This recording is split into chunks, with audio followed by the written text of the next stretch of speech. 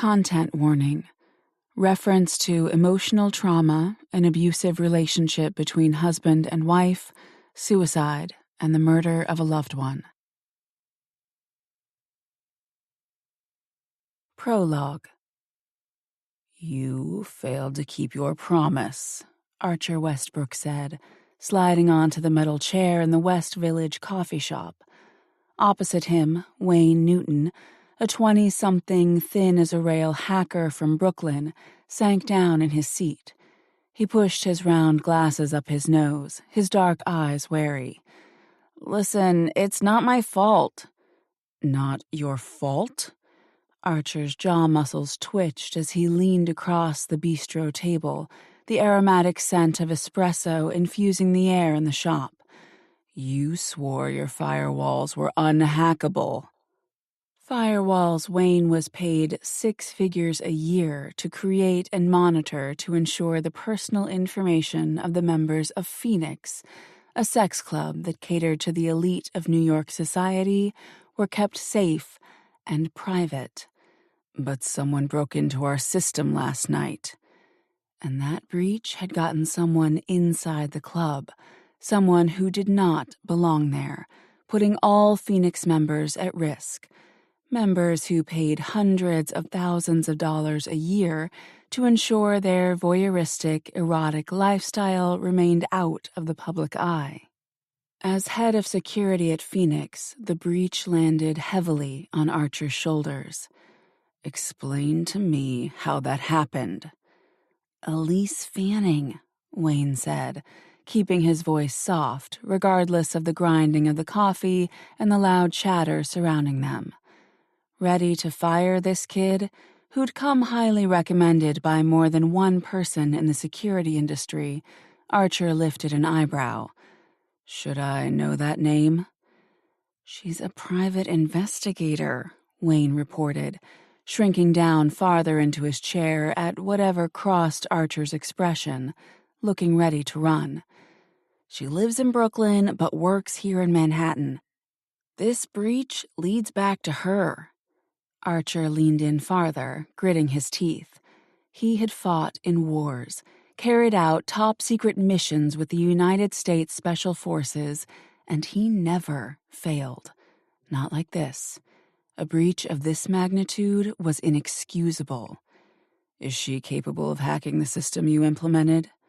Wayne looked aghast. "Hell no, man." "Then what? She outsourced this?" Shoulders curling, Wayne waited for a couple to walk past the table before he answered. "I'll have to look into that before I have a concrete answer for you." His hand shook as he took a quick sip of his frappuccino. "But all I know is she couldn't have gotten through my system. This is expert-level shit."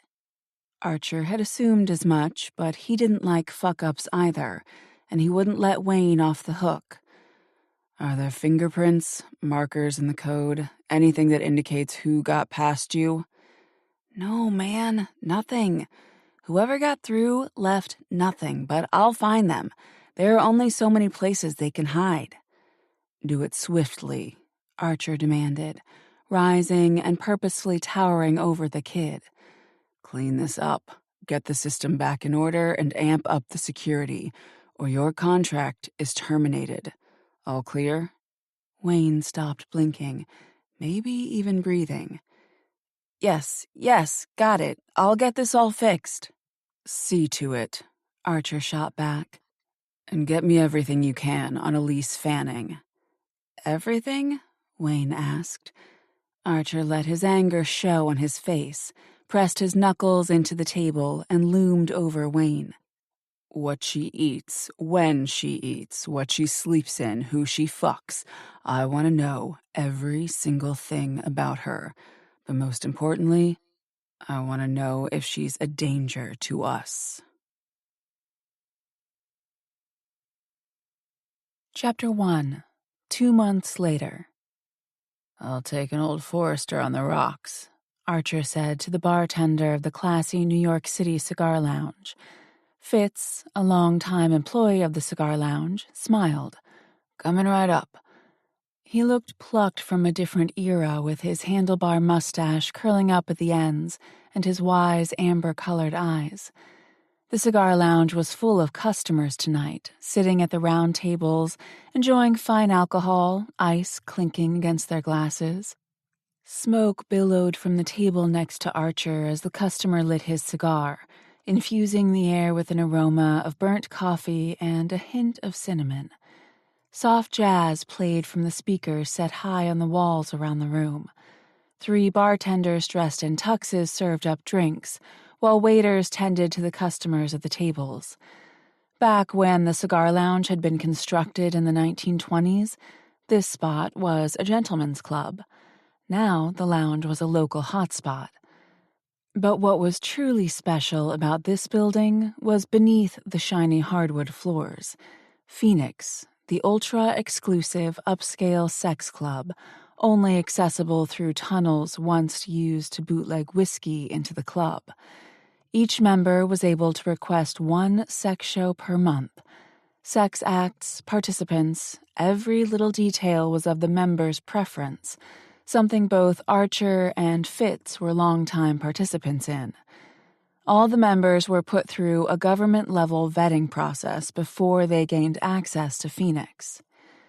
As Fitz fetched Archer's drink, the cigar lounge's door opened, and Archer was immediately drawn to the woman in the tight jeans, high heels, and black blouse that showed an enticing hint of cleavage. He had fought in elite missions during his time in the United States Army Special Forces. He knew how to plan a dangerous mission and execute it with flawless precision. But the woman before him, with her long dark brown hair that just reached her heart-shaped ass, and sharp, dark chocolate-colored brown eyes, made his head spin. Elise Fanning, the sexiest, most irritating woman he'd ever met in his 29 years. When he'd first learned her name from Wayne after she hacked into Phoenix's security, he took the breach personally, until he found out the reason why she'd broken through his firewall. Elise's best friend, Zoe Parker, had needed to gain membership to confront 2 members who had wronged her. If it had been Archer's choice, Zoe would have been banned from Phoenix immediately. As it was, Reese Harrington, Phoenix's owner, felt a connection to Zoe, a connection that had led to their engagement last week. In the weeks that followed the hacking, security had been stepped up to ensure no one slid past Phoenix's defenses again. But since the security breach, Zoe had seamlessly blended her friends with Reese's, and that meant Archer had gotten to know Elise on a personal level. First, she had gotten under his skin with her sass and snark, and her ability to outsmart him at every turn, including finding a way past his security. Then she got into his head by being the most curious creature he'd ever met. He wanted to peel back all her layers until he had her naked, exposed, emotionally and physically, and begging for his mouth all over her lush body. "Anything else for tonight?" He snapped his eyes back to Fitz and shook his head. "No, thank you." Fitz's mouth curved at the corner, his gaze flicking to Elise. "A sweet little thing catch your eye?" "Ha, sweet?" Archer took a long sip of the bourbon in his glass, catching the spicy notes in the dark amber-colored liquor. "That woman is many things, but sweet is not among them. Cutthroat, wicked smart, and in possession of bigger balls than some men, Archer knew." Fitz chuckled. Archer's eyes stayed locked on an approaching Elise. 2 months ago, Archer would never have believed they were a good match. She couldn't stand him, and he couldn't stand that she'd somehow broken through security he thought unbreakable. But damn, she was fiery and smart and sexy, and his cock hardened in mere seconds of being around her. A reaction she apparently shared, as a slight color rose to her cheeks under his watchful stare. "Good evening, Elise," he said when she reached him. She met him with dark eyes that had the power to freeze him where he stood. "Hello, Archer." A shudder ran through him at his name on her tongue. Being the center of this woman's attention meant something, demanded a man take notice. "Thank you for coming to see me tonight," he said. "No problem," she said, sliding onto the stool next to him, facing him. "I'll take a Jim Beam, neat," she said to Fitz. Soft voices drifted over from the table behind them while she watched him with those soul-penetrating eyes that leveled his defenses. Once Fitz delivered her drink and headed off to serve another customer, she added, "I've got to admit, I was surprised that you called me." "I've got a problem," he told her. Elise flashed a wicked grin. "A subscription to a women's magazine problem?" He restrained himself from rolling his eyes. A few days ago, Wayne had delivered a final report on Elise, including details he got off her personal computer. When she discovered her computer had been hacked, and Archer was the one behind it, she reciprocated by signing him up for dozens of women's magazine subscriptions. Getting out of those subscriptions had been nothing less than a giant pain in his ass. 4 of them were still outstanding, and Archer, for his pride alone, had given in to paying them instead of fighting his way out of the subscriptions. And yet, while they might have come to a truce, and even if it irritated him, she'd impressed him. Not that he'd tell her that. "No, in fact, that problem has been handled," he replied dryly. She laughed easily, like she didn't have a care in the world. Her long, spectacular legs crossed. "All right, I give. What's the problem?" "I've got a person I'd like investigated. I need your help." Her amused expression faltered a moment, surprise glinting in her powerful eyes. "Let me make sure I've got this right. You need my help?" He didn't want to admit it, certainly not to her, but his investigation into her had left only one conclusion. Elise was the best private investigator in the state.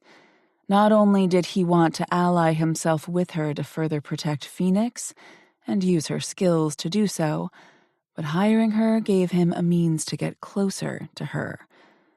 "I do, and it requires confidentiality."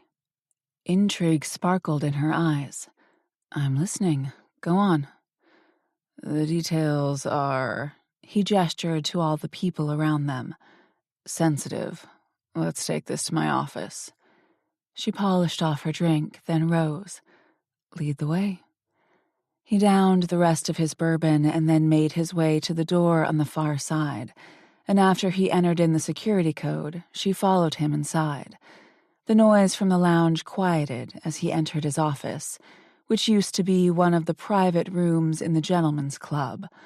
Old leather-bound books lined the walls surrounding the grand cherrywood desk set near the thin, tall window. Archer skipped his desk and headed for the sitting area with the 2 brown wingback chairs. He waited for Elise to sit before he joined her and got right to the point. "I've grown suspicious about a member of the club." "Why? What's happened?" she asked. "The other night, this person brought her own mask into the club instead of using the ones provided." Every Phoenix member wore a mask. Some, who required their identity hidden, wore full ones. Some demonic and some animalistic. The rest wore simple masquerade masks, being a little more revealing of their identities. The incident went unnoticed for an hour before one of my security guards picked up on it, and we brought her in for questioning. Elise sat back against her chair, studying him, her expression a well-crafted poker face. "Uh-oh, someone get fired?" "Suspended for 2 weeks," he said. His team was composed of retired military who took their failures seriously. Mistakes happened, but they only happened once under Archer's authority, and nothing from the outside was ever allowed inside. Phoenix provided expensive lingerie, masks, anything a member could want. The only exemption were the men's dark slacks, and those were searched methodically for bugs, recording devices, anything that could compromise security. She brought the mask in a purse that wasn't searched, and that is inexcusable. Elise watched him for a long moment. Tell me why this mask worries you. He rose and moved to his desk, taking out the gold and black object in the plastic bag from his locked filing cabinet. Her behavior was off during questioning, he said, returning to Elise and offering her the mask. Off how? Nervous, edgy. He returned to his seat.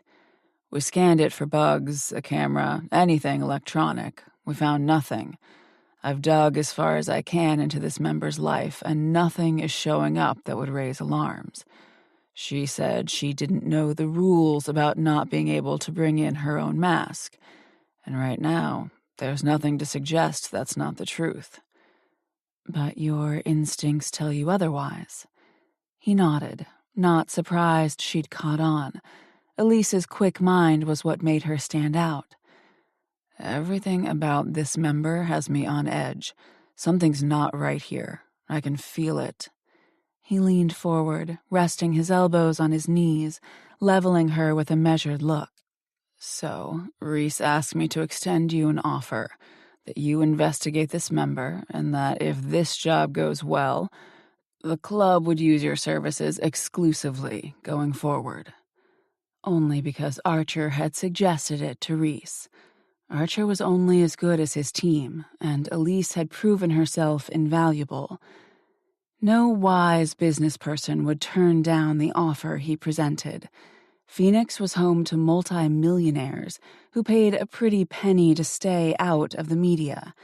Anyone working in security for the club made a six-figure income, including Archer. Elise studied him and then the mask. Can I take this to examine it? He nodded. Of course. She placed it in her purse before a deep breath spilled from her pouty lips. All right, I'll look into this for you, but I need you to do two things for me. He doubted he was going to like either of the things she wanted. Name them. Get me into the club, she said, without a flicker of emotion on her face. As a member? He asked, to clarify. She gave him a flat look. No, not as a member. I have no interest in watching other people fuck. Don't knock it until you try it. For investigatory reasons, then. Exactly, she said with a nod. Don't tell me the name of this woman or anything about her. You don't want to know the name of the woman you're investigating? She shook her head. Let me study the members in person to see if anyone stands out on odd behavior alone. She paused to shrug. I'm a people reader, and I'm good at it. He didn't doubt her. She seemed to read straight through him all too easily, and knew exactly how to irritate him as much as possible. She was always, in everything she did, one step ahead of him. At first, he'd hated that. He still hated that, but a new sensation burned alongside his annoyance. Desire. Even now, behind those clever, sparkling eyes, he knew she had a plan, a way to manipulate the whole world to her advantage. All he wanted was a single peek into her brilliant mind. All right, done. And the second request? A slow smile filled her face. A hissing kitten would have looked friendlier. Tell me. He frowned. Tell you what?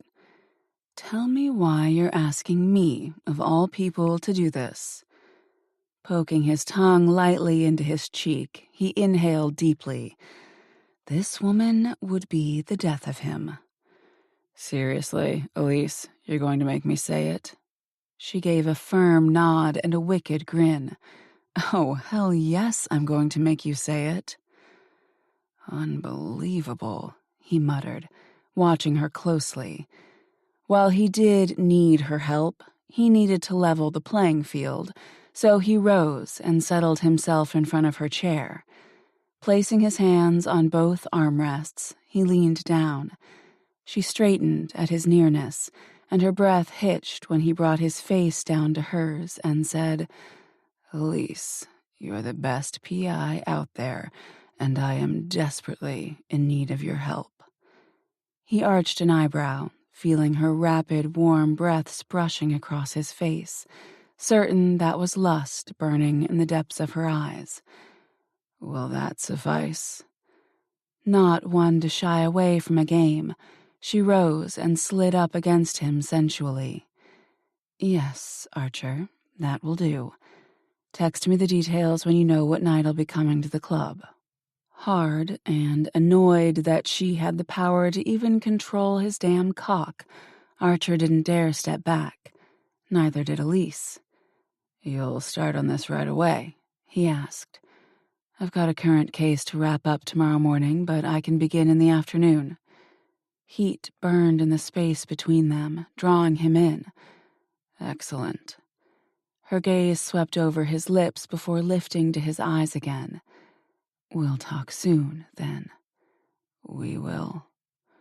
And like the vixen she was, her hand brushed against the front of his pants as she walked away.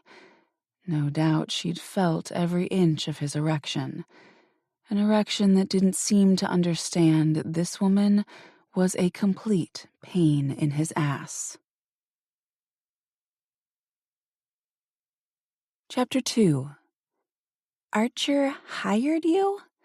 Standing in the galley kitchen of her loft on the southern edge of the Brooklyn Navy Yard, Elise took in the surprise in her roommate and best friend's blue eyes. Yep, he sure did.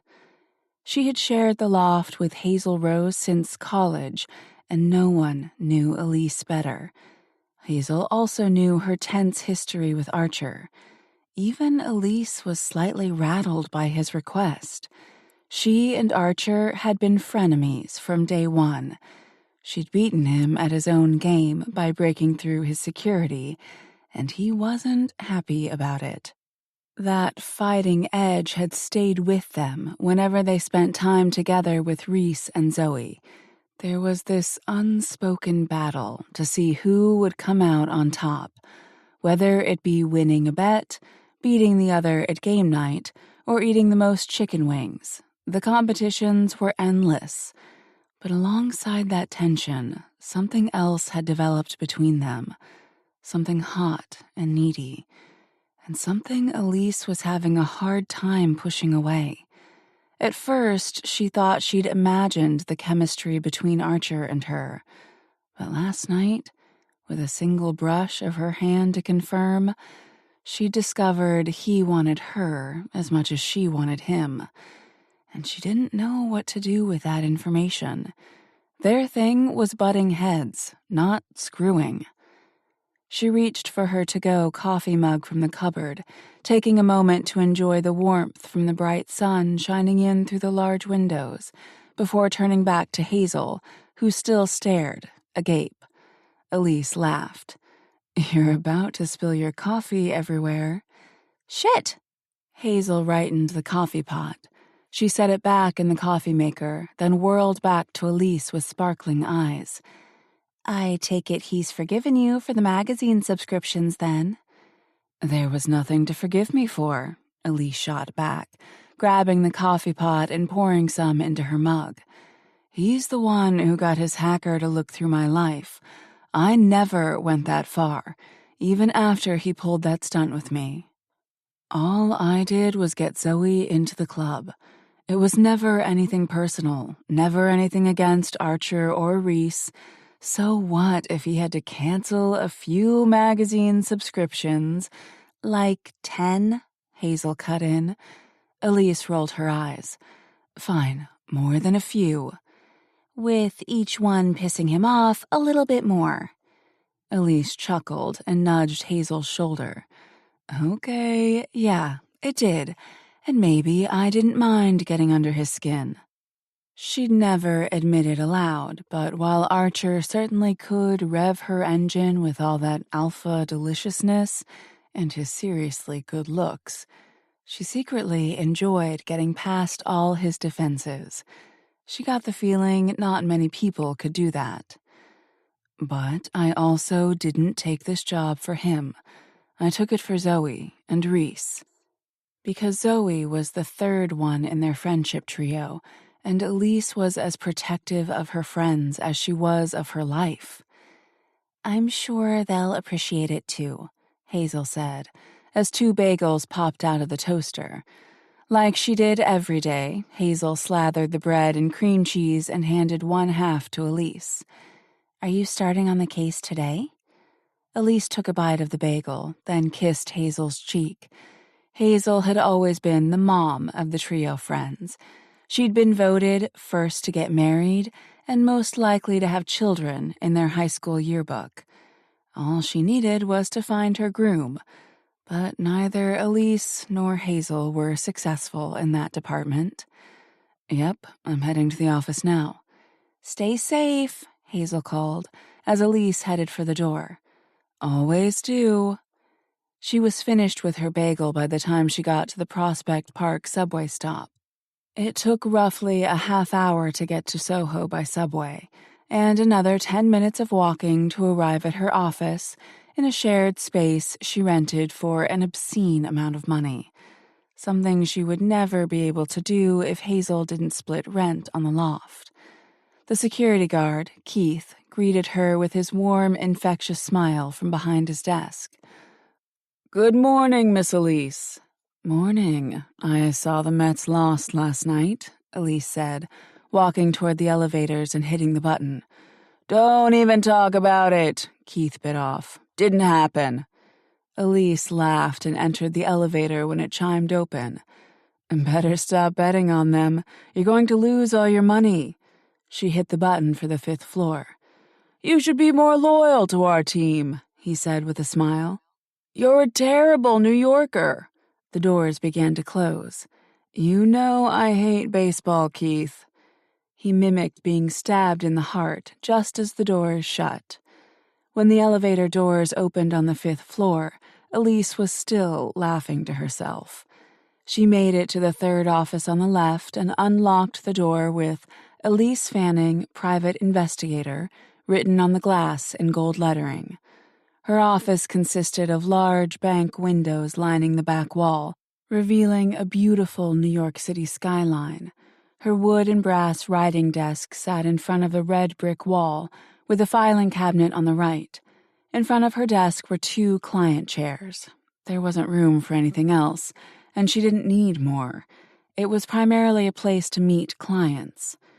Once seated, she set her now empty to-go mug down and removed her laptop from her bag and powered it up. Then she moved to the filing cabinet that wasn't of the normal variety. It was a gift from a friend, the very person she needed to call today. After using the fingerprint scanner, the cabinet opened and she grabbed the burner cell. "Morning, sunshine!" Penny Larson, technology wizard, answered on the first ring. "Please tell me you've got something good for me. I'm bored out of my mind." "I think I might have something that's going to make your day." "Oh, tell me." Elise explained her conversation with Archer last night. Penny already knew about the sex club. She was the one who'd hacked her way past Archer's cybersecurity to get Zoe into Phoenix. "Well, I'm not surprised Archer outsourced this," Penny eventually said after Elise finished. "You are the best." "We are the best," Elise corrected. "I couldn't do this without you." "Well, that is true," Penny laughed. Meeting Penny had been a fluke.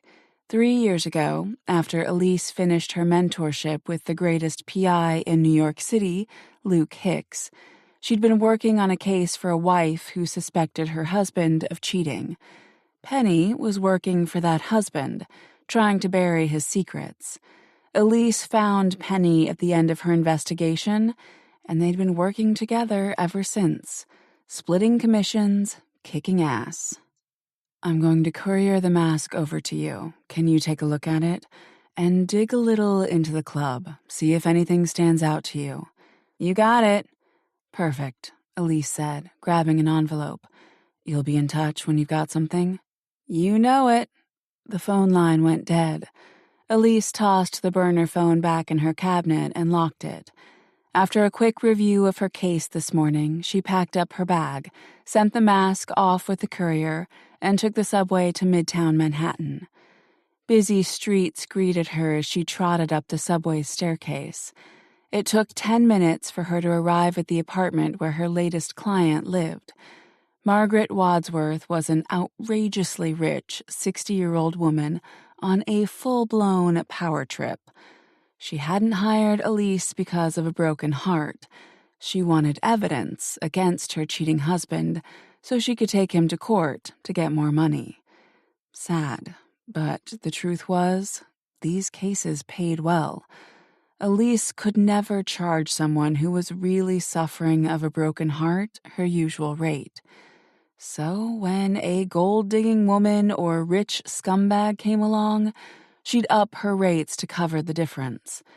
Most wealthy people didn't blink an eye at her prices. Certainly not Mrs. Wadsworth. She took a seat on a bench across the street from 15 Central Park West, a place you only lived if you were a multi-millionaire. Trying to remain discreet, she slid on her sunglasses, even though the day was cloudy, and grabbed out the camera phone Penny had given her. The quality of the camera could rival any full-sized one on the market. It didn't take long for Mr. Calvin Wadsworth to make her job easy. The doorman opened the door, and Mr. Wadsworth came outside with a young brunette who had a slim build and a model's face. Having no shame, he hailed a cab, and before his lover got in, he kissed her like he was going off to war and not planning on coming back. Elise began snapping pictures.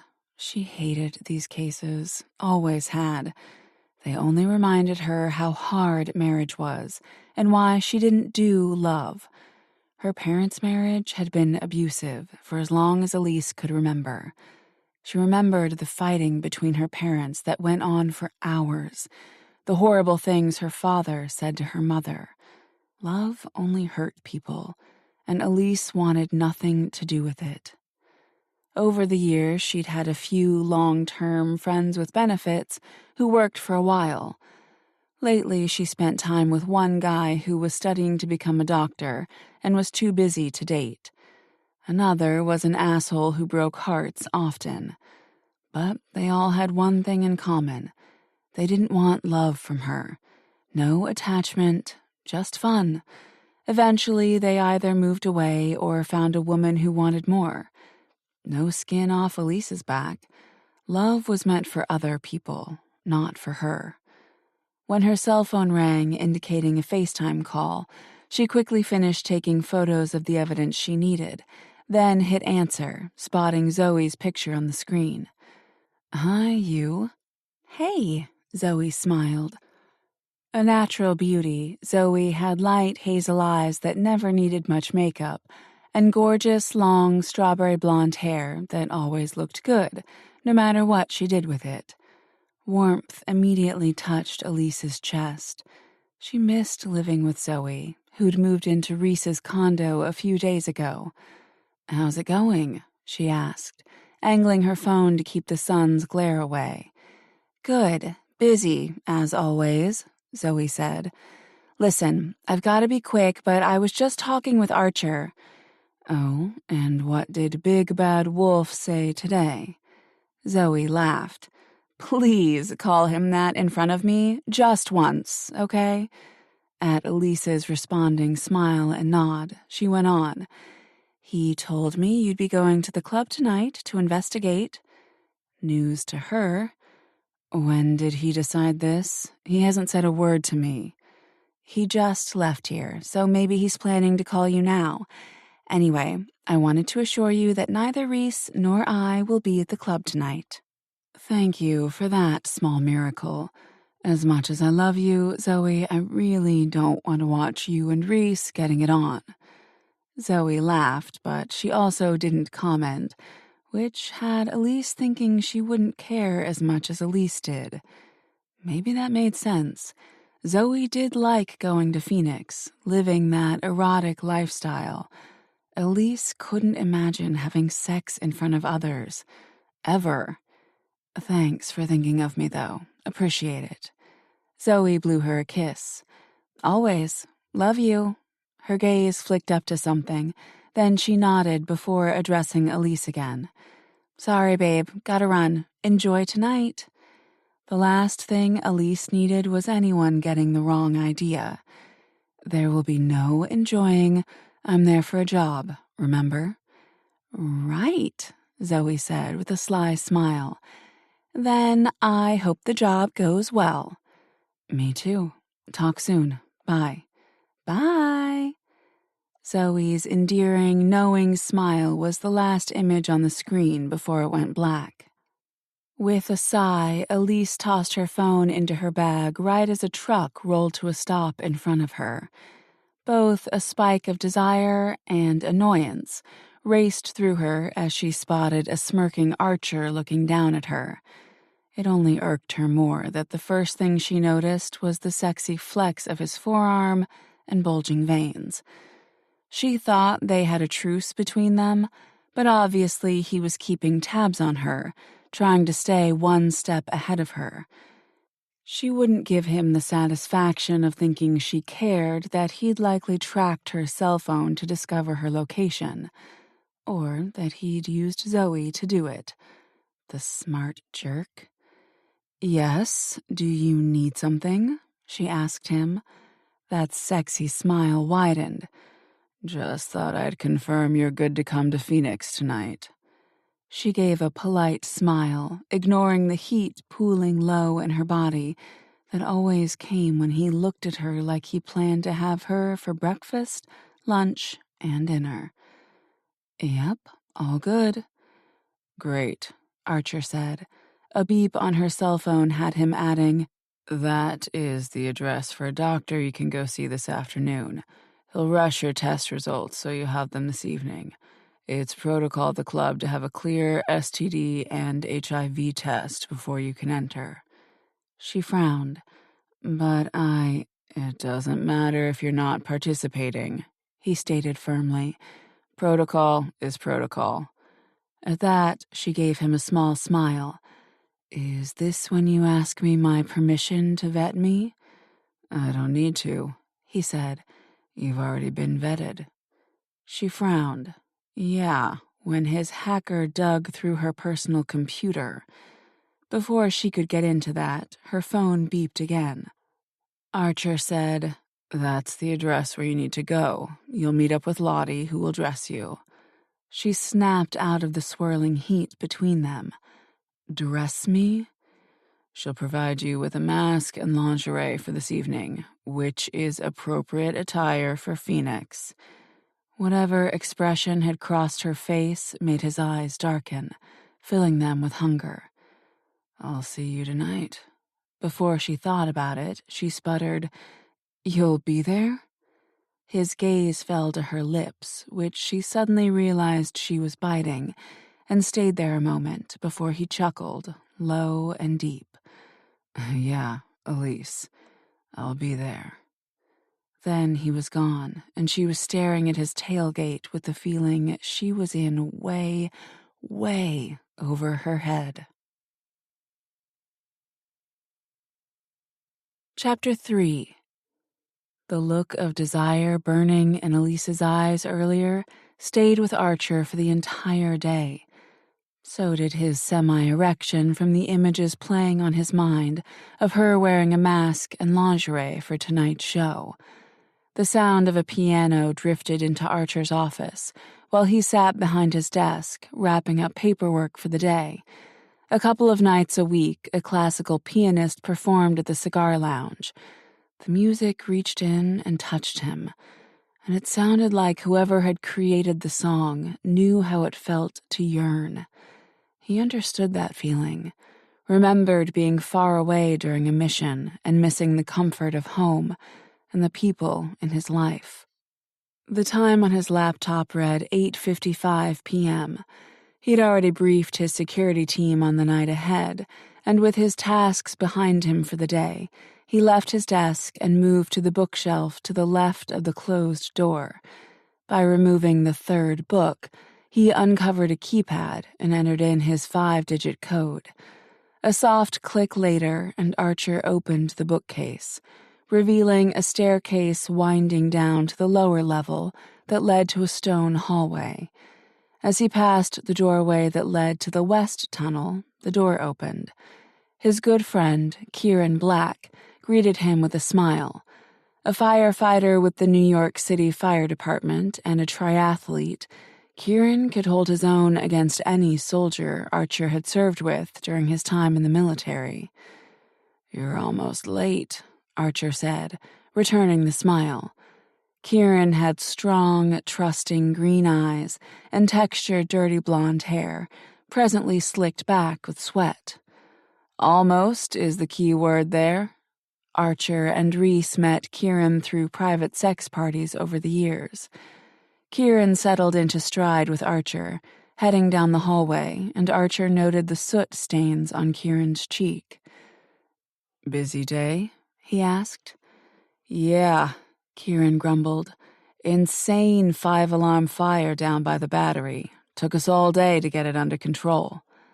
Archer entered the changing room off to the right, remembering what it was like to be in danger for a job. He had a bullet wound as a constant reminder to never take his life for granted. "No injuries?" Kieran followed him in. "Thankfully, none." Throughout the space, masks rested on rows of metal shelves above red velvet benches. Some full-face, demonic masks, others more of the masquerade variety. Every time Archer entered Phoenix, he did his best to keep his identity hidden by wearing fuller masks. He preferred to keep his identity from any woman he had sex with, mostly because he was the one who vetted them, and it seemed the professional thing to do. Privately, he didn't want the headache if anyone got attached. While he liked his sex wild and passionate, he never dated anyone he met through Phoenix. But tonight, he wanted Elise to recognize him, to see him with his shirt off, to see all of him. His cock twitched in his pants in full agreement. When Kieran took off to the shower, Archer quickly went into the other one. By the time he was dressed in his black slacks and nothing else, the low voice in his Bluetooth earpiece said, "Elise Fanning has arrived. Forms are complete. Test results are negative. She's been dressed, and Lottie has taken her into the main room." "Thank you," Archer responded to a security teammate and retired Navy SEAL, Hawk Foster, pressing the communicator. He grinned at Kieran, who was watching him closely. "Elise has arrived." "Ah, so that's what the excitement on your face is all about," Kieran said with a laugh, grabbing a gold mask off the shelf closest to him. "What's up with you and Elise anyway?" "Tension." Archer reached for the bottle of oil in the glass container left for them, an obvious request from a member tonight. Kieran rubbed the oil on his chest. "Do you plan on playing with that tension tonight?" Archer oiled himself up, the shininess detailing every muscle. "Depends." "On?" "If she'll let me." He grinned. Kieran's laugh filled the room as they left the changing room and entered the lounge area. Archer always swore he could nearly taste the lust and seduction on the air in here. Brown leather couches, where women in scandalous lingerie and shirtless men sat, were set around square coffee tables with large, dim chandeliers over each. The gas fireplace offered little warmth, but set the stage for romance and seduction. Sitting on one of those couches was the fourth in their inner circle of friends, Hunt Walker, who'd come into Archer's life through Kieran. They all came from different walks of life, but the band of brothers were exactly what Archer needed after leaving the military. More than friends, now chosen family. A New York City detective, Hunt had light brown eyes that displayed his strong character, but his messy golden brown hair softened the sharp edges of his cheekbones. He acknowledged their arrival with a nod, but his attention went firmly back to the star of the show tonight. Lottie, the pretty brunette with the amethyst-colored eyes, currently chatting with a couple of members while sipping a glass of champagne. Hunt had eyes for her, only for her. The exact reason he had yet to be put in a show with her. Reese had a half-dozen men in his roster for the shows his members paid to watch. Most of the women who partook in those shows only did so once. Reese preferred to keep the experience fresh and exciting. But the participants Reese kept on were beloved by the members. While Archer, Hunt, and Kieran were among them, so was Lottie. Archer scanned the room, searching out Elise. It didn't take long to find her. She'd garnered a crowd. One look at her, and he knew why. His cock hardened so quickly he bit back a groan. She wore a stunning, strappy, red lace teddy. Her hair was straight with a few strands just touching the top of her breasts, while the rest lay down her smooth back and stopped at the top of her thong. But the cherry on top was her stilettos. They made her legs look a mile long, and damn near the most delectable thing he'd seen in his life.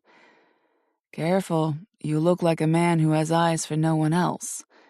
Archer glanced sideways at Kieran. "Believe me when I tell you she'd kill me before I ever got the chance to fall for her." Whatever he had with Elise wasn't romantic. It was purely sexual. Raw, dirty, but different. He couldn't quite put his finger on what it was, either. Kieran's laugh followed Archer as he approached her. With his smaller mask, everyone in the room knew who he was. It was his job to know who they were and what secrets they held. But the one person he knew the least was also the one he couldn't get out of his damn head. Elise was laughing at something billionaire Kyle Smart said before she caught Archer approaching. Her laughter died, eyes widened a little, and her heated gaze raked over him from head to toe, creating an unquenchable thirst inside him. Not surprising. This kind of chemistry was a two-way street, and Archer knew without a doubt, as much as Elise wanted to strangle him, she also wanted to fuck him. She might want to continue playing games, but he didn't like games. He liked action. "Good evening," Archer said by way of greeting when he reached Kyle. "Would you mind if I borrow our beautiful guest for a moment?" Kyle inclined his head. "By all means." He gave Elise a wide grin full of promise. "I hope to see you later." "Likewise." She smiled, then took Archer's outreached hand. Her fingers felt just right in his hand, not too strong to show haughtiness, not too light to speak of weakness. Perfect. He led her to the far table, away from prying ears. "So," he said when she pulled her hand from his and lifted her wine glass to her lips, "what are your thoughts so far?" She swallowed her drink, keeping her attention on the crowd. "That there are a lot of rich people in this room." He chuckled and took a champagne glass from the server as he walked by, then leaned against the table between them. "What else?" She scanned the room before looking back at Archer. "I'd say that most people here have one thing in common." "What is that?" Archer asked, stuck on how beautiful her eyes looked surrounded by all the smoky eye makeup, even more enticed by the deep red lipstick covering her pouty lips. lips that curved slightly at the corners. They're passionate. Archer tipped his glass toward her in agreement before he sipped his champagne, tasting crisp and fruity undertones, and studied the crowd. "Is anyone standing out to you?" he asked, glancing her way again. "That guy with the black crow's mask?" She gestured right. "And that woman in the teal lingerie. Isaac Shea, the son of an oil tycoon, and Connie Mora, an actress, the very woman Archer wanted investigated, only confirming his instincts were spot on. But that brought up the question, is Isaac involved too? Both were new members, joining a few weeks apart, just over a month ago. Though Archer did all the vetting and Wayne ran a deeper search, nothing about these two had raised suspicions. "Why them?" he asked, keeping his voice neutral so he would not lead her in any direction. "Because they're not horny." Archer nearly spit out his champagne. He coughed quietly, then whirled to her. "Come again?" Elise gave a sly smile, her long hair falling over her bare shoulder, sweeping over the side of her breast. "I wouldn't think such a word would rattle you so much, Archer." When he didn't reply, surprised by her unusual light-heartedness, she gestured out. "Look around this room. Every single person is ready to rip each other's clothes off and go at it full throttle." Archer tore his gaze off her mouth-watering cleavage and looked around. She wasn't wrong. Even he was ready to rip her clothes off and go at it. He'd grown used to Elise's strong personality and liked it, but this light, playful side matched by the sparkle in her eyes was new and rocked the ground beneath him. "See how everyone is leaning into each other?" she continued, her voice soft next to him. "Touching each other, licking lips, laughing. It's a very sensually charged space, and everyone but those two is acting as they should."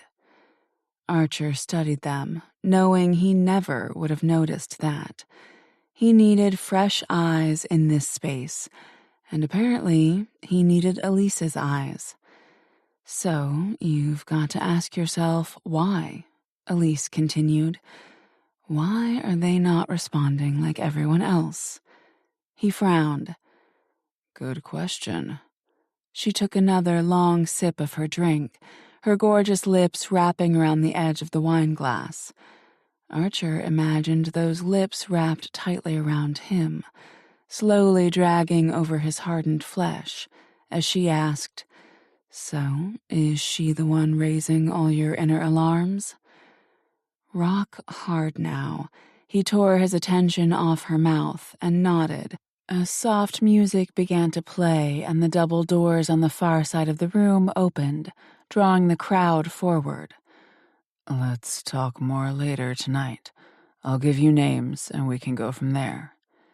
"Okay," she said, studying the crowd slowly beginning to enter the room. She turned back to him with a sly smile. "Is this the part when things get interesting?" Archer polished off his champagne and placed the empty glass on the table before he closed in on her.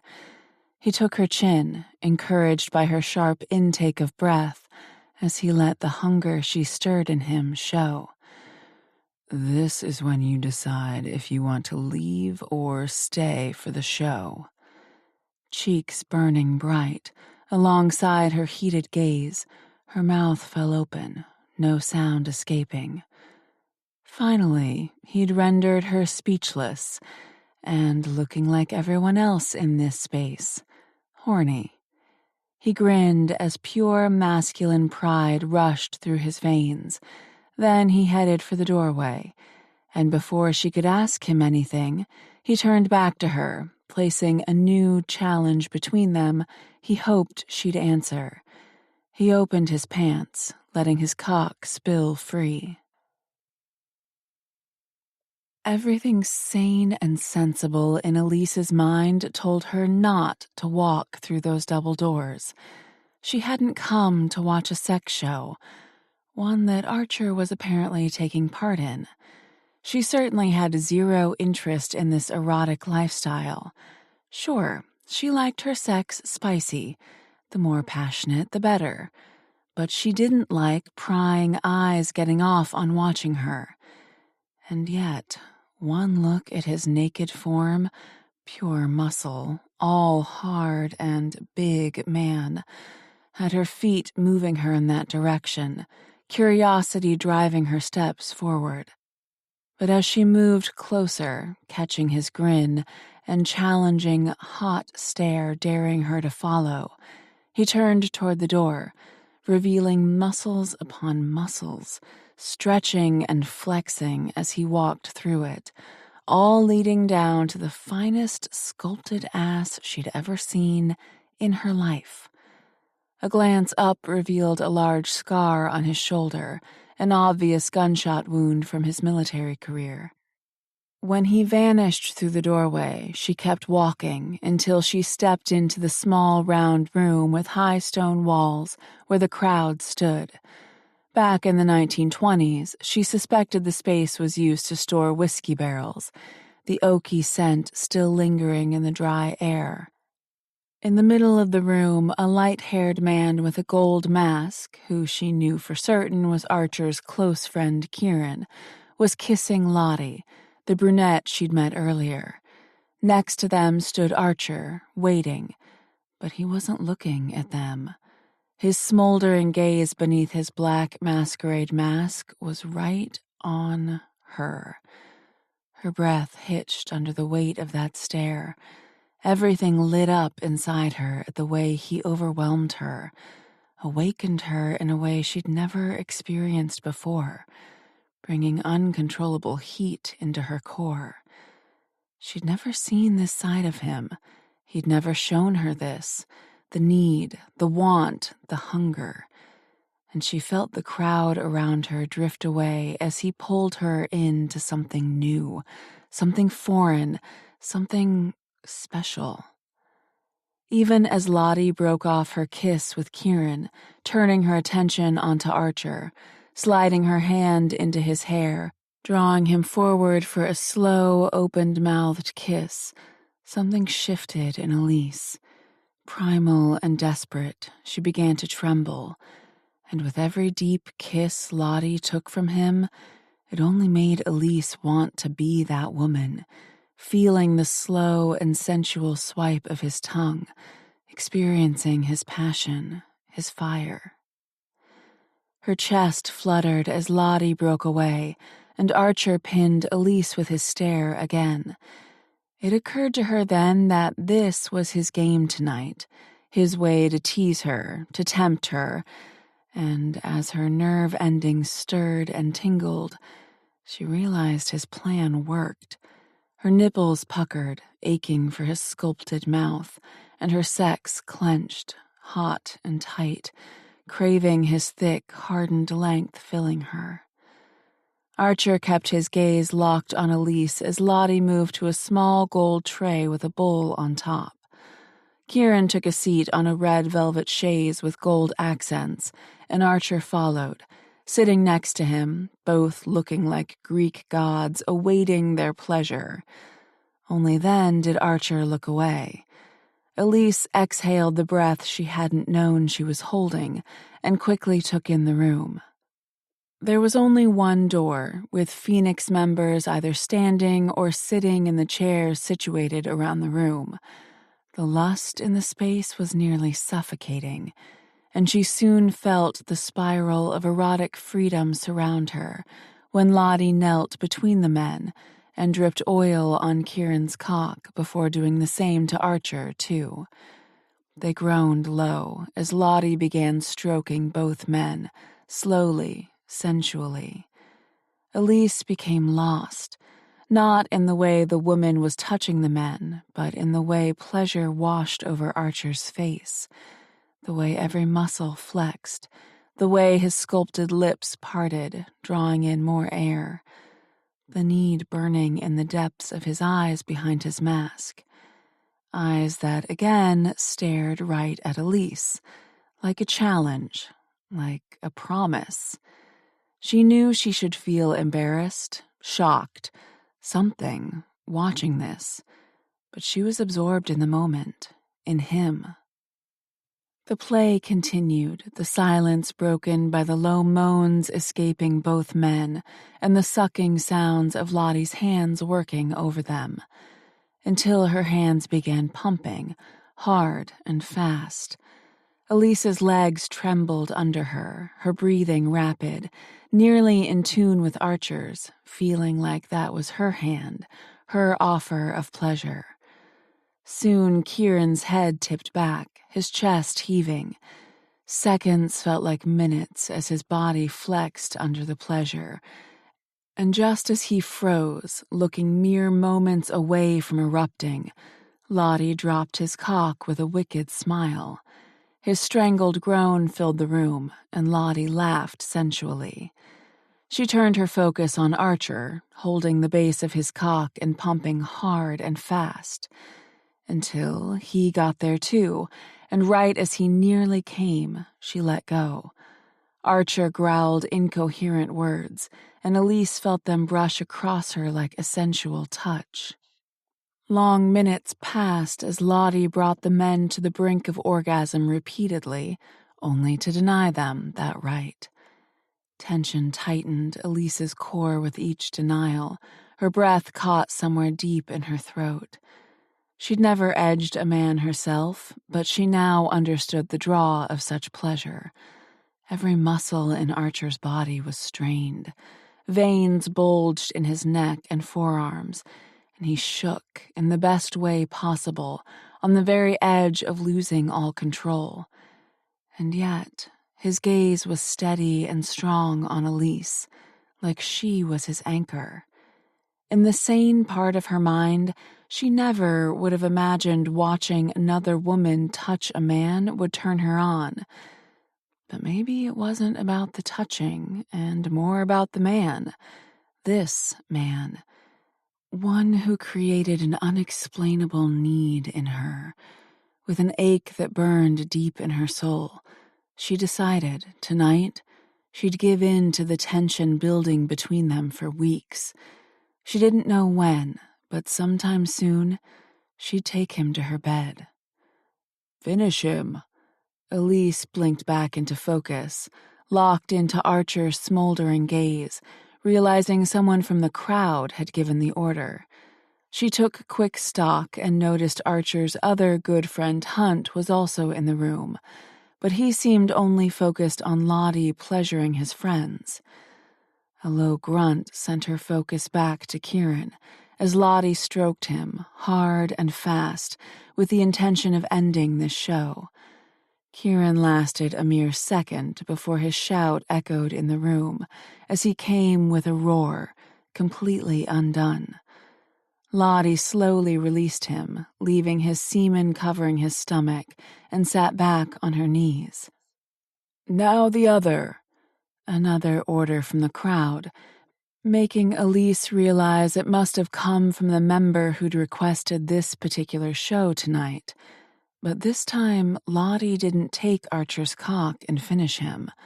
She rose and moved out of the way, her playful stare meeting Elise's.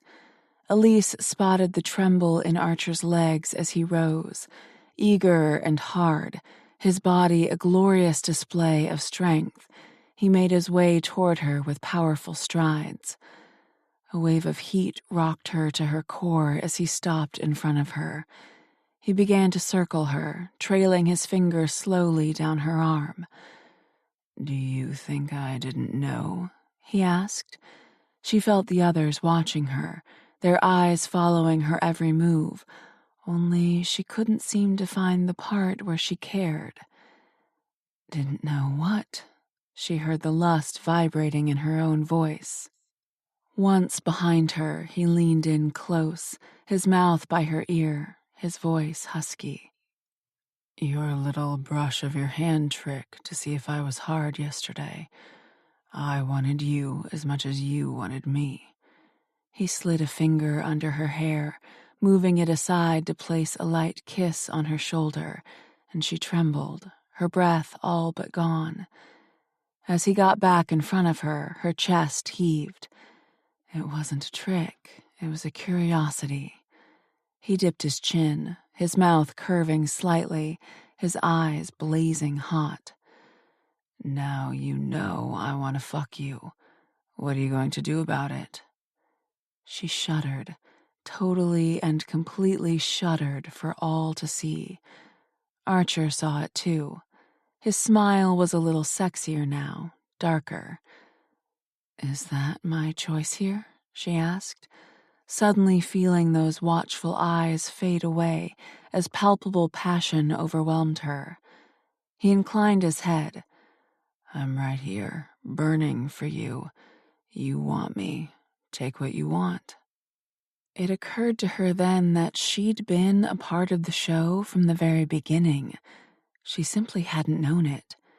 And by the big grin on the face of the man who'd been talking to her earlier, she was there as part of his show. But the challenge in Archer's gaze was there, the dare strong. And while she'd never been this bold, she rejected weakness, every bit of it. If Archer could do this, she could do this. Their level of security made her feel safe, and for just this night, she decided to give in to the pulsating desire between them. In the silence, Lottie stepped forward with a sensual grin. She does not want to finish him, but I do. Archer stared with a burning challenge, one Elise felt simmering in her own gut.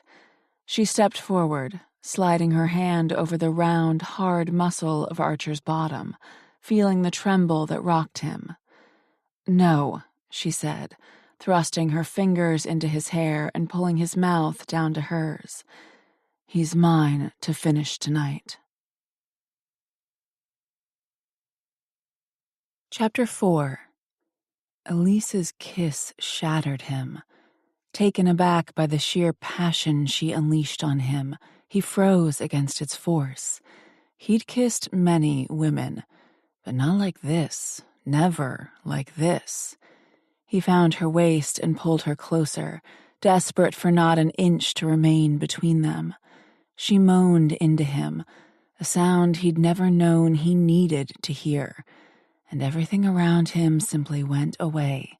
There were no eyes watching them, no noise from a crowd, no show he was a part of. Only she remained, and this fire she possessed, fire he wanted to burn him alive.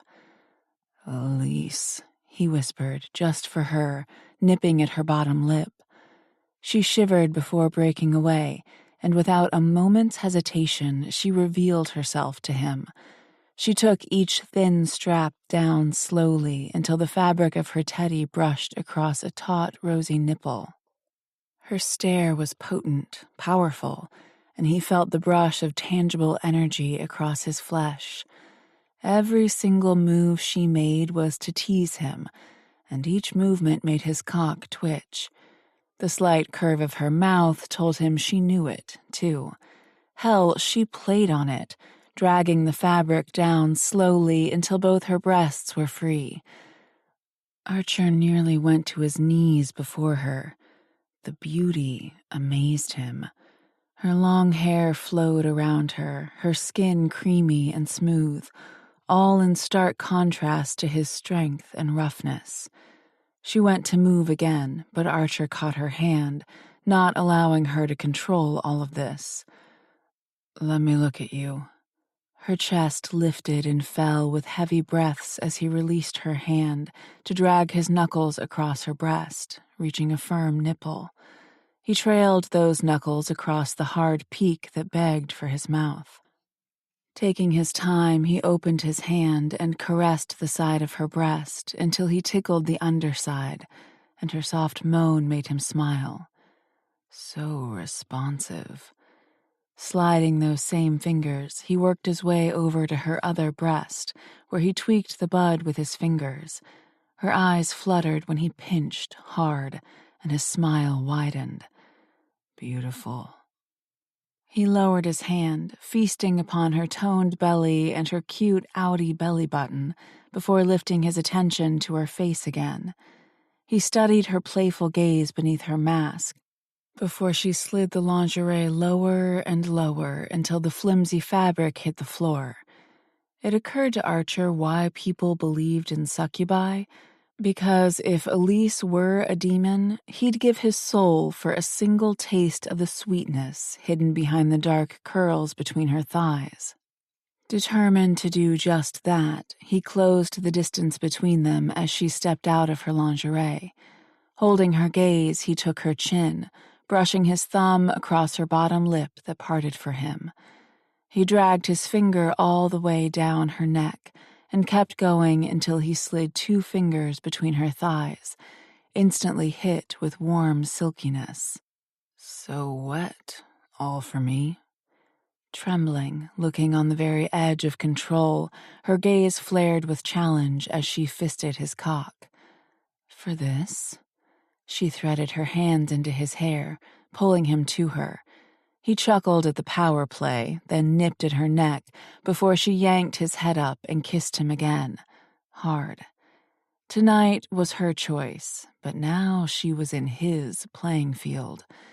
Determined to take her in the way he'd imagined while stroking himself late in the night, he gathered her in his arms, her thighs wrapping tight around his hips. With every step forward, she rubbed her sex against him, teasing, tempting, until her back hit the wall a second later, and he pinned her arms above her head with one hand, the other pulling her against him, trapping her between him and the wall. He licked down her neck, feeling her shudder before she began grinding herself up and down against him. When he met her mouth, kissing her without restraint, she moved harder, faster. He groaned into her open mouth while their tongues danced. She wiggled to break free. He growled against her neck. You won't refuse me what I want. You won't refuse me either. She yanked out of his hold and gave a hard shove. Since he wasn't expecting it, she managed to wiggle away. A devilish smile crossed her face as she pushed on his chest, and he allowed it and backed up, returning to the chaise. She took the condom off the tray and had him sheathed in it a second later. He grinned at the pride in her eyes. She thought she'd won, and for a moment he considered letting her, until he caught her spicy scent and he remembered something else he wanted more. When she moved to straddle him, he locked his arms around her waist, flipping her onto her back. She struggled against him, but he pinned her, using his size against her. Keep fighting, he grinned. I like it. Her gaze blazed red hot. You're an ass. I'm all right with that. He chuckled, then nestled his head between her thighs, and at the first draw of her musky scent, pre-cum leaked from his cock. She relaxed a little at his first slow taste of her. He licked gently up her lower lips, sucking on them, nipping them whenever she wasn't responsive enough. He teased and tickled until she stopped struggling against him and instead rubbed her sex over his mouth. Only then did he stop pinning her, and he used the flat of his tongue to lick over her clit. She moaned, threading her fingers into his hair, shivering under him, then ground herself against him in a plea he would not refuse. Using a free hand, he spread open her lips, focusing on her clit, giving her the pleasure she sought. Fast licks followed by hard sucks, and her legs were trembling, quivering with a need to explode. When her moans cut off, her back arching with the force of the pleasure, he sealed his mouth over her and brought her clit gently between his teeth. Then he sucked, hard. Elise exploded beneath him, a gorgeous flail of freedom and pleasure. When her moans turned to whimpers, he gently stroked her with big, long licks, drawing her back from her climax and taking the sweetness of her into him. And with a final soft kiss on her sensitive, pinkish flesh, He leaned away, and her eyes fluttered open, a burn in them he'd never seen before. He'd made her surrender. She knew it, and she didn't like it. Her knee met his chest, and she sent him back on the chaise. With that feisty look on her face she owned so well, she climbed onto his lap. Back and forth she rocked herself against him, ruthlessly teasing him as an obvious show of punishment, until she took just the tip of him in and bounced mercifully. He ground his teeth, locking his gaze with hers, letting her play. She wiggled atop him, sometimes taking him in a little deeper, but never enough to let him find pleasure or to have what he wanted. All of her. She leaned back, giving him a fine view of her round breasts bouncing with her movements, her long hair tickling his legs when she tilted her head back. But it was the intensity in her gaze when she looked at him again that turned off the reasoning in his mind. The fight she possessed. She brought something primal out in him, something that declared, claim her. Done with teasing, he gathered her in his arms, flipping their positions so she lay on her back with her ass hanging off the chaise. Her lips parted. "Shut that beautiful mouth of yours," he growled, hooking her legs on his arms. "You're mine to fuck." Desire consumed him as he felt her relax, and he didn't hesitate. He gripped her arms, pinning her beneath him, and took them both where they needed to go, over the edge, together. Rapid thrusts led to his grunts mirroring her moans. She kept her gaze right on him, like she never wanted to forget this moment, like she wanted to remember it all, to get off on it later.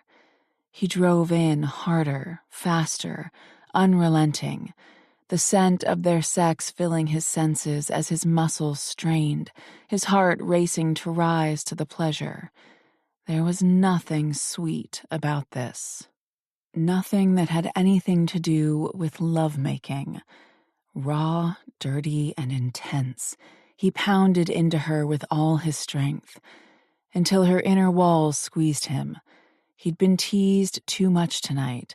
Gripping her arms, his balls tightened against the contraction she offered, her screams of pleasure filling his ears. He lost the visual of her as she exploded beneath him, bucking and jerking into her climax. With a soul-deep roar, he followed her. When consciousness returned to him, he heard her rough breathing by his ear and became aware of his own, as he was slumped over her. Sweat coated his skin, as it did hers. Still deep inside her, he blew out a breath, settling the beat of his heart, when sudden clapping had him glancing back over his shoulder. He'd forgotten the crowd was there at all, and guessed Elise did too. As a participant in the show, he was meant to put on a long, sensual show to please the crowd, not fuck her wildly. But he had no regrets, not a single one. He met Hunt's amused gaze behind him. His friend was grinning like a fool, before landing on Kieran, who stood next to a wide-eyed Lottie. Kieran mouthed, "Holy fuck. Holy fuck indeed." And as Archer glanced back to a panting Elise, who had yet to open her eyes, he knew then that what they'd experienced together tonight was as close to heaven as he'd ever get, and he wanted more. Aching in all the right places, Elise stepped out of the shower and the changing room.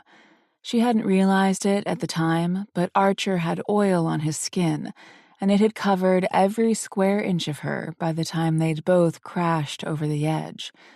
She'd never admit this aloud to anyone, but she'd taken a much longer shower than normal to ensure most people had left for the night. What had happened tonight had never happened before, and having sex in front of others was only part of what had her head spinning. She'd never gotten so absorbed in anyone to forget her surroundings completely. It wasn't until Archer helped her into a black silk robe that she remembered a crowd had been there at all. But as she quickly toweled off and redressed in her jeans and thin blouse with a camisole underneath, she started to feel a tightness in her chest at being so exposed tonight. Dear God, she had to face Kieran and Hunt again at some point. She had to face Archer tonight. She should have scoped out the fastest route out of the place. 1,000 unknowns filled her head, becoming all-consuming as the changing room door opened and Lottie entered.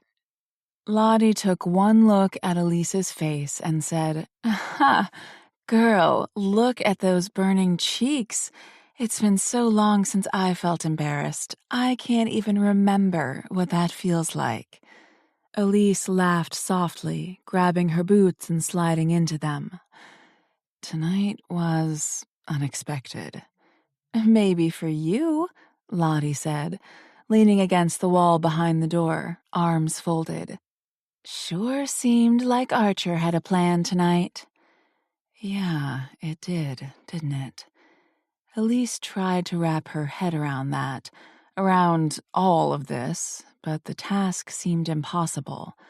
Lottie gave a short nod. "He's waiting out there for you." "He is?" Lottie smiled. "Seems a tad protective of you." No, they were professionals who were working together. They had a job to do. Lottie just didn't know it. She avoided Lottie's remark and instead said, "Thanks for the help tonight, Lottie. Appreciate it." "No worries. Good to meet you, hon. Hope to see you again." Lottie's eyes sparkled before she turned to the door. "Oh, and Elise?" She glanced back and added, "I know, for you, this is all new and embarrassing, thinking you had sex with others watching. But for us, this is very normal. Being naked, having sex, and watching that sensual bond, it's our way of life. Anyone who watched you tonight would only have been thinking how absolutely beautiful you looked, and were grateful to take a peek into your passion. So zip up the embarrassment, okay? It has no place here." She left through the door before Elise could respond, leaving her reeling. She didn't know how to feel about this, beyond embarrassed, but as she lifted a boot on the bench and began zipping it up, she realized that's all this was, an experience. A crazy, wild fantasy she'd never wanted but had fulfilled anyway. So she listened to Lottie and stuffed her shyness away, even if her heart kept saying, "Yeah, keep telling yourself that." Once her face cooled enough to save her from further embarrassment, and her strength snapped back into place, she exited the changing room and found Archer leaning against the wall. She saw no heat in his eyes, and oddly, she missed the way his gaze had sizzled for her earlier. She waited for his regular haughtiness to rise, especially since she'd given herself to him, but his face revealed nothing. "Good to go?" he asked, his emotions locked up very tight. She nodded. "Definitely." He gestured down the hallway. "Come on, I'll walk you to the subway, and we can talk about the case." "Sounds good to me." She followed him through a doorway on the right that led to a staircase and exited through the bookshelf in his office. "Neat trick." He closed the bookcase. "This entire place is a maze of secret passageways and tunnels."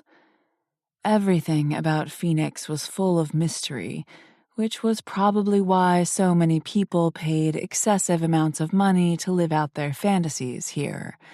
As Elise followed Archer outside and they were heading toward the subway station, she kept waiting for an awkward moment to rise, but it simply never came. Being around Archer had been easy before the sex, and surprisingly, was just as easy after. "About tonight," he said, shoving his hands into the pockets of his jeans. "Any regrets?" "None." He gave her a quick look before setting his gaze back on the sidewalk. Not feeling anything at all? Her stomach roiled at his directness. She didn't do feelings. Not well, anyway. How are you feeling about what happened between us tonight? The side of his mouth arched, a telling sign he read right through her avoidance. Happy, relieved, and intrigued. She couldn't go there, talk about emotions and things. She never went there, not with anyone but Hazel and Zoe. Keeping the focus on him, she asked, "Why intrigued?" He glanced sideways, grinned a little. "I'm just trying to figure out how you can fuck with enough passion to blow the world apart." She laughed softly. It's a talent. She expected him to laugh back, but he didn't. He set that intense stare on her again, his eyes searching hers like he was looking for something. Sure, she felt the tug to learn more about him, but she couldn't tiptoe past the emotional line. She didn't have a great opinion of relationships. Until everything lined up perfectly with a man, she'd never commit to anyone, and it hadn't lined up yet. To get the subject back to things not involving emotions, she asked, "All right, tell me the names of the two people I pointed out to you tonight." Connie Mora, she's an actress, and Isaac Shea, the kid of an oil tycoon. She'd seen a movie with Connie in it, but hadn't heard about Isaac before. I think it's safe to say she's up to something if both of us get weird vibes from her. Did you get anything from Isaac? No, I didn't, Archer said as they passed beneath a streetlight. Did you get a look at them during the show? She cringed. I might have been too preoccupied to notice their behavior during the show. His smile was so damn proud. Couldn't take your eyes off me, huh? She rolled her eyes. There was the haughtiness that drove her crazy and made her armor snap up. It's kind of hard to look away from two men being nearly tortured by their orgasms. Mm-hmm, was all the jerk said, his grin widening. Moving on, she said, getting the conversation back to important things, like the case. Regardless, their behavior was weird enough earlier in the night that I still get the feeling it's not their scene. So that begs the question, why are they there? They reached the subway station, and Archer stopped at the top of the stairs, turning back to her. Do you have ways to answer that particular question? Of course I do. It might just take a bit of time to get there. His eyes searched hers again. All right. Will you need another night at Phoenix? She shook her head. I don't think so, unless I need to see them again for whatever reason. A pause. Then all that heat he'd been apparently withholding rose in the depth of his eyes. Do you want to come back not for investigatory reasons? She fought off a shiver even though the night was warm. As a member, you mean? He inclined his head. I could speak to Reese on your behalf. Thanks, but no. I meant what I said. I really have no interest in watching other people get it on. The second the words left her mouth, she realized her mistake. Of course, he grabbed onto it and smiled. Ah, but you certainly enjoyed watching me tonight. Her instincts told her to hurry down the stairs and leave this conversation alone. But she knew better. Archer was a friend, one she'd see all the time because of Zoe. They needed transparency. Listen, I'm going to say something that's going to puff up your pride, but try to restrain it, will you? He laughed out loud, easily, in a way she'd never heard from him before. I'll try. Go on. She was sure she was later going to regret what came out of her mouth. Tonight, I wasn't looking at anyone else in that room. I wasn't looking at Lottie with Kieran. I wasn't looking at Lottie touching you. I wasn't feeling the crowd watching me and getting off on that. I was looking at you." He went still. "So the fantasy of the club itself did nothing for you?" "No." A slow building smile crossed his face. "I was all you wanted?" Damn, she'd given him far too much. Determined to get back on top of the power, again, she closed the distance. As he dipped his chin, she grabbed the front of his shirt and tugged him closer. "What exactly do you want here, Archer? Do you want me to tell you that seeing you tonight drove me crazy? That if I close my eyes, all I can see is how fucking sexy you looked? That I want you again and again and again?" Dark eyes held hers, and he gestured her forward with a flick of his chin. "Have at it, then." She licked her lips, purposely drawing all his attention to her mouth. She pressed herself against the heat and hardness of his body.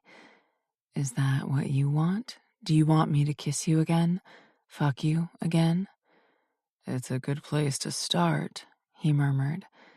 She brushed her nose against his, feeling the need welling up in her core. But to give him this would be to give the game to him. Tonight, he'd won in a spectacular way, but she was already too unsteady on her feet. Better not complicate things. And she quickly stepped back. He grunted. "You are evil," she laughed, fully aware of the cold void at the absence of his body. "Sometimes, but we've got a job to do. That comes first." Feeling much steadier and liking the arousal burning in his expression, she headed for the subway stairs. "Elise." She froze on the fourth step and glanced back at him to catch his smile. "I'm really starting to enjoy this job." She smiled and then finished trotting down the stairs. So was she. Chapter 5. "I heard you and Elise put on quite the show last night," Reese said the following morning, when Archer entered his office with 2 to-go coffee cups in hand. Archer noted the laughter behind Reese's hard gray eyes as he sat behind his huge cherrywood desk in the center of his office, surrounded by bookcases and art. 6'2", with style jet-black hair, Reese came from old money, and he always had an air of authority, much like Archer had seen in top military officials, but he never wore that wealth in a negative way. "Heard about that, did ya?" Archer grinned, handing Reese a paper coffee cup. Reese removed the lid of his drink. "When 2 people practically shake the walls in my club with their lust? Yeah, I hear about it." Archer remembered every moan, every gasp, every touch Elise gave him. He remembered the passion, the sheer explosion when his hands had caressed her. He couldn't stop thinking about her perfect mouth and the unforgettable way she'd kissed him. He also remembered her choice to not come back to the club. He thought that would bother him. The club, the eroticism, it had driven his life. But only Elise was on his mind when he woke this morning, and she'd remained there ever since. He had no intention of overlooking that. "She's quite the woman," Archer said honestly. "A pain in my ass, most definitely, but I can't say I've ever met anyone like her." "She's a good woman," Reese agreed, leaning back in his chair. "I'm pleased Kyle's fantasy worked out." Archer nodded. Kyle's fantasy had been a long time coming. Yes, he had requested a male-female-male edging fantasy and asked for Archer, Kieran, and Lottie to all participate. But another one of his requests, one he'd asked for a year ago, but they hadn't fulfilled until last night, was to ask a brand new member to do the show right in the heat of the moment. That innocence, excitement, nervousness were what Kyle enjoyed. The thought hadn't even occurred to Archer until he saw Elise intently watching him.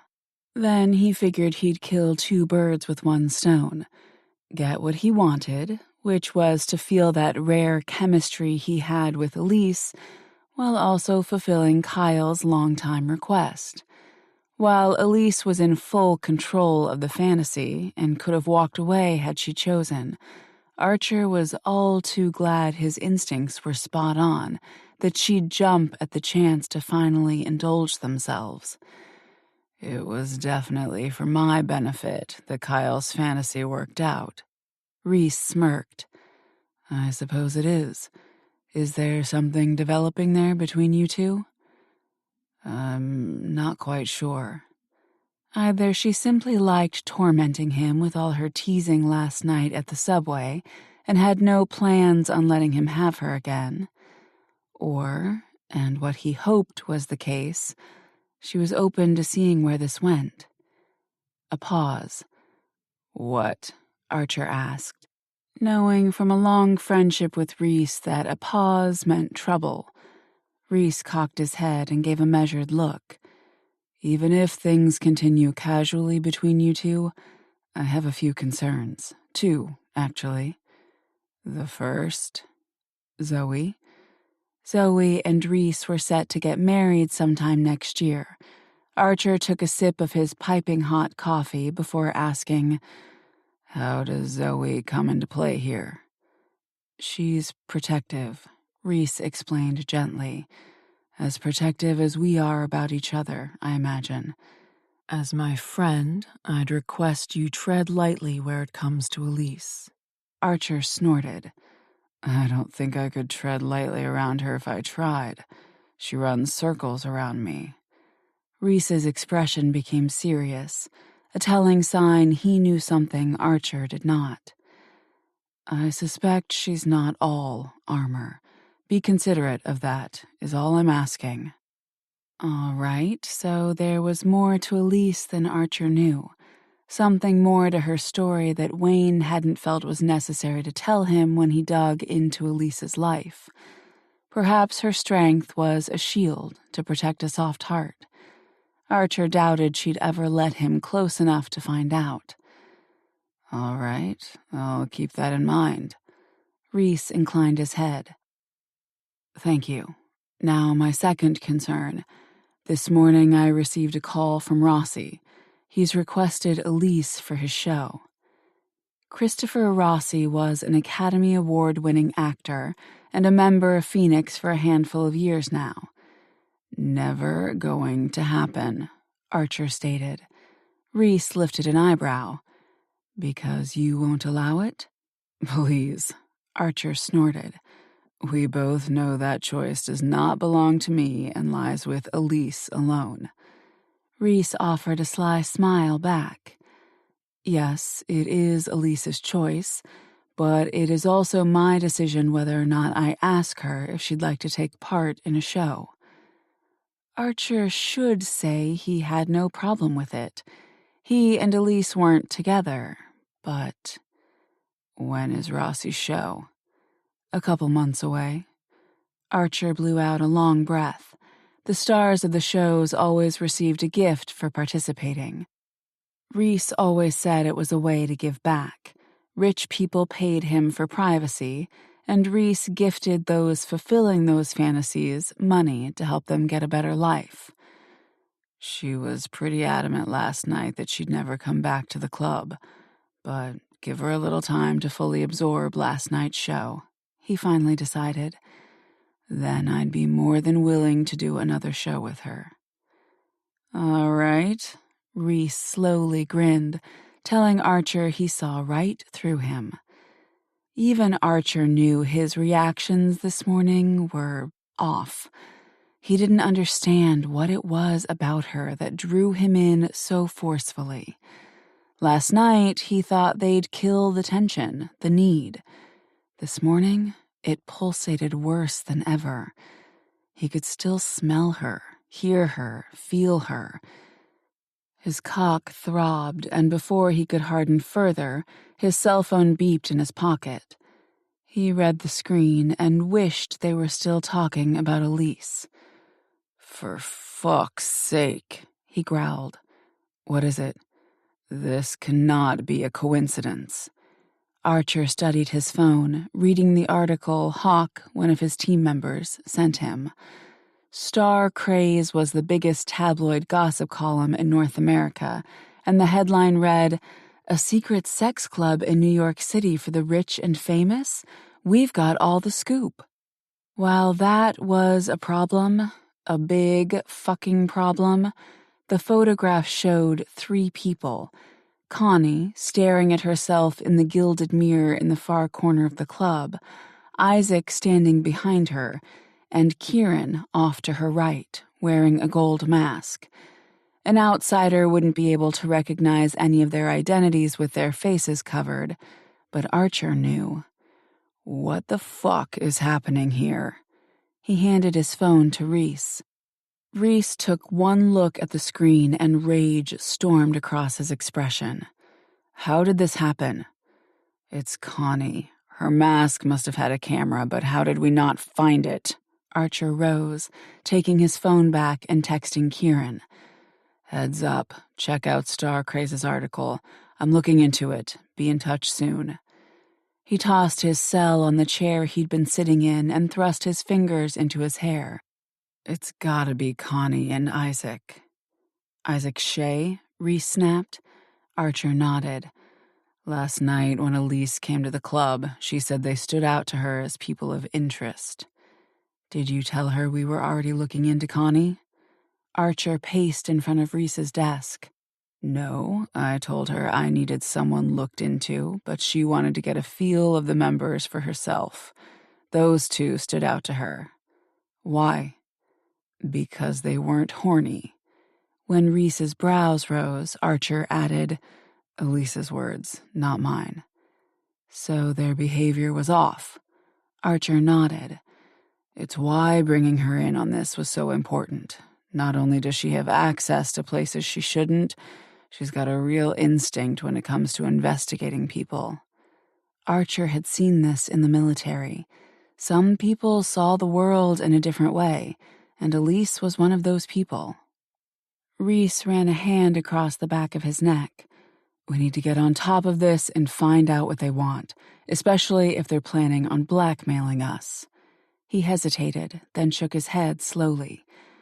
"Why the fuck would they publish a photo of themselves when they've paid $100,000 to keep their identities a secret?" "I have no idea," Archer replied. "The only logical thing here would be if someone was blackmailing them and their behavior was off because of that." Reese agreed with a nod. "That might be it. But why try and sneak a mask into the club if it didn't have a camera? If not on the mask, how the hell did she get a camera in?" Archer countered. "The amount of unknowns is a big problem." Reese ran a hand across his face, a heaviness weighing on him. "We're going to have a fallout. Members will leave." Archer felt each and every one of those words like a punch to his chest. "We'll get this put to bed quickly." Reese nodded. "I have no doubt you will." Another pause. "Let's close the club for the time being. I don't want more unnecessary heat, and we want to reassure the members we're taking this breach seriously.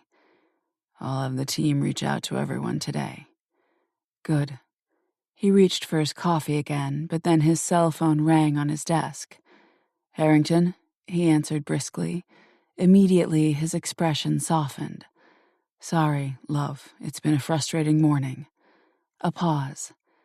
"Yes, I'm fine. Is everything okay?" Tension wafted off him when his eyes met Archer's, and then he frowned. "Did this happen last night?" Another long pause. "All right. Let me get Archer to find out what's going on. I love you too. Goodbye."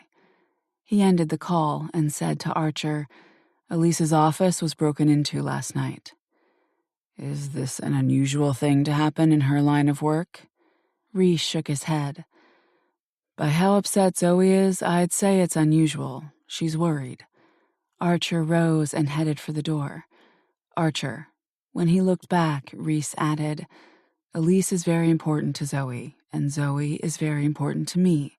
If this break-in is due to her investigating the club, she's off this case, and you'll use your friend in Washington. The friend was a fellow Green Beret who'd served alongside Archer. He nodded at the order, already a step ahead of Reese. If whoever did this was tied to Phoenix, he wouldn't continue to put Elise in harm's way. Few things pissed Elise off, but as she'd shown Archer with the magazine subscriptions, having her life invaded was one of those things.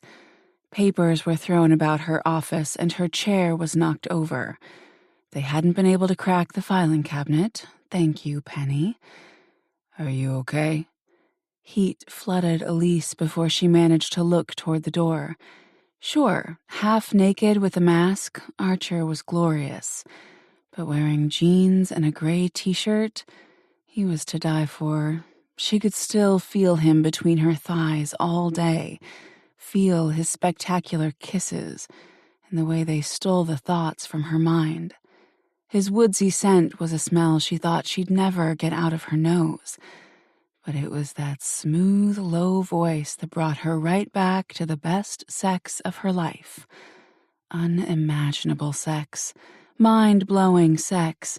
Sex she wanted again, and again, and again. And then maybe she'd even want it some more. Yes, I'm okay, she said, glad her voice stayed steady as she reached for some of the papers on the floor. Is it a fluke you're here, or did someone call you? Zoe called Reese, Archer said, stepping into her office. She was worried about you. Yeah, Elise was worried too. No one had ever broken into her office before. She began gathering up the papers. I told Zoe not to worry. Yeah, well, good friends worry, he countered. Not much you can do about that. He dropped to one knee next to her, helping with the papers. You weren't here when this happened. Thankfully, no, she said, unable to meet his gaze, worried about what he'd see in hers if she did. It must have happened last night. You check security cameras? She nodded, goosebumps racing across her arms at his nearness. God, all that heat and strength was so close to her. Too close. It was the first thing I did when I saw this. She forced herself to look at him, then immediately wished she hadn't. Those penetrating eyes sucked her right in. One guy broke in, couldn't make out his face or a black hoodie. Archer's gaze fell to the door handle, which was still intact. How'd he get in? Good old picking the lock, I suspect. She gave him a hard look. Speaking of that, how did you get past Keith at the security desk? Charm, he smiled. She snorted, shaking her head at him, and yet some of the tightness in her chest began to fade away. Keith obviously needs a reminder that cute men don't get a free pass into the building. Don't be too hard on him. I told him I was here to help you with the break-in, and that we were friends. Friends sounded a whole lot different rolling off his tongue today. Even she sensed some instability in her. Last night, she'd scratched an itch, expecting that itch to stay gone. But the desire hadn't faded. If anything, it had grown. Turning away, he helped her gather up the rest of the papers on the floor before he rose again. This time, his expression softened. I'm sorry for this, Elise. She moved around her desk to reorganize everything. Why are you apologizing? You don't even know if it's your case that caused this to happen. He gave a knowing look. Do you have any other cases where someone would break into your office? Not at the moment, but this could have been from an old one. Her office was her second home, and the thought of someone touching things made her skin crawl. She picked up files on the floor beside her desk, files that hadn't been locked away in her cabinet because they didn't hold secrets. When she reached for another file, Archer got there first, his hand brushing against hers. Her gaze met his before she could stop herself, and the desire in his stole the air from her lungs. She knew what that desire could do, and she felt the same hunger storm through her. "We're going to get to the bottom of this," he said, holding her stare and taking her hand. "We're?" she repeated, hearing the breathiness in her voice. "Yes, Elise, we. Non-negotiable." She blinked away from the way he captivated her so easily, and yet her breath was uneven. Zoe and Hazel always had her back, but this was new, and she felt a crack break through her armor. "Well, thank you for showing up to see if I was okay." "I'm likely the one who put you in this position," he said. "No thank you required." She slowly pulled her hand away, even though it felt totally wrong to do that. "You didn't put me in any position. Besides, I barely looked into Connie and Isaac last night, except to Google them. What would they even want to find here?" "None of this makes sense," he said. "Did you see the article this morning?" "I didn't, but Zoe called. Is Reese furious?" "Yes, as he should be. We need to get to the bottom of this." "We will." He gave a firm nod. "Let's get you back in order first." Knowing there wasn't much she could do now beyond that, she turned her focus to her messy office, but she couldn't shake the warmth touching her at Archer's help. Men came and went, never really caring much, but maybe she'd misjudged Archer's haughtiness. Maybe his confidence came from being a good man, and he knew it. With his help, they finished cleaning up the files, and in no time she had her office put back together. "You said you looked into Connie and Isaac last night?" Archer asked, setting the last file into the holder on her desk. "Yeah, a little." "Did you do any digging that would warrant this?" "No," she said, but then she looked out at her office. "But if this is connected to Phoenix, I'd say I hit something someone didn't want me to find." He nodded, taking a seat in her client chair. "Makes sense. What did you find out?" "It's all preliminary stuff, really," she explained, sitting in her swivel chair behind her desk. "Nothing anyone couldn't find on the internet, just who they are, what businesses they're tied to, income, that kind of stuff." "So nothing that jumped out at you as a problem?" She shook her head. "But..." "What?" She didn't want to get ahead of herself, but her instincts weren't usually wrong. "There is a connection between the two. Did you know that?" He cocked his head. "What kind of connection?" "They used to date." Archer nodded. "Yes, I was aware, but when we vetted them, it was a non-issue. Connie is married to Isaac's older brother, Elijah. Both had no problem attending the club if the other was there." At that, Elise froze. "Is Elijah a member too?" "No," Archer said, but Connie indicated her husband did not mind her involvement with the club. "You didn't think to look into that further?" He frowned. "I'm not people's babysitter. Connie said her husband enjoyed her when she came home from the club. Beyond that, she had no skeletons in her closet that would compromise Reese or Phoenix. That's all that mattered to me." "Well, just saying. Apparently she does have some skeletons you don't know about." "Apparently," he grumbled in agreement. He sank deeper in the client chair, filling it out completely and stretching out his strong legs. "What are your thoughts on the photograph that was published?" "First thought, I hope Kieran doesn't have a secret wife who doesn't know he belongs to a sex club." Archer laughed, the warm sound carried to her core. Trouble. That's what Archer Westbrook was. Pure, hot-as-hell trouble, who seemed to have turned her brain onto permanent turned-on mode. I can assure you there is no secret wife, he said. Kieran's on alert and will handle whatever comes his way. Good, she said with a nod. My next thought is just total confusion. Logically, I'm thinking Connie brought in her own mask to take photographs. Maybe she's using tech that either you couldn't see, or she got rid of the camera when she realized she was found out. I agree with you, Archer said.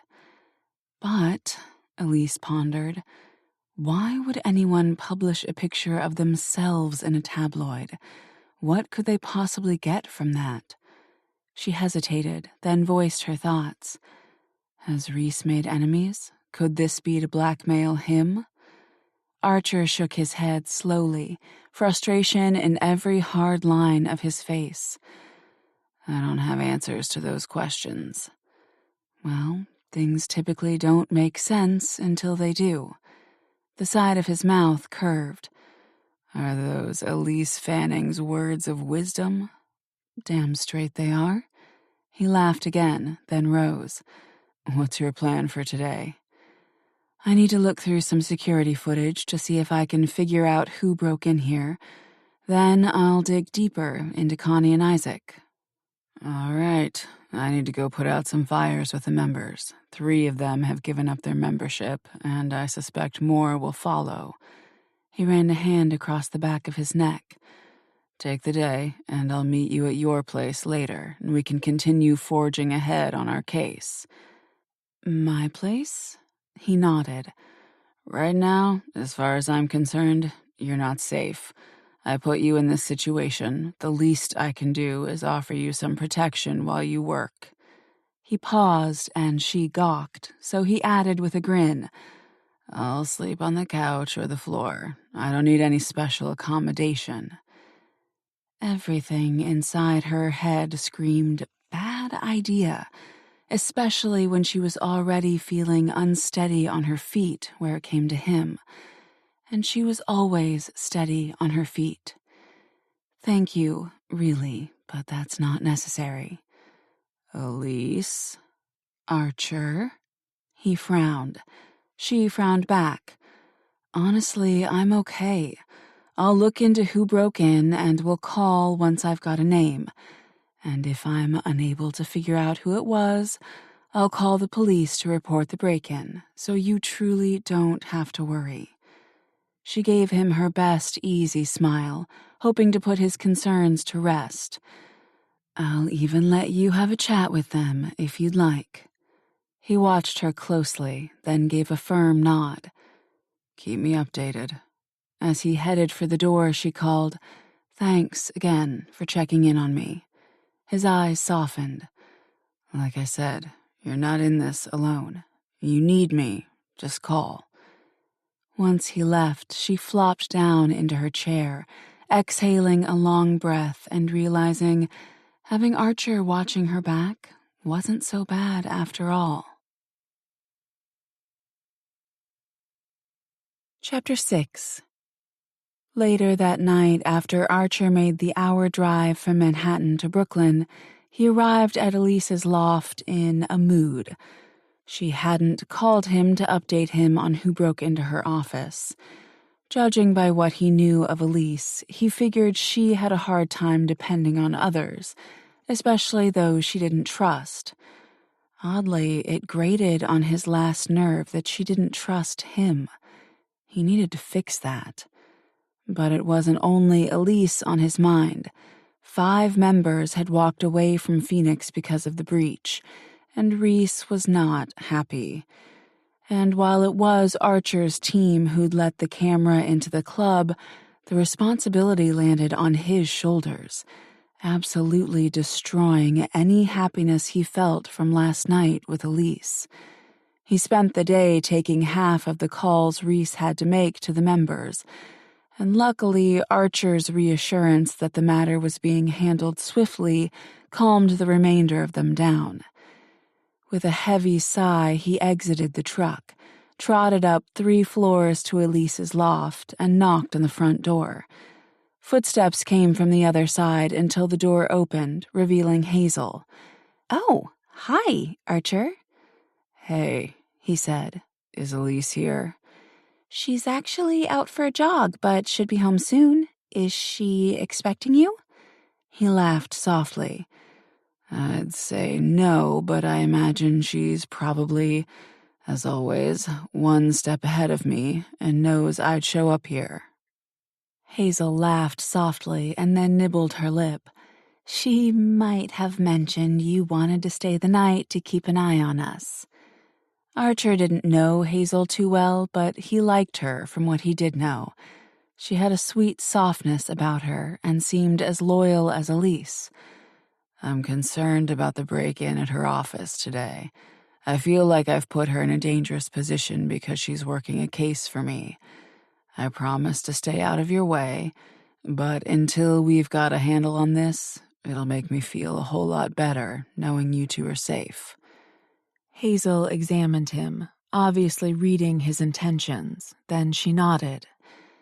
Elise will probably kill me, but okay. She opened the door wider.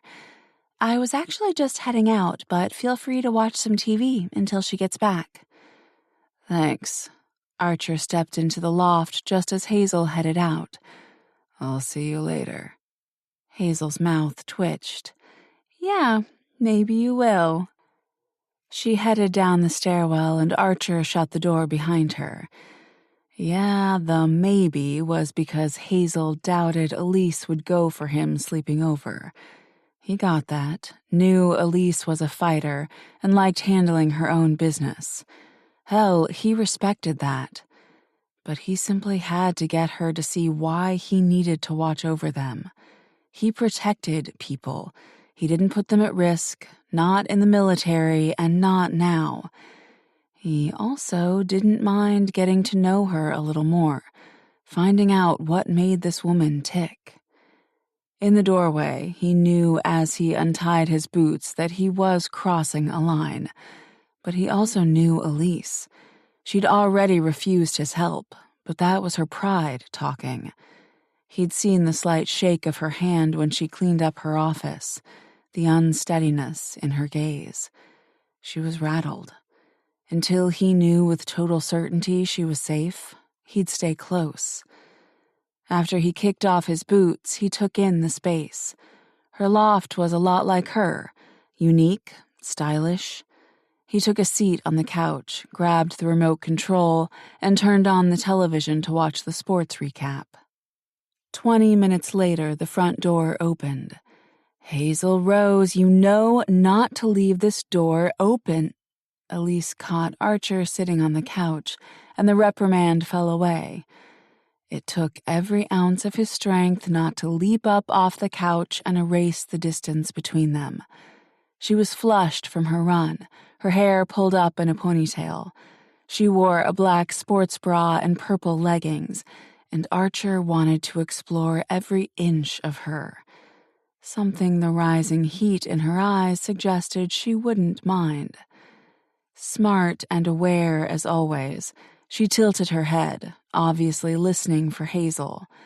When only the voice of the sports reporter filled the air, she frowned. You know it's rude to break into someone's house, right? He snorted. I didn't break in. Hazel let me in before she left. Traitor, showed on Elise's expression. Did she? He nodded, enjoying her fierce look, especially since that fierceness was directed his way. You never called, so I take it you didn't find out who broke into your place? Not yet, she grumbled, shutting the door behind her and locking it. But I reported the break-in to the police. They sent someone over to fingerprint my desk and door, and I gave them the security tape of the guy, so it's out of my control. We wait for them to get a hit. Good. Going by the rulebook in this case only keeps you safer. She agreed. He kept his focus narrowed on her, enjoying watching her shift her hips. He wondered how hot she was between her thighs. Get any additional details about Connie and Isaac? That might come later tonight, she said. Since she didn't elaborate, he figured she would update him later and kept quiet as she said, "You?" They called Reese separately, both furious that their photographs were exposed in the media. Her brows furrowed. Behavior that actually lines up? Yeah, he agreed with a nod. But something still feels off with Connie. She's just not quite ringing true. Then we'll stick with her, Elise said. How bad was the fallout from the photograph? Bad, he said. But that's expected. Phoenix members pay for tight security. I failed them. Let me touch you tonight and I won't fail you. You didn't fail them. Shit like this happens sometimes. She studied him for a moment, obviously reading his hunger, and her legs parted slightly. I take it there is nothing I can say that's going to reassure you I'm fine and don't need you to sleep over? Nope, he smiled. It's the soldier in me, Elise. I'll sleep in my truck if that suits you better, but I'm not leaving until we've got the break-in figured out. Her skin flushed further before she kicked off her runners. Okay, she finally said. Well, if you plan on staying, then wait here. I need a shower before I've got to meet someone later. You might as well come. Images of her naked and deliciously wet flooded his mind. Does this someone have something to do with the break-in and our case? Her breath hitched, and she shrugged. Maybe. I mean, I'm not even sure yet that the break-in has anything to do with our case. But now that I've done all the preliminary work, things can start moving ahead. She gave him a slow-building smile, dripping with lust. We'll grab some grub on the way. I won't be long. Sounds good. When she headed for the door off to the left, his attention drifted to her spectacular ass in her tight leggings. He remembered how she'd moaned a little louder when he'd slapped that ass last night. His cock, growing harder by the second, remembered too. Yeah, he was done with not acting on this heat between them. Would you like some company? He called, throwing the offer out there. She stopped again and glanced over her shoulder with hooded lids. In the shower? Mm-hmm, he murmured. Not one to back down from anything, she turned to face him. Listen, I don't want things to get messy between us. I don't do serious relationships. He considered that, curious what her hang-ups about relationships were. I'm not looking for anything serious right now, he told her. Not that he didn't want that. He did, eventually. Back in the military, he'd avoided serious relationships due to the nature of his work and not being home enough to support a healthy relationship. But his life was different now. Perfect, she said, biting her lower lip. We understand each other then. He understood that he was done playing with her. He wanted them both to win, every damn time. Actually, no. I don't think we understand each other at all. He rose and erased the distance between them, enjoying how she watched his every move like she couldn't get enough of him. Just because we don't want something serious doesn't mean we can't have something fun. When he purposely got into her space, tasting that rich lust in the air between them, he added, Do you not want more of what we had last night? She slowly began to smile. Is that what you want? More of last night? Tired of her answering his questions with questions of her own, he pressed her. Don't you? Her gaze fell to his lips, then returned to his eyes. This time her smile was dripping with lust. I really should get to that shower. A night of debauchery filled his thoughts as she headed for the bathroom. Those same thoughts intensified as she left the bathroom door wide open, an obvious invitation. The water turned on, and he didn't need to hear more. With powerful strides, he entered the bathroom and shut the door behind him, then turned to her in the shower. She stood beneath the water, head tipped back, soaking herself. Her long hair was free, her back arched slightly, lifting her breasts, while the water ran over the hard peaks of her nipples down to her belly button, all inviting Archer to lick that same path. He didn't need to see more. He stripped. Hard and ready, he entered the shower with her. Her eyes snapped open when he got close, and she shook her head with a sensual smile.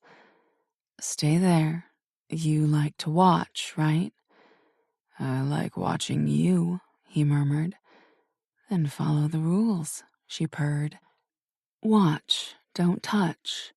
She'd thrown Phoenix's tagline at him, and he smiled at her, letting her take control now. Keeping her gaze locked on him, she ran her hand over her breast and slid her fingers all the way down to between her thighs.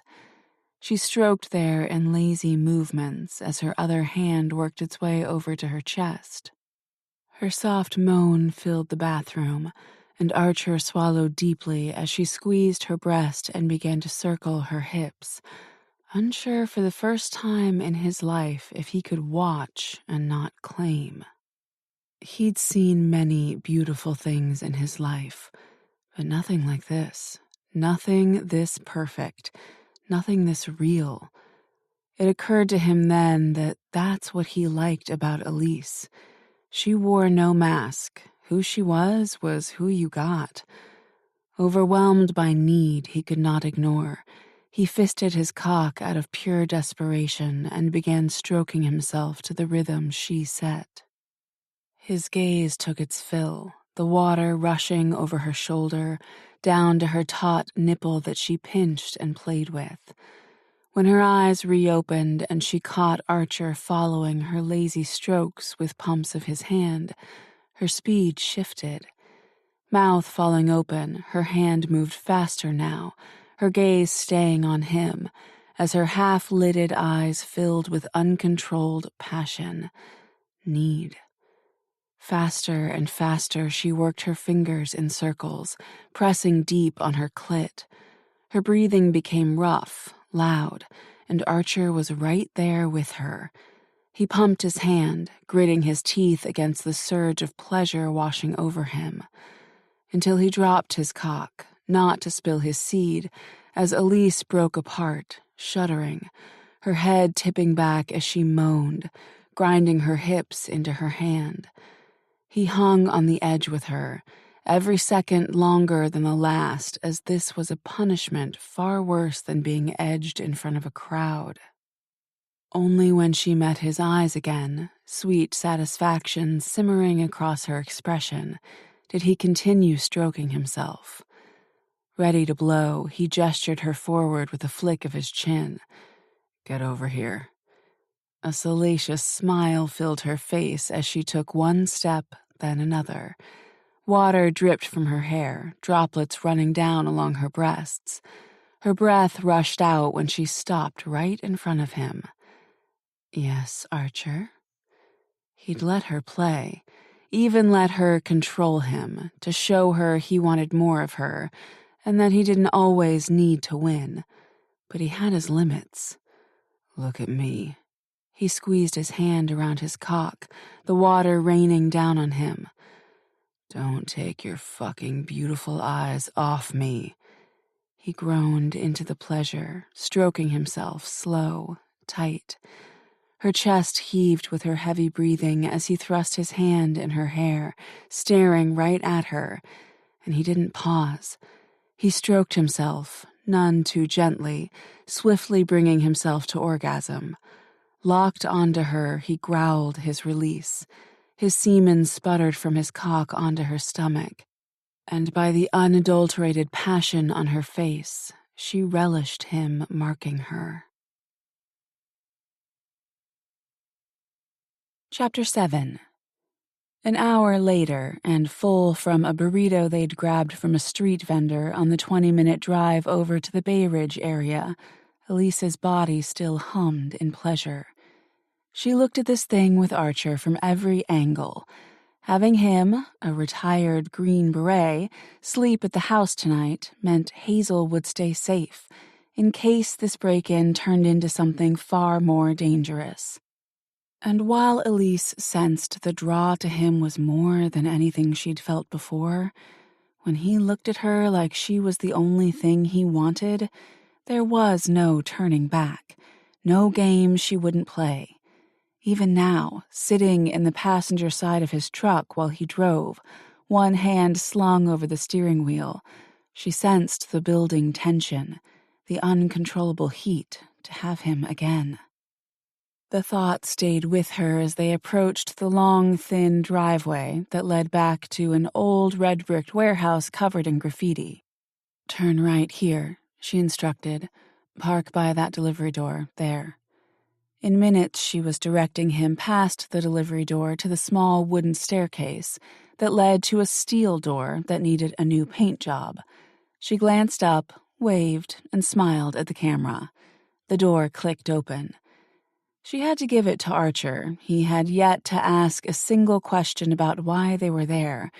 But as she led him through the dimly lit factory with old machinery scattered around, she could see his training kick in. Archer's eyes scanned the area like he knew exactly where the exits were. He didn't glance around a room. He surveyed it, looking for threats and for ways he could hold an advantage. When they reached the big metal double doors, they slid open, and Elise entered the room where a blonde woman with a messy bun sat behind her big monitors atop her curved desk in the center of the room, classic rock playing through the speaker hanging on a metal pole. Elise noted the way Archer's eyes narrowed as he studied her. "Archer Westbrook, this is Penny Larson. She's my go-to tech wizard." Archer offered his hand. "Pleasure to meet you, Penny." Penny was a 25-year-old who'd spent her youth playing video games and learning code instead of going to parties. She wore her typical attire of a t-shirt and jeans. Today, her shirt read, "It's too people-y outside."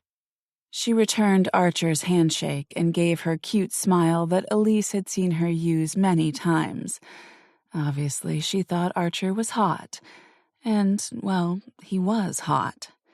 "So, this is the guy with the sex club, huh?" Penny asked Elise. Archer glanced sideways with a frown, and Elise chuckled. Yeah, she'd purposely left this part out, but figured he might not say yes to involving Penny in their business. It's easier to ask forgiveness than it is to get permission, as the saying goes. "You can trust Penny. She does a lot of work for me." Archer's frown deepened, and he shoved his hands into his pockets. Elise sent him a quick smile, but he didn't smile back, clearly putting two and two together that Penny was Elise's hacker. The same hacker Elise had used to hack Phoenix's system to get Zoe inside. "Oh, geez, you're so intense," Penny said with a soft laugh. "You can really trust me, much more than you can trust that dipshit you use for intel." Archer lifted a single eyebrow. "That dipshit I use for intel?" "I did tell you your hacker was dirty," Elise said, then moved to sit on the edge of Penny's desk. It's why she got her revenge with the magazine subscriptions. His dirty hacker went through her personal files. And it was why, after that hack, Elise had asked Penny if she wanted to meet Archer to do some possible work for Phoenix, and Penny had agreed. She'd been waiting for the right moment to gently introduce them. It just so happened that Archer showing up before her meeting with Penny had given her the perfect time to put her plan in motion. Archer gave them both an incredulous look. "Aren't all hackers a little dirty?" Penny gasped, a hand on her chest. "Take that back right now," she exclaimed, pointing to the door. "Or get your sexy ass out of here." Elise chuckled. She'd never seen Penny so insulted. Both of Archer's brows rose now, his mouth twitching. "I apologize and take it back. Why is Wayne dirty? The tightness in Penny's eyes lessened. Some of us do good work. We only hack to help people, not to hurt. I am one of those people. And Wayne isn't? Penny shrugged.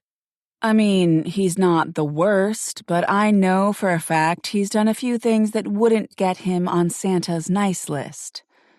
Then I suppose I should fire him, Archer said. Penny smiled again, her voice bubbly. Yes, you should. She spun in her chair, looking back at her monitors and clicking away on her keyboard. I work for good people, like my girl here. She gestured to Elise. Only the ones out there fighting the good fight. Elise felt the heat of Archer's stare, but instead of getting caught up in it, she pushed ahead. Today, my office was broken into, she told Penny. Penny turned to face her. Shut up. Yeah, I wasn't happy either, she grumbled. I couldn't find anything on the building surveillance except for a guy who picked my lock. Couldn't see his face. Did he take anything? Elise shook her head. Nothing that I could see, but he also couldn't get into my locked files. Of course he couldn't. Penny grinned from ear to ear, always proud of her work. Okay, I'll see what I can find. Thanks. I called the police to get it on record, and they came out to fingerprint the door and stuff. Might want to keep an eye on their files to see if they get a name. Sure, she trusted law enforcement to do their jobs, but Penny moved faster, wasn't tied up with so much red tape, and, well, this was personal. Catching Archer studying their conversation, Elise moved along. Why don't you tell Archer about the mask I sent you? Ah, the mask, Penny said, focusing on Archer. I found a camera on it. Archer's head cocked, eyes flared. Where? One of the gems. She jumped out of her seat and opened her filing cabinet with her fingerprint and then a code, and took out the mask. She returned with it in a bag, along with a small pouch that held the tiny circular camera. Archer lifted the bag and studied the camera. How did our bug scanner miss this? Penny shrugged. It's very expensive, very new technology. I suspect your scanner is outdated. Elise cringed at the flattening of Archer's lips. People were getting smarter. Technology was changing every day. Even Elise knew it was hard to keep up, and she had Penny who stayed on top of all of it. Archer finally asked Elise, "Could this camera have taken the photographs that were published in the tabloids?" Elise looked to Penny for the answer. Penny nodded. I saw that article come out today, and most definitely. Nowadays, you can buy these cameras off Amazon, but the quality of your pictures suggests it's not a cheap knockoff. Archer cursed, crossing his arms. I suppose that's our confirmation, then, that Connie is behind this. Elise nodded in agreement, and Archer turned to Penny and asked, I take it that Elise has updated you on our case. Penny nodded, leaning back in her squeaking chair. Here's what I got so far. You tell me if I'm right.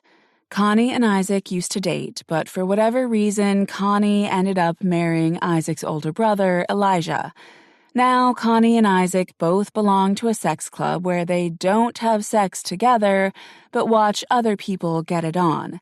And Connie's husband isn't a member. Do I have that right? Archer nodded.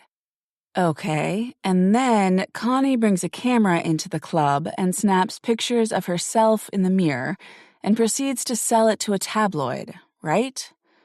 Yes, Archer confirmed. Weird, Penny said. Archer gave a dry laugh. Is that your final report? Penny laughed along with him. For now, I'll dig into Connie and Isaac. Maybe they have money trouble and sold the photograph for that reason. But then how would they have the money to pay the Phoenix membership? She glanced up at the ceiling, tapping her lip. Weird. Elise laughed. Welcome to our headspace on this case. I'm going to keep looking into them on my end and see if anything comes up. Cool. Penny said. She reached for a blank notepad on her desk and wrote her phone number down, promptly offering it to Archer. That's my secure number. If you'd like to get set up with me instead of that shithead you use, call it. I'll tighten up that security of yours at the club. Archer's gaze swung to Elise and held, and Elise shifted under the weight of that stare. She'd like to say she was helping Archer because it helped and protected Zoe and Reese, but she would be a liar. Thank you, Archer said to Penny. I'll definitely call. Great, Penny swatted at them. Now go, I've got work to do. As they turned away, Archer leaned down and asked, Does she always dismiss you like that? Always, Elise said with a grin. Archer smiled. I like her. Elise figured he would. There was only one Penny in this world, and Elise was always glad to have her on her side. Once they were back on the road, Archer asked, So, where does this put us? We're in what I call watch and wait, Elise said. We need to let Penny do her job, and I'll do mine, and we wait to see if Connie and Isaac make another move. Archer tapped his thumb against the steering wheel. I could bring Connie in on the evidence of the camera and the mask alone. Scare her enough to make sure she doesn't make another move. She believed he could put the fear in Connie. But then you wouldn't know her motive. Yes, it may protect the club now, but maybe not in the future. My advice, wait to see what it is Connie and Isaac want, then bring the world crashing down around them. He glanced her way again, and whatever he found in her expression made him nod. All right, Elise, we'll do this your way. She studied his relaxed posture and saw a shift there. They'd always played a pull and push game, but this wasn't that. He trusted her. When they arrived home, Archer hung back as Elise went into her bedroom to change, many things running through his mind. He set his overnight bag down near the end of the couch, not liking the lack of answers, but he agreed with Elise's logic. They needed to see the bigger picture here before acting, and since Phoenix was closed for the time being, Connie and Isaac were distanced from the club. He liked to think they couldn't do more damage than they'd already done, but he never said never. Elise returned to him a few minutes later, wearing joggers and a tight gray t-shirt that revealed she'd taken off her bra. She grabbed her laptop and made her way to the couch. He was tempted to skip talking and indulge himself to the tight peaks beneath her shirt, but curiosity got the better of him. After she dropped down next to him on the couch, powering up her computer, he said, About Penny, why would you share her with me if she's so good? Her fingers froze on the keyboard, but she lifted her gaze to him. Why wouldn't I? From my experience in this line of work, when someone gets someone good, they don't share. She watched him closely for a moment, then lifted a shoulder. Penny is really good people, and the work she'll do for you would earn her big bucks, so why wouldn't I help her? So Elise had a sweet side. Unexpected, but he liked it. Though her introducing Archer and Penny went above and beyond, especially considering the few PIs he knew weren't the sharing type. How'd you get into private investigation? He asked, curious about how such a woman came to fruition. She snorted softly, throwing him a flat look. I have no doubt you know everything about me, so don't you already know that? Also expected, but this was one thing she didn't know about him. What I know of you is that you're a PI from Brooklyn who trained under Luke Hicks. That's as far as I dug. Her head tilted to the side. I hacked into your system. It's bad practice that you didn't dig more. He laughed softly at her rebuke. I had Wayne dig and get everything on you possible. It was my job to do just that. Then what happened? Once I learned you didn't access anyone's private information at Phoenix and just got Zoe into the club, I didn't want to invade anymore. Once he met her and felt that spark, he had wanted to learn about her the old-fashioned way. She studied him, her eyes searching his before she addressed him again. We're in total agreement. There are lines to cross, and there are some you don't. She sent him a dazzling smile. I'm starting to realize there's something I like about you, Westbrook. Heat spiraled down to his groin at the spark in that smile. He leaned in and lowered his voice. I'd wager a bet I can name a few things you like about me, Fanning. Her eyes dilated with her arousal, but she laughed it off. Don't go getting a big head about it. He laughed with her, swinging his arm on the back of the couch behind her. I'll try not to, but tell me, why a PI? Did you know Luke personally? She hesitated, like she questioned telling him the truth. Then her eyes went distant. My father was a real scumbag.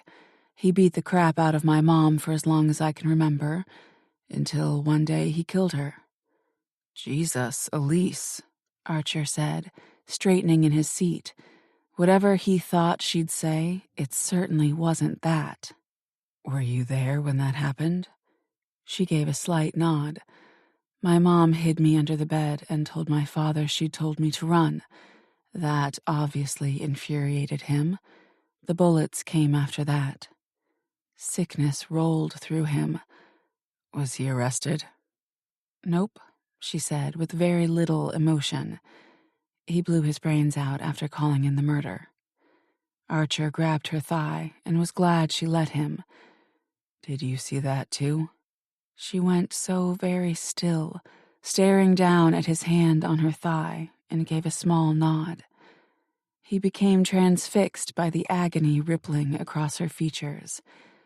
How old were you? 6, she answered softly, finally meeting his gaze. He noted a darkness there, deep pain. Fuck, Elise, he said, his emotions in his throat. I'm sorry that happened to you.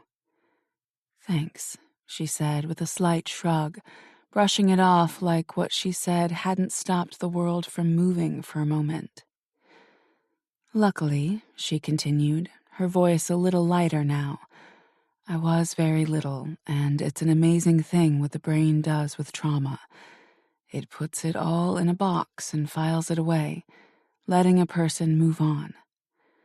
He couldn't look away from her, and suddenly Reese's warning about being considerate, that maybe Elise isn't all strength and claws, made sense. Her past made Archer reassess her. To be so strong in the face of what she'd gone through, to help others to keep it from happening again. Damn, she amazed him. So that's why you became a PI? Exactly.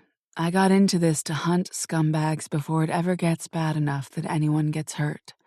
She gave another little shrug. I do a lot of pro bono work for the police, finding abusive husbands on the run. They're lucky to have your help. Her gaze hit his again, and for the briefest moment he saw softness he'd never seen before. It stole the air from his lungs. I do what I can, so I can make sure what happened to my mom never happens again. He nodded his response, not sure whatever he said would be the right thing. His first impression of Elise had always been that she was a smart, tough woman, but suddenly his view shattered under her admission. She'd overcome so much, only making him want to know more. Who raised you after your mother died? She gave a warm smile. My aunt on my mom's side and my uncle. Both are grade school teachers.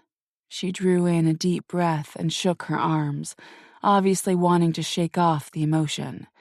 When she spoke again, she looked like the typical powerful Elise. While the beginning of my life was rocky, after they took me in, they gave me stability and love. She jumped up, went over to the kitchen. Hungry? Always. Can I help? I've got it. She grabbed grapes out of the fridge and washed them. All right, you got something from me. How about you? Why did you leave the military? At that, he froze. Shouldn't you know this about me too? I have no doubt you dug into my life in retribution for digging into yours. She laughed softly. Sure, I considered it, but I didn't. She blotted the grapes dry with paper towels.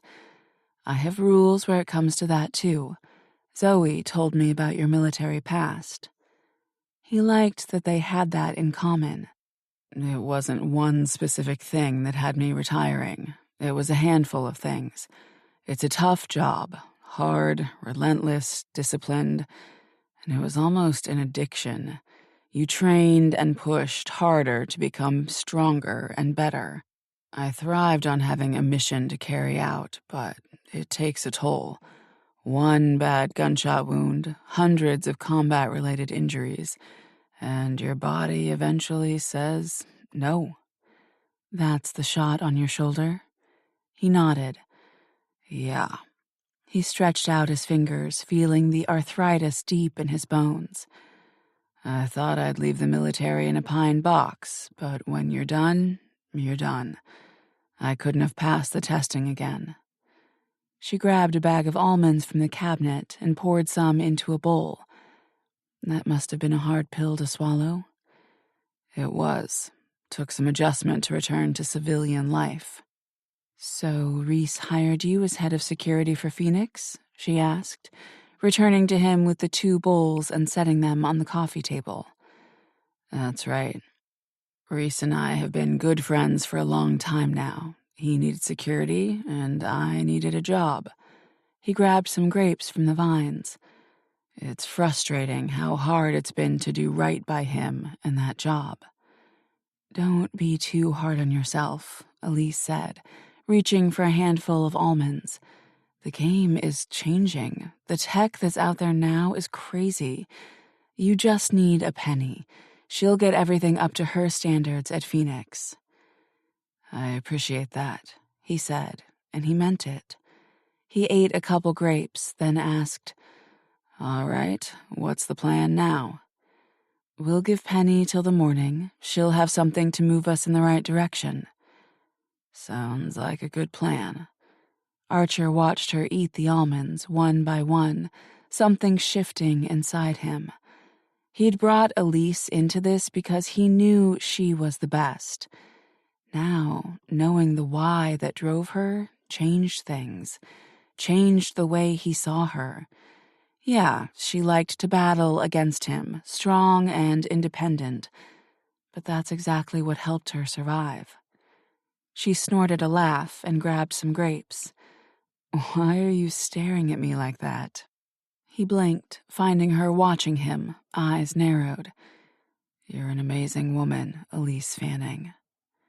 Her eyes widened, mouth falling open, then promptly shut. The front door opened and Hazel walked in, froze, then glanced between them. Elise broke eye contact with Archer and said to Hazel, Hey, don't look so surprised. You're the one who let him in here. Hazel grinned, dark bags under her eyes. Well, since he's not dead and I don't have to help you bury his body somewhere, I'm going to bed. She yawned and headed past them to her bedroom. Elise popped the last grape into her mouth and rose. It's late.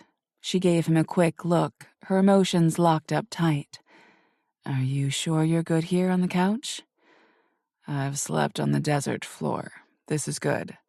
He grabbed the small square pillow and placed it behind his head, wondering if he'd crossed a line Elise didn't want crossed. Good night, Elise. But the sweet smile she gave him told him she liked his company. Good night, Archer. She hit the light on her way out of the living room. He took the blanket off the back of the couch, sliding it over him, and then tucked an arm behind his head, listening to her footsteps pad their way down the hall to the bedrooms.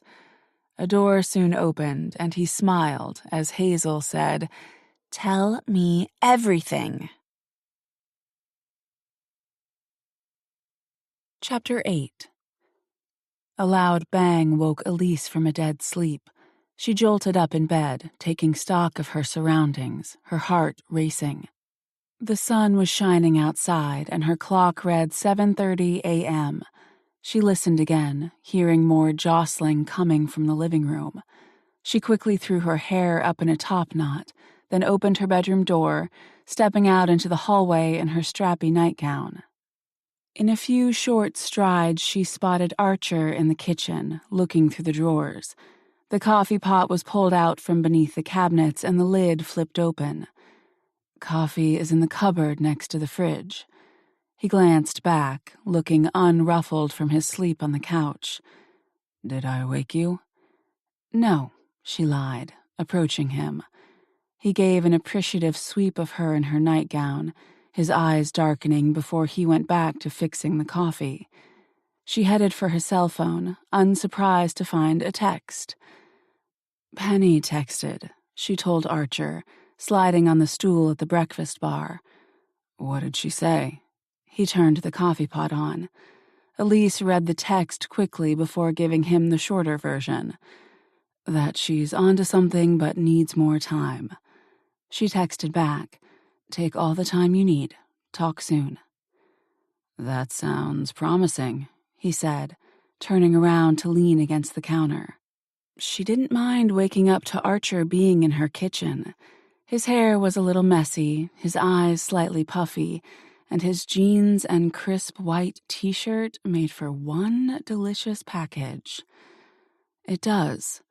She left her phone on the breakfast bar, then met him at the sink and grabbed 2 mugs from the cupboard. "Penny will get this figured out." She placed the mugs down, then took out the creamer and sugar. "We just have to wait her out." "Good." His voice had lowered. She glanced over her shoulder, finding his focus on her ass. When he met her eyes again, he grinned. "That gives me time to do something else with you." Heat pooled low in her body. "What's that?"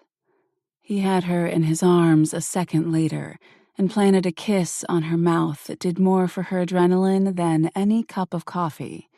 When he broke away, he gave her butt a hard slap before releasing her. "You'll just have to wait and see." The promise in that kiss stayed with her for the next 2 hours while they got ready, and they drove back into Manhattan to a gym in Soho, obviously one that catered to boxers. A ring was in the center of the room, but they skipped that and went to one of the corners where mats were placed in a large square. "What exactly are we doing here?" Elise finally asked, turning in a circle, taking in the small gym. Free weights were on the right-hand side, a boxing bag on the other.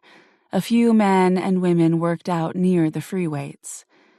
"You told me you can defend yourself," Archer explained, moving to the radio on the iPod station on the far side of the gym. When he turned back, hard rock music filled the room. "Show me." "You're joking," she said, gaping at him. He moved into the center of the mats and clapped his hands. "You have a dangerous job. I can help ensure you've got the skills to protect yourself. Let me see what you've got." "I'm not doing this." She turned away, heading for the door. He called after her. "I came to you for help because you're good at your job. I respect that about you. I'm good at protecting, defending, fighting. Respect that about me." Damn it. She slowly turned back to him, spotted the intensity on his face, and it made her pause. It made her feel uncomfortable, too. She was used to taking care of everyone else, making sure everything was good and safe for them. She wasn't used to someone doing that for her. "It's not all that difficult to protect myself," she said, approaching him again. "I take my mace out and spray it, then run." "Which works only if you have the time to grab your mace." He took a step closer. What if I'm coming at you from the front? She grinned. I'd kick you in the balls. He gave a firm nod of approval. Yeah, that's right. Hit hard, get him on the ground. Want me to do that now, then? She joked. He laughed softly. I think I'll pass on that. The laughter soon faded, and something about him shifted when he began talking. It occurred to her then that she was no longer looking at Phoenix's head of security. She was looking at the Green Beret. Staying focused on his target, her, he moved even closer, charging the air around them. If I get too close and kicking isn't an option, go for the palm heel strike. He took her hand and lifted it. Flex your wrist and aim for the nose. If you can't reach that, hit the throat as hard as you can. Okay, she said, feeling the heat of his touch leave her hand and circulate all over her body. He lifted her elbow. If you can't get enough momentum to throw a strong punch or kick, use your elbow and deliver a crushing blow to the face. She exhaled the breath she'd been holding as he moved in behind her, his strength at her back enveloping her. If you get an attack from behind, you can get away with this same technique. He lifted her elbow again. Eye your target, pivot, and hit. She swallowed deeply as he slid his hand down her arm, releasing her. Got it? Yeah, she said, turning back to him, finding his smoldering gaze. Good. At least she wasn't the only one turned on here. He gave her a firm nod, waving her forward. Let's try those out. Okay, she said, smiling to herself as she turned away. Sure, he'd taught her a few things, but she knew a few things too. When he came at her from the front and attempted to wrap his arms around her, she snuck under them and then slid his feet out from under him. He landed on the mats on his back, hard. He burst out laughing, a laugh she'd never heard from him, so light and free she could only laugh alongside him. He finally opened his eyes and leaned up on one arm. Here I thought I was actually teaching you something. You know self-defense, then? A little, she said. Luke had me take a couple classes during my training. Why didn't you say anything? Because I didn't mind you touching me. You seemed keen on teaching me, she said instead. His eyes sparkled with his chuckle as he jumped to his feet. All right. Again? She smiled back, waving him forward this time. Come at me. And with a huge grin on his face, he did, again and again, until she landed hard on her back with him hovering over her. They were both breathing heavily from the exertion and dripping with sweat. She laughed freely, and he joined her, falling onto his back next to her. She'd had friends with benefits in her life before, even had just guys as friends. But she realized now what she had with Archer was different. They'd both seen death up close and personal, and that created an understanding of sorts. They'd also both had to learn to fight in the world to make it safe. Catching her breath, she turned to face him, finding him already watching her. The laughter immediately faded to something more. She wasn't sure what she was thinking when she grabbed his face and kissed him, only that she knew she surprised him. But that surprise faded, and he quickly caught up, cupping her face and deepening the kiss. By the time they broke away, she was near grinding herself into him. He brushed his nose against hers. You told me you don't want to go to Phoenix again, but would you be open to a new adventure? Lost in the sizzling depths of his eyes, she asked, "What type of adventure?" Tonight I've been invited to a party of sensual indulgence. Her brows rose. So it's like Phoenix. He shook his head. No, it's among friends, not members. You can look at whoever you want to, or you don't have to look at all. We will be alone, no one watching. The choice is yours. She examined him, looking for any hesitation on his face. She found none. What if I say I don't want to? Then we go back to your place tonight. You're okay with that? His brows rose. Why wouldn't I be? She felt the insecurity roll through her, but figured not talking about it would do her no good. You have a very active life in the club. I don't. And even if I casually sleep with someone, I don't want someone's sloppy seconds. Won't you miss what you get at the club? He paused, seemingly choosing his words carefully. Passion fuels my life. The club fulfills a need to give me that fix. He brushed his thumb against her bottom lip, giving her a sensual grin. I find that fix with you, too. His solid nature and ability to share his thoughts was perhaps the sexiest thing about him. So you're not missing out. His mouth twitched. No, Elise, I'm most definitely not missing out on anything. So, what do you say? Settled by that, she considered his offer. She couldn't say she hated watching others. She simply didn't want them watching her. I say yes. Later that afternoon, Zoe called, inviting Elise and Hazel out for a night on the town with her and Reese and his friends, Archer included. Archer indicated their hot night ahead of them wasn't happening until midnight. He'd spent the early afternoon at the cigar club, continuing to put out fires for Reese, and Elise spent the day learning everything and anything on the internet about Connie and Isaac, which didn't amount to much. Their lives seemed incredibly normal and privileged. When Hazel arrived at her office after work, they'd freshened up in the bathroom, and Elise slipped into skinny jeans, high heels, and a black silk blouse. Then they hopped in a cab and arrived at the Wicked Lion, a 3-level bar in the East Village, where Elise found Archer, Zoe, Reese, Kieran, and Hunt all sitting around a round table. The bar was packed full of customers, laughter and voices carrying over the air. Elise headed straight for the bar, ordering an Irish coffee martini from the bartender before she dared face the group. She needed some liquid courage. The ground floor was a tap room, a traditional Irish pub that served draft beers and food. On the second floor was the parlor, where comfortable seating areas with photographs of old New York City littering the space. The top floor was an open canvas for music acts and special events. As she reached the table, her world narrowed on Archer's sexy grin that was all for her. He rose and shocked her with a soft kiss on her lips.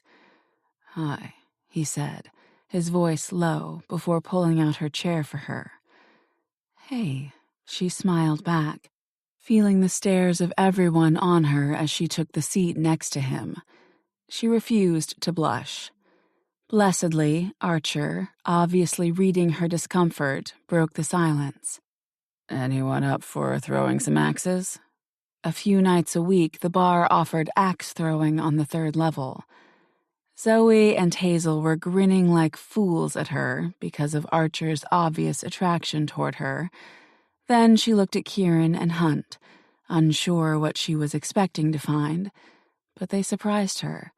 Kieran gave her a sweet smile, like he was simply saying hello. Hunt, a firm nod. In that 1 second, she realized Lottie had been right. This was very normal to them, and both Kieran and Hunt looked strong and safe. She exhaled the breath she'd been holding. There was no judgment at this table. I've tried it, Hazel answered. I can't even get the axe to stick in the wood. Kieran barked a laugh. You can't be that bad. I'll help you get it to stick. Hazel blushed right up to her hairline. It's okay. Truly, I really don't need to show anyone how really terrible I am at it. Thanks, but I'm good here. Kieran winked at her. Next time, then. Hazel's blush darkened, and Elise fought her laughter. She'd never seen Hazel so frazzled before. Next to Kieran was Hunt, who drained his beer. I'm in. Across from Elise were Zoe and Reese, and Zoe shook her head. I'll stay with Hazel. All eyes came to Elise.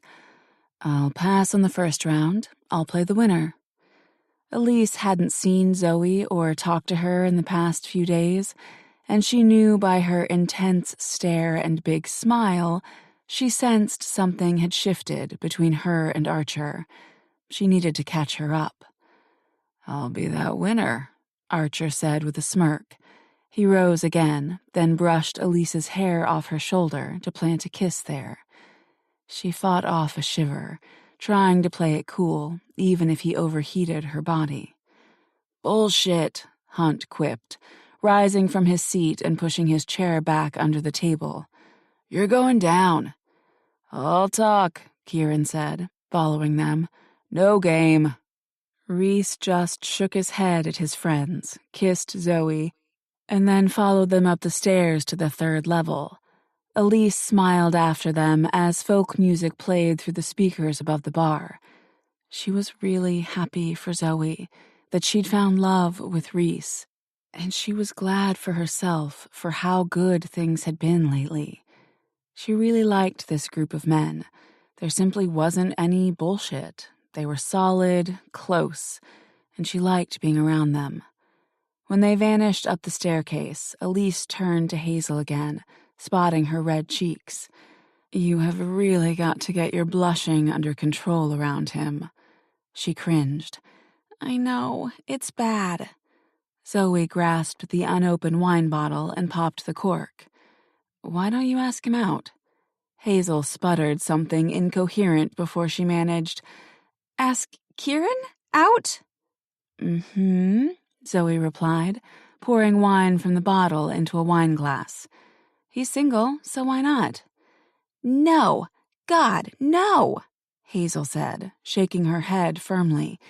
Nope, never going to happen. Why not? Elise asked, before taking a sip of her drink. Hazel leaned in as if everyone could hear this conversation and the music didn't drown them out. Because I honestly don't think I could survive him. Look at me, I can't stop blushing like a teenage girl, and he's not even saying anything dirty. Elise swallowed her sip and waggled her eyebrows. Do you want him to say something dirty? Hazel's face turned a deep shade of red. Please stop. Elise laughed. Zoe did too, until the laughter faded away. Elise asked, In all seriousness, what's your hang-up here? I'm not like you guys, Hazel said. Zoe exchanged a long look with Elise, then frowned at Hazel. How so? Sensual, erotic, experienced, all of it, Hazel said. You know my past. And that past was painful for Hazel. Hazel's ex-boyfriend had done a real number on her heart, including taking her virginity and then dumping her the next day. Hazel hadn't dated since. I just can't. Coming from a terrible mother didn't help Hazel's confidence either. Elise had only heard a fraction of the stories, and the emotional abuse Hazel received at the hands of her rich mother was awful. Elise actually understood. Zoe likely did too. Sometimes fear got the better of a person. Well, then, just keep on blushing, she told Hazel. Zoe agreed with a firm nod, grinning. And late at night, when you're in bed all alone, grab your favorite battery-operated lover and think about him then. Oh my God, Zoe, Hazel breathed, covering her face with her hands, nearly melting into her seat.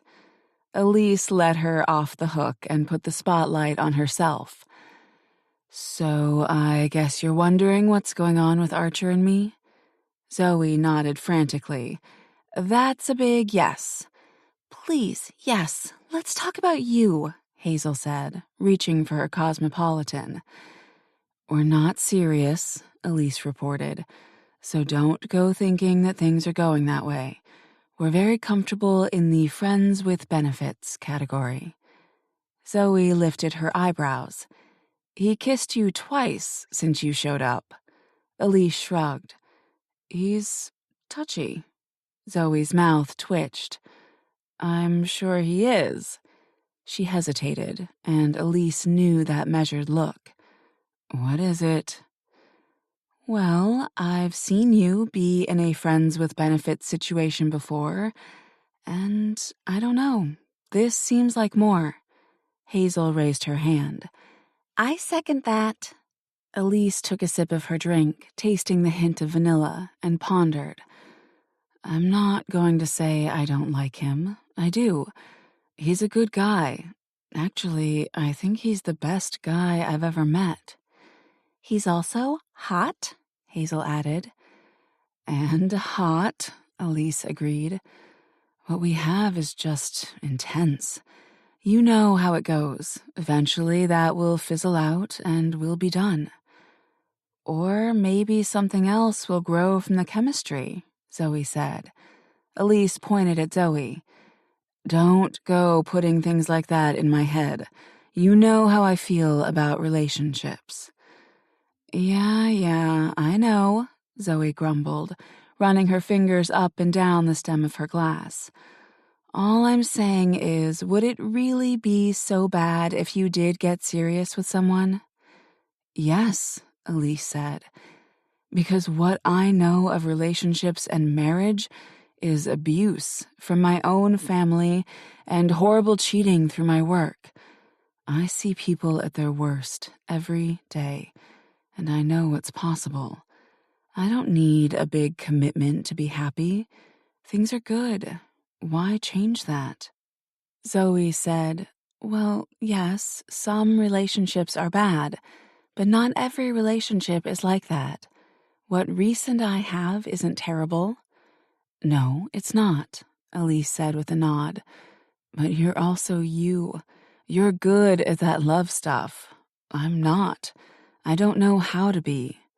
Hazel jumped in and said, I'm with Elise on this one. You and Reese make it look easy. You mesh really well. It's not like that for everyone. Zoe watched them both closely, like she knew secrets they didn't, and finally offered, I hope you two find easy, then, in whatever way makes you happy. Done with the serious talk, Elise added, or we find multiple orgasms with total hunks. Zoe burst out laughing. Or that? Glad to have her best friends caught up in her life, she lifted her drink to her mouth, right as Archer came trotting down the stairs, grinning from ear to ear. You're up, he said to Elise when he reached the table. She rose, taking her drink with her. I take it that means you won? Did you have any doubt? He asked with an arched brow. Yes. He snorted and slapped her ass, deliciously hard. Smart ass. Then he headed for the staircase. She smiled after him, relishing the heat on her bottom, which quickly faded as a snicker sounded behind her. She glanced back, discovering Zoe's and Hazel's grins. Is that something friends do to each other? Zoe asked. Hazel, bend over. Elise quickly gave her the finger, sending Hazel and Zoe into a fit of laughter before she followed Archer up the staircase. When she reached the top, taking in the rows of wood boards with bullseyes painted onto them, she noticed the guys down at the bar ordering another drink. Before we start our game, you'll need this for tonight, Archer said, handing her a business card. The card was a simple, shiny black business card with bold gold letters that read, Midnight Dreams. What's this? Your ticket into the party tonight. He gave her a sensual smile. I'll have a driver pick you up at 11:30. Keep that card with you. You'll need it to gain entrance. She studied the card again. It revealed nothing, but excitement fluttered in her belly. She couldn't deny, though, the erotic games fueled something unknown inside her. What is the attire? Desire danced in his eyes, and she burned in response to it. The driver will have what you need. Her fingers began to tingle, and that feeling soon spiraled down low in her body. All right, so what now? His grin was hot and wicked. I kick your ass at throwing axes. Dream on, she purred. Your ass is toast.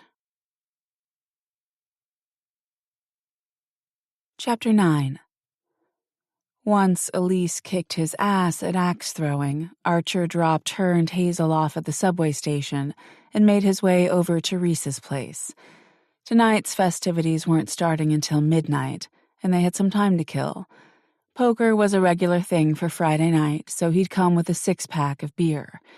While he felt each passing minute with painful slowness, anticipating a fun night ahead, he was glad for something to keep his mind busy before he'd see Elise again, wearing the outfit he'd chosen for her. He knew she was pushing her limits for him, and while he appreciated it, he planned to show her how he wasn't missing out on anything by not spending his nights at the club or sleeping with strangers. In his youth, he'd gotten off on the eroticism of different women. Now he hungered for something more, a deeper connection, something he was finding with Elise. Sitting at a poker table set up in Reese and Zoe's living room, Reese began shuffling the cards and asked Archer, "Tell me if it's none of my business, but how are things going with Elise?" Archer expected the question after he'd kissed Elise, not once, but twice today. These men were his family. They knew everything about his past and present. It's good. Hunt finished the sip of his beer and shook his head. I'm honestly surprised you two have not killed each other. Next to Hunt, Kieran snorted a laugh. They're too busy fucking each other's brains out to worry about killing each other. It's intense, Archer agreed. She's intense. It's unlike anything I've ever experienced before with anyone. Reese began dealing the cards. Do you think anything serious will come of it? I'm not sure, Archer replied honestly, waiting for the cards to be dealt before picking them up. She's been very upfront about not wanting a relationship. I'm not pushing it. We're enjoying each other and having fun. Sometimes it's good to let this happen organically, Reese said as he finished dealing. Especially with Elise, was what Reese hadn't said. Now Archer knew what he was working with. Funnily enough, her past would have sent him running at one point in his life. She came with some pretty heavy baggage, and starting anything serious with her would not come easy for him. But he didn't want to run. He wanted to stay. If I tried to push Elise into something, I've got no doubt she'd gut me. Laughter filled the room. To get the focus off him, he shot Kieran a look.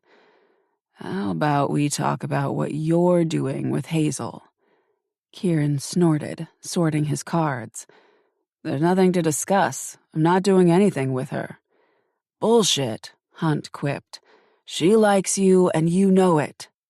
I like making her blush, Kieran countered, reaching for his beer and taking a long sip. What's wrong with that? Not a damn thing. Hunt picked up his cards and began sorting them. If you weren't lying to yourself...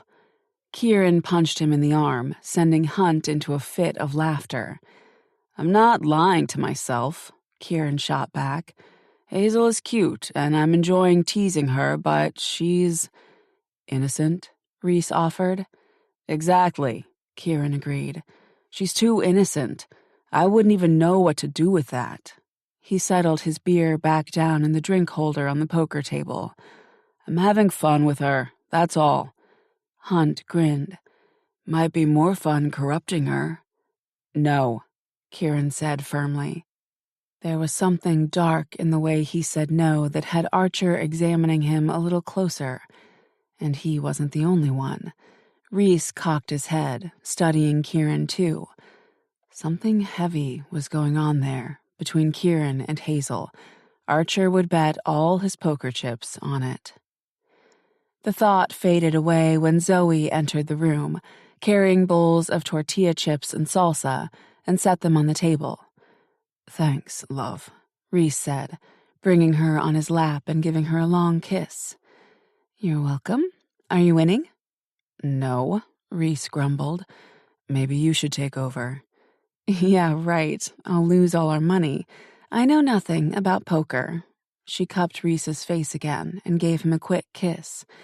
"Besides, I need to go get ready for tonight. Have fun." Archer watched them, happy for them. Reese deserved all the happiness in the world, and what they had seemed so easy, so healthy. He wondered what that would be like, to have a woman to wake up to every day, to have a sidekick. He shook the thought from his head and asked Reese, "How are the wedding plans coming along?" "Good," Reese said, looking at his cards. "We're thinking of a fall wedding." "Nice," Hunt said. "Not too hot. You won't sweat your balls off in a suit." "My thoughts precisely." Reese smiled and then told the group, "We should have a date for you soon." Archer just nodded, focusing back on his shit cards, knowing he wouldn't win this hand. Continuing to sort his cards, Hunt asked, "How's the case going?" There had never been secrets between this group.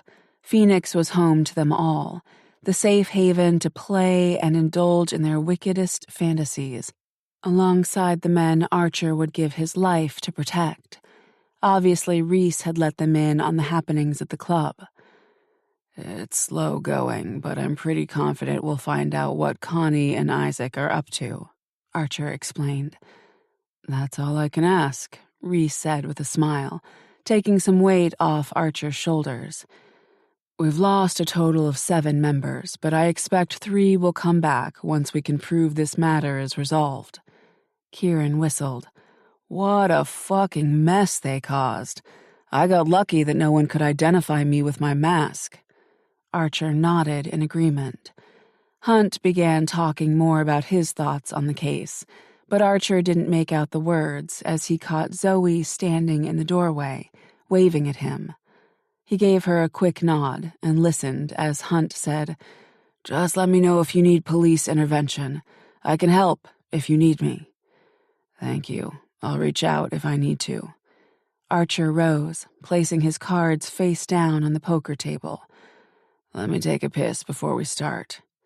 He headed out of the kitchen and into the hallway where the bathroom was located.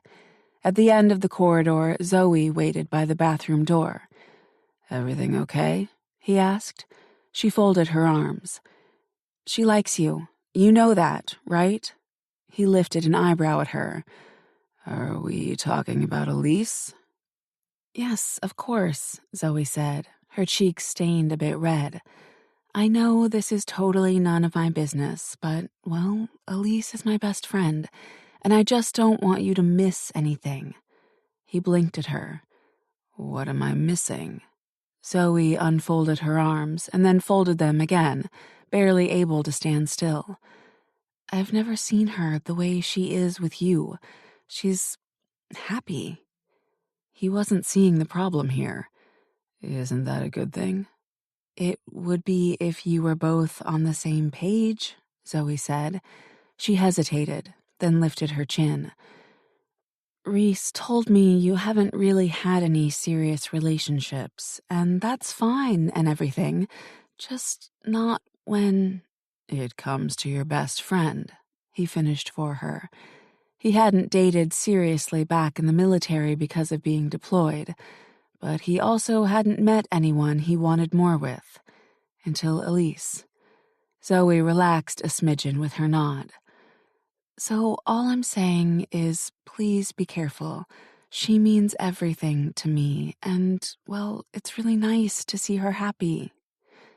Archer cupped Zoe's shoulder, a move he'd do with any family. I won't hurt her, if that's what you're asking, Zoe. I know Elise is important to you. If at any time Elise doesn't want what is happening between us, it stops, just like that. Zoe paused. But what if she wants more? Has she told you that? No, but Archer smiled as softly as he could. I'm not sure if you've spoken to Elise lately about this, but she's made it very clear how she feels about relationships. I know, it's just... You care about your friend, Archer offered. Zoe sighed. I do. Don't worry. Archer squeezed her shoulder again. Reese has already asked me to be careful with her feelings, and I promise that I will be.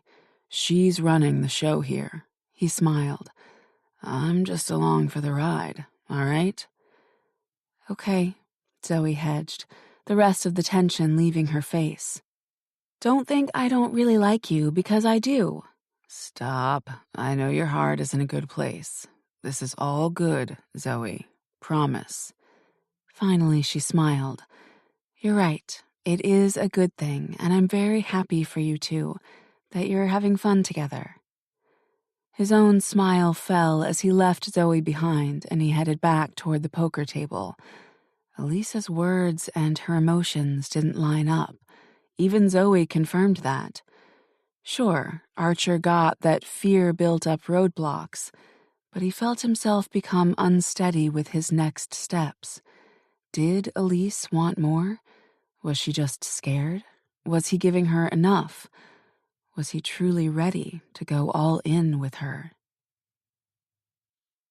Good evening, Miss Fanning, the dark-haired driver said the moment Elise left the loft and met him outside, at 11:30 sharp. He wore an all-black suit, looking like a security guard and not a driver. Maybe Phoenix Security? Good evening, she said, wearing the same outfit she was in earlier, but she'd freshened up her makeup, and Hazel had helped curl her hair in big waves. He opened the back seat door for her. There's a box there for you. Thank you, she said, sliding into the leather seat of the Mercedes. He shut the door behind her, and she noticed there was a privacy divider separating her and the driver. She heard his door shut and the engine start before she reached for the rectangular box next to her. When she lifted the lid, she breathed, "Wow." She took out the stunning Venetian metal gold and black masquerade mask with a black ribbon. The weight of it, the intricate details, it was the most beautiful mask she'd ever seen in her life. It occurred to her then that Archer had picked this specifically for her tonight. And to know he was likely fantasizing about her in this outfit only made it all the more special. She set the mask aside, pulling out exquisite black lace lingerie with matching thong, garter belt, and stockings. The sudden throb between her thighs had her squeezing her legs together for friction. She wasn't sure what that said about her, that one look at this lingerie turned her on, but she wasn't overthinking it either. Beneath the lingerie were black stilettos and a long black trench coat, and at the very bottom was a tube of dark red lipstick. We're about 15 minutes away, Miss Fanning, the driver said over the speakers. Okay, thank you. The intercom clicked off, and Elise set to undressing and redressing in the lingerie. By the time they rolled to a stop and the driver turned off the car, Elise was just finishing applying the lipstick using the camera on her phone as a mirror. She quickly rubbed her lips together, giving herself a quick look in the camera, not even recognizing herself. While she didn't get a great look at the lingerie on her, she felt sexy, far sexier than ever before. And the mask plus the lipstick? God, who am I? She set the lipstick down and tied her coat shut right as the driver opened the door. He held out his hand, and as she took it, climbing out of the car, she also took in the mansion he'd brought her to. "Where are we?" she asked him.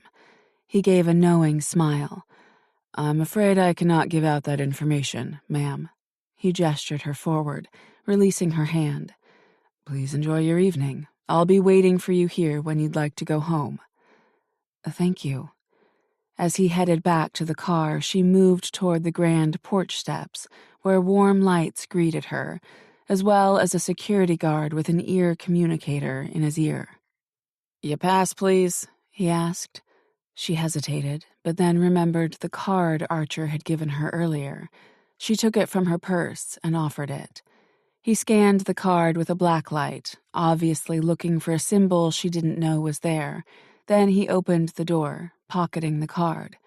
"Enjoy your night." "I suspect I will."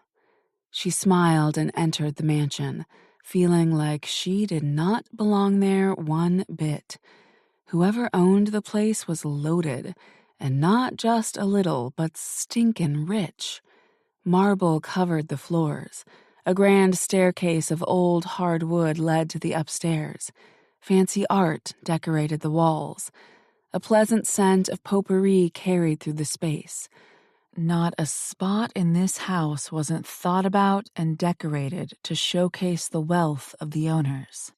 "May I take your coat?" a tall, shirtless man wearing only dress slacks asked.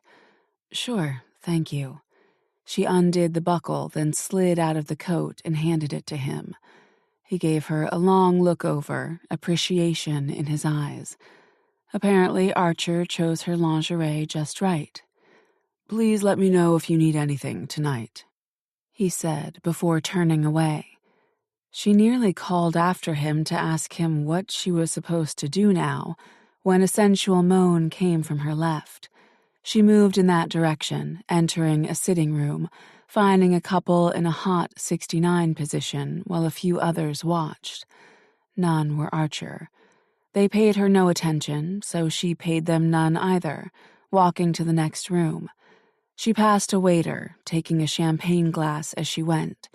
Her heels clicked against the marble floor as she spotted a pool table, where a woman was pleasuring another woman with her mouth. She realized this wasn't like Phoenix in the way people watched. This was more intimate, playful even. Moving along, she strode by one room, where a crowd had gathered. But seeing long, strawberry blonde hair, she quickly looked away and moved along. She'd recognize that hair anywhere. Zoe. And the black-haired man she rode with Ernest was without a doubt Reese.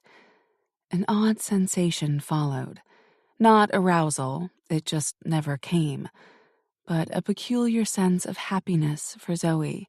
She was living her life, sensually and alive, and while Elise had no intention of watching them, she also didn't feel as perturbed as she had thought she would. Every room she passed had more people, more sex, more eroticism, and it tickled across her flesh as she made her way down a hallway. A quick look outside, and she saw Archer wearing his black slacks and a black mask, and nothing else. Heat and need drove her to open the door and go to him. The second he saw her, he rose. She saw the flex of his hands, the way his eyes followed her every move. "When I picked that outfit for you," he said, "I thought you'd look beautiful, but Elise, God damn it, you look fucking stunning." "Thank you," she said, scanning over the hard line of his jaw, his sculpted chest to his six-pack. She wanted her hands on all of him, and her mouth. "You just make me hungry." "Well then, let's get you fed." His mouth twitched as he took her hand and then led her down a pathway that opened to a gorgeous spa oasis. The kidney-shaped hot tub was surrounded by large boulders and greenery, making her feel like she'd stepped into a natural hot spring. Next to the hot tub was a beach bed with long white drapery blowing in the slight breeze. "We're alone out here," Archer said, drawing her gaze back to him. "No one will watch you tonight." She gestured back to the house. "There's quite a few shows going on in there." "There are, and I wanted you to see that," he said, "because an erotic atmosphere turns you on." "How do you know that?" she asked with a soft laugh. A sly smile crossed his face as he closed the distance, slipping a finger inside her panties, then dragging it across her silkiness. "This sweet, drenched cunt is how I know."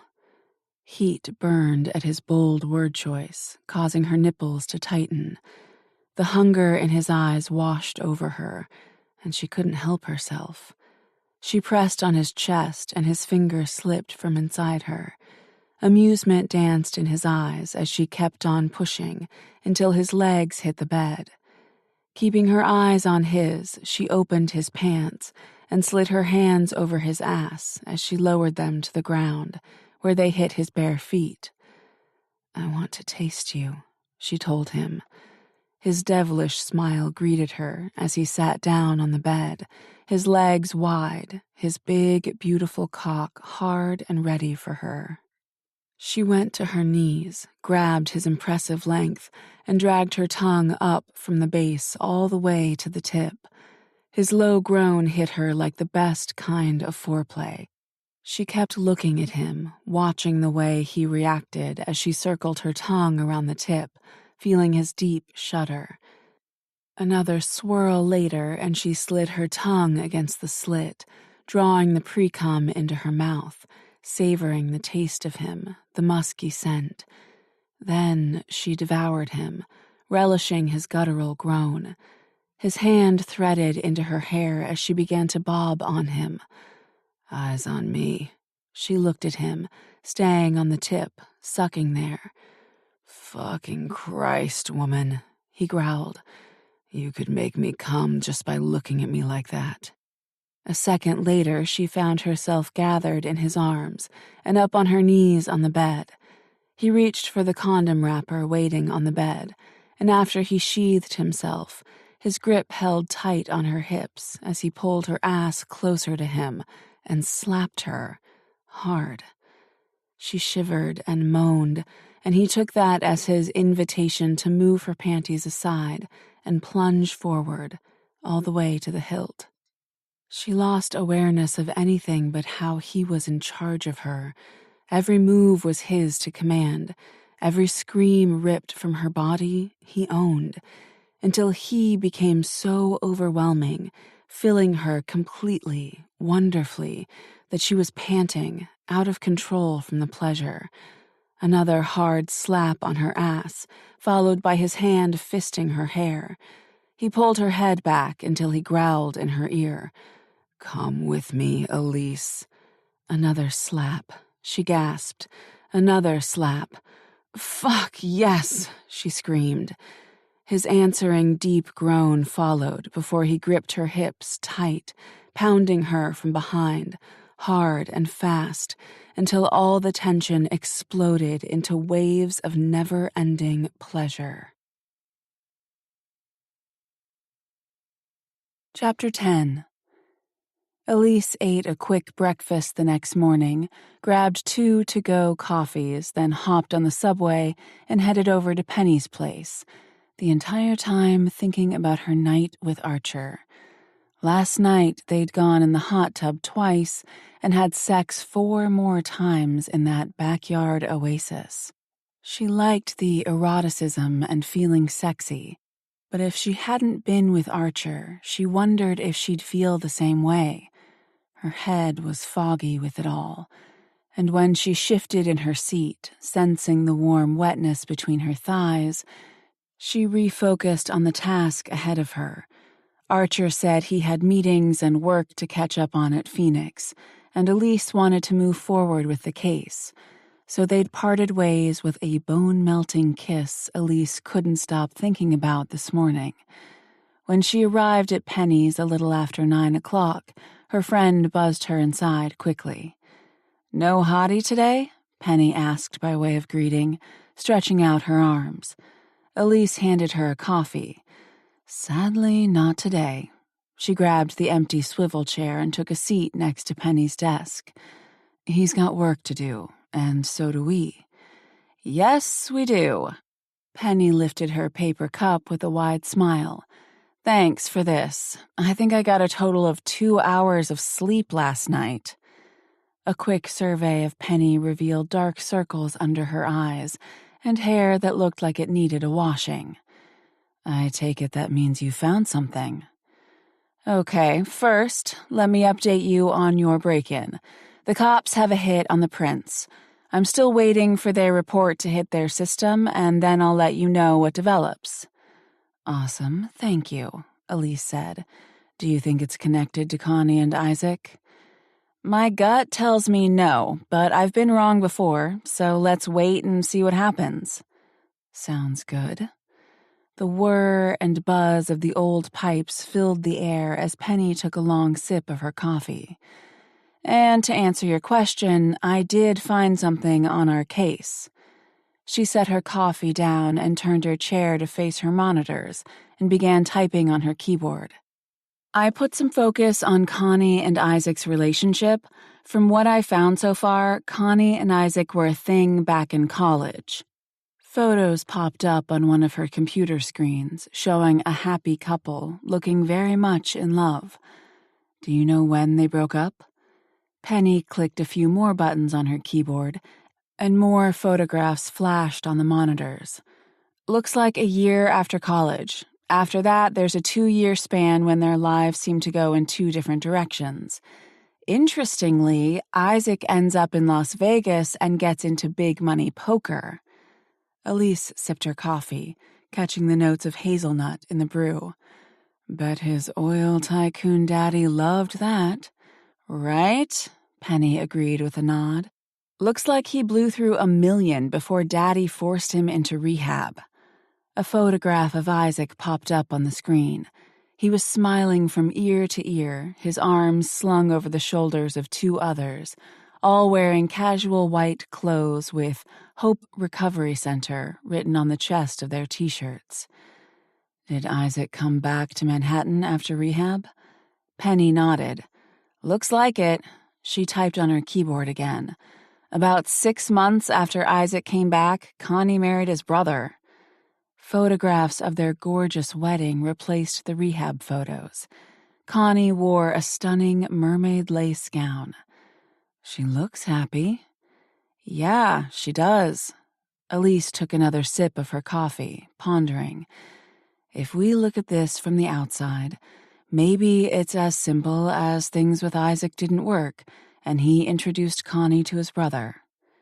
Penny agreed with a nod. Totally plausible. She studied the photograph of Connie feeding her husband a piece of wedding cake. But why would 2 exes end up at an exclusive, expensive sex club together without that brother? It's odd, Elise hedged. The whole thing just doesn't feel right. Their behavior was definitely off that night I saw them. Now there's this connection. And the fact that she's obviously the one who sold the photograph of her and Isaac to the tabloids. Her instincts were raising all the alarms, but the dangling piece to pull all this together simply wasn't there. Even more odd, Penny said, as numerous photographs of Connie and Isaac popped up on the screen, is that Connie paid to have her ties with Isaac buried. Elise blinked. Pardon me? Penny's eyes crinkled with amusement. Yeah, that was my reaction too. At first, I couldn't find anything on them as a couple. Sometimes that's not surprising, especially if they're not on social media. But when I say I couldn't find anything, I mean I couldn't find anything. No phone calls, no texts, nothing. So you looked deeper. Penny grinned. Exactly. More banging on her keyboard, then phone records and text messages popped up on the screen. Just so happens the hacker Connie hired is someone I know. I made a call and found out that, about the time Isaac returned to Manhattan, was when Connie paid a hacker to bury everything. Her smile widened. Of course, nothing digital is actually buried forever. That's a terrifying thought, Elise admitted, but good for us. Great for us, actually. She turned away from her monitor again, picking up her coffee cup. I'll save you from reading all the messages like I did, but I can tell you without any doubt in my mind that Connie and Isaac are hopelessly and madly in love. Elise gave her head a shake, trying to knock sense into it. But she's married to his older brother. Exactly, Penny drawled. Like I said before, weird. Elise considered everything she'd heard, coming to one conclusion. They're up to something. I'd bet my money on it, Penny agreed before sipping her coffee. My gut tells me this doesn't have anything to do with Phoenix. There's been nothing else put out in the media. No more whispers of secret, naughty sex clubs. Nothing. And they haven't blackmailed Reese, Elise said. Penny nodded in agreement. Elise set her coffee down, running her hands over her face. These people are so fucking weird. Honestly, I've never had so much trouble piecing a case together. It's like every direction you look, something doesn't add up. She dropped her hands, pondering her next steps. Most cases Elise could handle from a distance, but sometimes she needed to get closer to get a better feel for the people she was investigating. Can you get me a meeting with Isaac? Penny lifted an eyebrow. What sort of meeting? Any kind, Elise said, rising. I want to meet him, see if anything comes of that, feel what kind of guy he is. I need to get into their headspace, and sitting around waiting to see if they act again isn't working. Isaac seems to be into some new startups, Penny said, turning back to her monitors. Shouldn't be too hard to set up some kind of meeting with him if we say you're an investor. Let me find out what companies he's involved with and get you that information. Tomorrow good for a meeting? That'll do, Elise said. Shoot me the details when you've got them. Will do. What's your plan now? Elise pushed her chair back in the corner where she'd found it. I'll spend the day following Connie, see what kind of life she leads. Let me know if anything comes of that. You know I will. Thanks, girl. She headed for the doorway when Penny said, Oh, and I also did a little digging on that boy toy of yours. Elise turned back with a frown. 1, I never asked you to do that, and 2, he's not my boy toy. Penny waggled her eyebrows. Sure looked like it by the way he looks at you. Want to know what I found? No, I don't. Not only did she never look into her friends' lives, but she wasn't sure she even wanted to know. If he had something bad in his history, it would shape her opinion of him. And she happened to like her opinion of him right now, especially her opinion of their sex together. But thanks for looking out for me. Penny lurched off her chair, grabbing a large envelope before hurrying to Elise's side. Normally, I wouldn't push these things, but there is something in here you should see. Elise rolled her eyes, taking the envelope. It's going in the trash unopened, Penny. Do with it what you will, Penny said, wiggling her fingers in a wave before heading back to her desk. All I'm saying is if I were you, I'd look inside.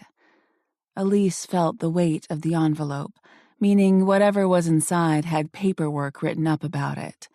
Elise trusted Penny, and she knew she wouldn't have given the information without due cause.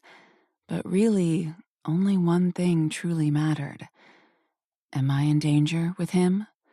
Penny dropped back into her chair.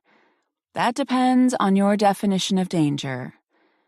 You do realize that's not helpful at all, Elise pointed out. Penny grinned. I know. Archer returned to Elise's later that night, exhausted. Not being at Phoenix constantly meant he had to catch up on everything he had missed. He'd spent his entire day in meetings, and he'd packed 3 days of work into one. And weighing on all of that was the awareness that he was nowhere closer to finding out why Connie and Isaac had published that damn photograph. He parked in front of the loft and cut the ignition, running a hand across the ache stretching across the back of his neck. Knowing Elise could break the tension running through him, he opened his truck's door when his cell phone rang. Mom popped up on the screen. She called every couple of weeks, probably would call more if she hadn't met Jerry, her husband of 10 years now. He hit the speakerphone. "Hi, Mom." "Hi, honey. How are you?" Her warm voice was like a weighted blanket across his chest. He leaned his head back against the headrest. "Long day, but doing good." "So happy to hear it. Is Reese busy then?" His mom knew what she had to know, that Archer worked for Reese as head of his security. She'd met him when she came to New York City. But she didn't know the security was for a secret sex club. Considering all of Archer's missions in the past had been top secret, he surmised his mother figured Reese had some ties to that. "He's busy, therefore I'm busy too. How's traveling going?" "Oh, it's just so wonderful," said his mom, her voice holding a whimsical tone. "We took a train from Barcelona to Paris a few days ago. Long ride, but so worth it. You must come to Paris sometime. The food, the people, the history, it's all amazing." "I'm sure it is. How's Jerry?" "Loving every minute of this trip," she answered. "We both are." Archer shut his eyes, relishing in the happiness in his mother's voice. For so long, she'd struggled. His father was deployed just after Archer turned 1 year old. He died during active service. His mother paid the price. She'd worked at a diner for as long as he could remember. Her wage plus tips simply wasn't enough. She'd worked 2 jobs his whole childhood in order to raise him. So, when he was old enough, he took care of her. Seeing that he didn't need much money during his deployment, except a little for clothes and food, he sent the rest to his mother. Until Jerry came along. He was a stockbroker who fell in love with the waitress. He'd swept her off her feet and gave her the life she deserved. Archer respected and liked him. More importantly, he appreciated the happiness Jerry brought his mother. "Where are you off to next?" Now that Jerry was retired, they spent their time traveling the world. "We're staying here in Paris for a little while. There's just so much to see." "You'll send pictures?" "Of course." His mother paused. "I hope you're not working all the time and having fun, too." She was digging for information on his personal life. He went to answer, oddly surprised he wanted to tell her about Elise. "I don't work that hard, and yes, I'm having fun." "Good. Glad to hear it." Another pause. "Okay, sure, I'm coming," his mother said to someone else in the room with her. "I have to run. We've got a tour planned this afternoon. I miss and love you." "Love you too. Goodbye." "Bye, honey." The phone line went dead, and Archer shoved his cell back into his pocket, finally exiting his truck.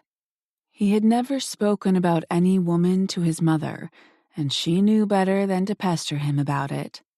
She'd like Elise, her directness, her steel-like strength where it came to Archer, and her smart mouth. He'd seen his mother suffer, and that's why he never got serious with anyone until he could be there for her fully, like Jerry was there for his mother. It occurred to him then that he wanted that with Elise, to show her not all relationships were bad, that some were incredible, to show her what was possible. The thought warmed something cold in his chest as he made it up to the loft and knocked on the door. A moment later, it opened to Hazel. "Hi," she said with a warm smile. "Still staying with us?" He nodded. "A little bit longer, if that's okay." "Of course," she said, opening the door a little wider. "You're the one making sure we're safe. I'd be silly not to be grateful for that." He smiled at her appreciation, removing his shoes at the door. "Is Elise here?" "Yeah, she's in the shower. Go on into her room." "Thanks." Spicy hints lingered in the air as he strode through the loft, indicating the women had already eaten dinner. Archer had grabbed a sub on the way out of Manhattan. Something akin to happiness touched his chest when he headed down the hallway. For all the shit hanging over him at the club, things felt good, easy. He had no doubt it all had to do with Elise. These past few days with her felt perfect. The thought stayed with him until he entered her bedroom, finding the space decorated in a way that reflected the woman herself. Smart, with thick and sturdy bedroom furniture that was built to last and decorated with warm colors. On her queen-sized bed there was a large envelope.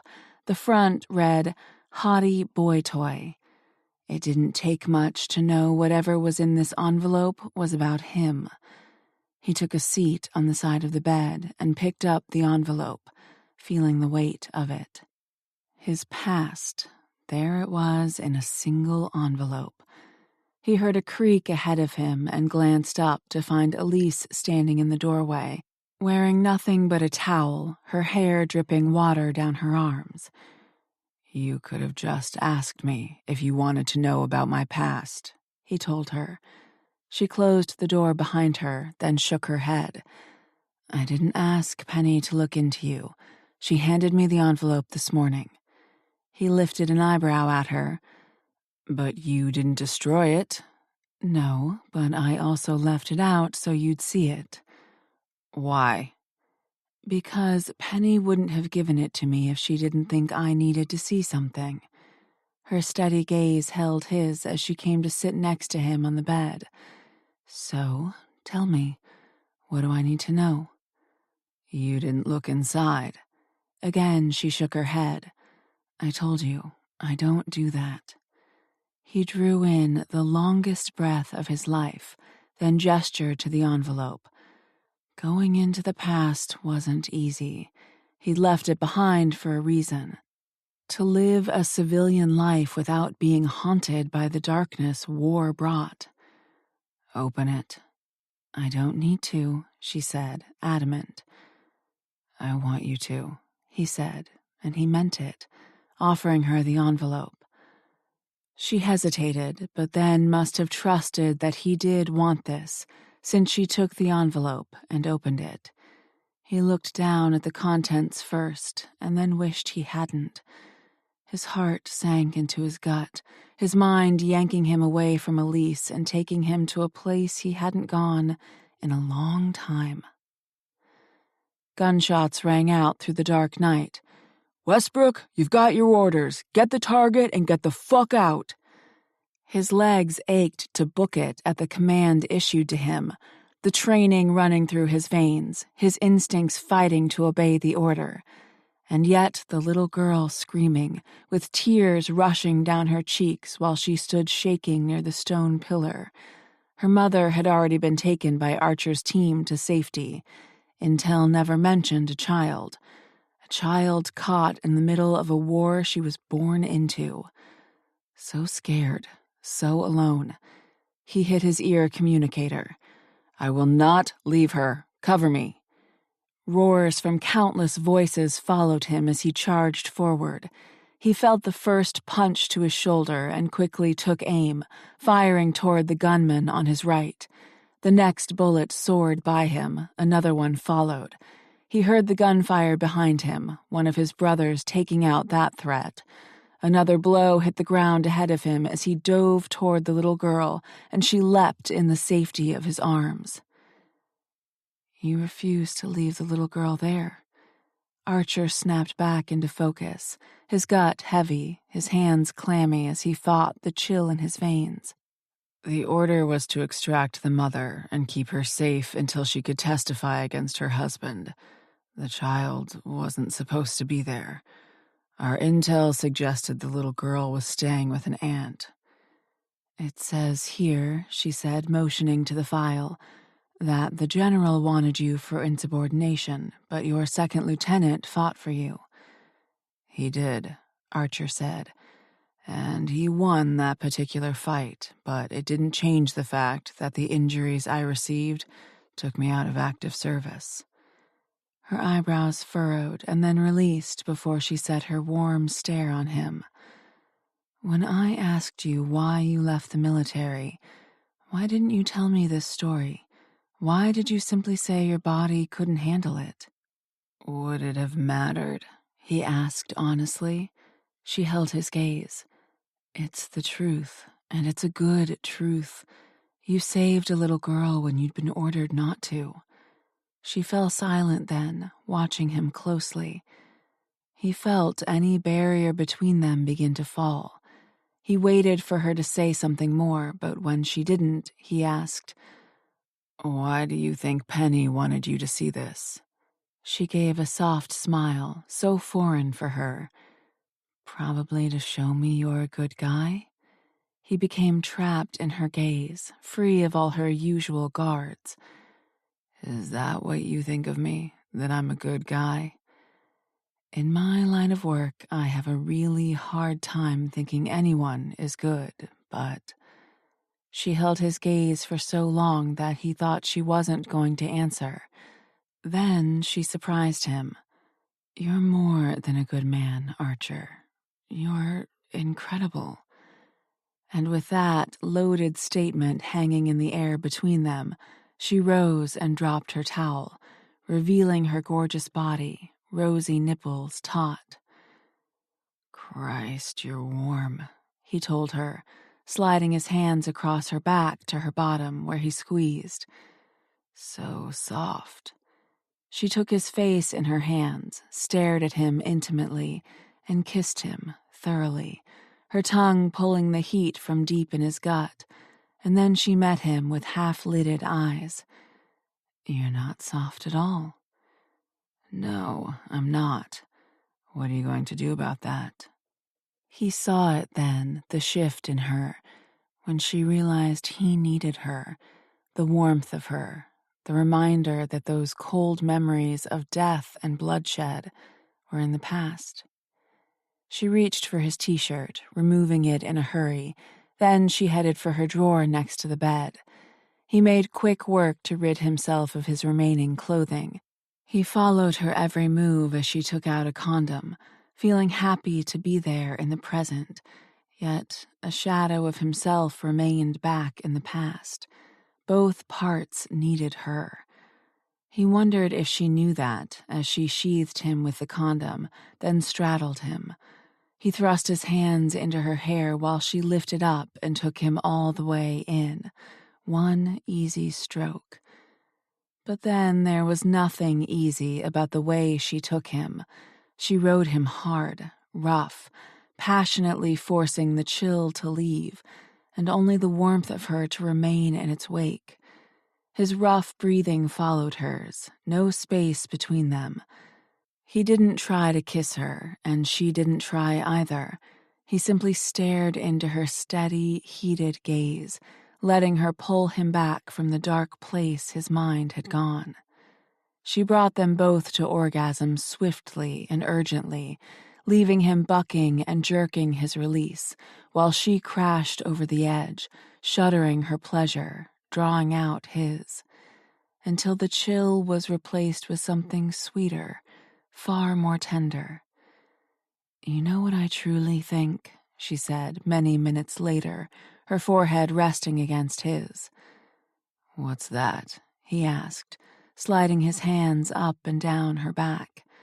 She leaned back and he caught tears in her eyes. "That little girl was very lucky you were there to save her." He was still deep inside her, and she made no move to shift off him. I wish back when I was little, you'd been there to save me, too. Emotion choking up his throat, he gathered her in his arms, holding her tight, doing what he could do for her now. I wish I was there, too. Chapter 11. "Hide, baby girl," Mom gasped, shoving Elise under the bed. "Hide and don't come out, no matter what happens. Promise me." "Mommy, I'm scared," Elise cried, clinging to her mother's shirt. "I know, baby, but you're going to be all right. Promise me you won't come out." "I promise." "Good girl." Mom kissed one cheek and then the other, and forcibly shoved her. Go now, as far into the corner as you can go." Elise slid back on her hip against the hardwood floor until she was pressed against the wall, tucking her legs in tight. Mom's feet ran by, and Elise heard the window open seconds before the bedroom door slammed open. "You don't run, bitch!" Dad roared. "You never run from me!" Mom cried out in pain when Dad got close. "Where is Elise? Where did you put her?" "She's gone," Mom yelled. "I put her out the window and told her to run. You'll never get her." "You'll never get her either," Dad snarled. Elise shut her eyes, covering her ears, bracing herself for the yelling to start. The screaming always came next. His fists followed. But those familiar sounds never came. Other sounds did, soul-crushing sounds, until there were no sounds at all. Elise jolted awake, sitting up with a gasp, clinging at her chest against the memory flooding her. "Jesus," she breathed, forcing herself to remember she wasn't that little girl anymore. She wasn't afraid. She wasn't weak. She wasn't out of control any longer. "Nightmare?" She started at the low voice and the warmth at her back, until she remembered how she and Archer had talked late into the night, and then she fell asleep, wrapped in his arms. He'd told her all about being raised by a single mom after his dad died tragically in war, his good childhood and his military life. And she told him all about her life with her aunt and uncle, and everything she'd never told anyone but Zoe, Hazel, and Penny. They'd talked about their teenage years, the first kisses, their first times. All of it had seemed so natural last night. With Archer, it was warm and safe. She felt safe, something she'd really never felt before. Suddenly he sat up, sliding a comforting hand on her bare thigh, his brow wrinkling. "You okay?" She nodded and laid back, breathless, catching sight of a sleepy Archer. He was many things, strong, seductive, but this side of him, this sweet, almost boyish side, was her favorite.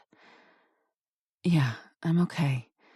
She ran her hands over her face, suddenly aware she was shaking. "It's not a nightmare." "Sure looked like a nightmare." She dropped her hands and flipped onto her side to face him. "Sometimes I dream about the day my mom was murdered." He gave her a pained look and lay back down beside her. "That's what this was, a memory of that day?" She nodded. "It's jarring." He rested his head on his hand, sliding the other one along her exposed thigh beneath her nightgown. "No doubt it would be." She liked that touch on her leg, the comfort it gave. More than that, she liked how his expression didn't drown in pity. His steely gaze bore into hers, the boyish charm gone, only a resounding strength there now. "Are you seeing the dream from your eyes?" She shook her head. "No, it's like I'm an outsider, almost like a movie." He stroked his fingers across her skin, seeping warmth into her thigh. "And you see the whole thing?" "I only see the part where my mom locked us in her bedroom. She shoved me under the bed and told me to hide, then opened a window." Why'd she do that? To protect me. Elise took a deep breath to settle the racing of her heart and to stuff back the rising emotions the memory always brought. She told my father she'd helped me out the window and that I ran to get help. Archer's brows drew together, thoughtful.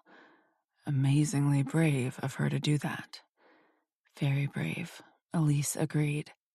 She must have been absolutely terrified, but I have no doubt she never would have expected he'd take her life and then his own. Is that part in your dream? She swallowed, hard, then forced the words out, wanting him to know this about her. Just the gunshots and the thuds of their bodies hitting the ground. Jesus, Elise, Archer said, pulling her closer, like he thought that would protect her. That never should have happened to you. It never should have happened to my mom, either, but love screws people's heads up. Not a good kind of love. At that, Elise hesitated. What is that? A good kind of love? The love Reese and Zoe have, he said without hesitation. The love I've seen with my mother and her new husband. Healthy love. Have you ever had that? No, but I also wasn't in a situation to go all in with someone during the military. I saw how hard my mother had it as a single mom. I wouldn't have done the same to my wife and possible children. But I'm not in the military anymore, seeped into the air between them. Silence descended swiftly, and it didn't feel entirely comfortable. It felt like there were things unsaid between them. To fill the silence, Elise blurted out, I guess we fell asleep last night, huh? He chuckled, low and throaty. You do have a way of exhausting me. Considering I blacked out too, I'd say the same back to you. She laughed and then noticed the clock on her nightstand. It read 7:16 a.m. Well aware of the busy day ahead of her, she slid out of bed. We better get up and moving. But she stopped short when her cell phone rang next to her clock. She grabbed it and smiled. You're up early, she said, putting Penny on speaker. I don't even want to talk about it, her friend grumbled. You're on speaker, Elise added quickly. Archer is here. Morning, Archer said. Morning. Penny's loud yawn crackled through the phone line. I thought you'd like to know that the cops have solved your break-in case. Give them a while and I'll bet they'll call to update you. Was it related to the Phoenix case? Elise asked. Nope, Penny said. It was about your Wadsworth case. Elise blinked and blinked again. Calvin Wadsworth broke into my office? She heard the disbelief in her own voice. Penny laughed. Well, no, not him. He hired a thief for hire. Elise slowly shook her head. Sure, she hadn't known for sure Connie or Isaac were involved in the break-in, but she certainly didn't expect Mr. Wadsworth to be behind the crime. I need you to explain all this to me. Okay, I'll give you the short version from what I'm seeing on the report, Penny said. Calvin found out his wife hired you to find evidence of his cheating. Maybe his wife was pissed and told him. Who knows? Anyway, he's been planning to divorce Mrs. Wadsworth, and the prenup she signed would basically give her half of his money if he cheated. Obviously, he needed to get your evidence, hence the break-in. Even Archer was shaking his head. How did the police find out Wadsworth was behind it? The fingerprints they found matched a kid already in the database, Penny reported. They brought him in, and to get a lighter sentence, he gave up Wadsworth. The old man came in and confessed it all. Damn, Elise said. Right? Penny agreed. Anyways, that's all I've got for now. Good luck this morning. Toodles. The phone line went dead. Well, we've got our answer for that, then, Elise said. We do. Archer gave his head another hard shake. People are truly unbelievable. You have no idea, Elise said, heading for her closet, waiting and waiting. What did Penny mean by good luck this morning? Elise smiled to herself. Of course he wouldn't miss that. I'm going to meet with Isaac. A pause, then Archer's voice hardened to a tone she'd never heard from him before. Say that again? Yeah, she'd expected his displeasure on this particular subject. A month ago, she would have thrown some witty remark his way and steamrolled over his dominance. Now she knew him and where his protective side came from. A good place. She ditched her nightgown and took out a pair of panties and a cotton bra, sliding into them. "You're not going to be difficult about this, are you?" she called. The heavy silence continued until she exited the closet in her lingerie. Archer sat up in bed, looking like a woman's dream come true, with a body earned from hard work and dedication. When I asked you to help on this case, I never requested you directly speak to the people involved. Late last night, she'd caught him up on everything Penny discovered about Connie and Isaac. He wasn't pleased then, considering things only seemed to be getting more confusing and more twisted, and he certainly didn't sound it now. She chose a pencil skirt from her closet, and as she slid into it, she asked, "Did you forget this is my job?" She took a pink silk blouse and white camisole off the hanger and slipped into it. "I need to get into his head, and to do so, I need to meet him." Archer frowned from the bed. "Where exactly is this meeting going to happen?" "At a restaurant in Midtown at 10 a.m. His frown deepened, so she added, "I'm a possible investor in his new startup." His tough demeanor broke for a moment, surprise glinting in his eyes. "Penny arranged that?" "She did," Elise confirmed, tucking the blouse into her skirt. "Luckily for us, Penny slid me into his morning schedule." She did a little spin, holding out her arms when she stopped. "Well, once I get my hair and makeup done, do I look the part of a rich investor?" His head cocked and eyes narrowed slightly in the seconds before he slid out of bed, wearing only his boxer briefs. Dear God, Archer was not a pretty man. He was built from rough strength and hard angles, and it made keeping her clothes on difficult. "I don't like this," he said, reaching her in a few powerful strides. "Confronting people is my job. Your job is to hide in the shadows." "My job is to trap the guilty," she countered. "That's exactly what I'm going to do." He tipped his head back, his Adam's apple dipped. "We're a team, Elise." He cupped her face. "Always a team.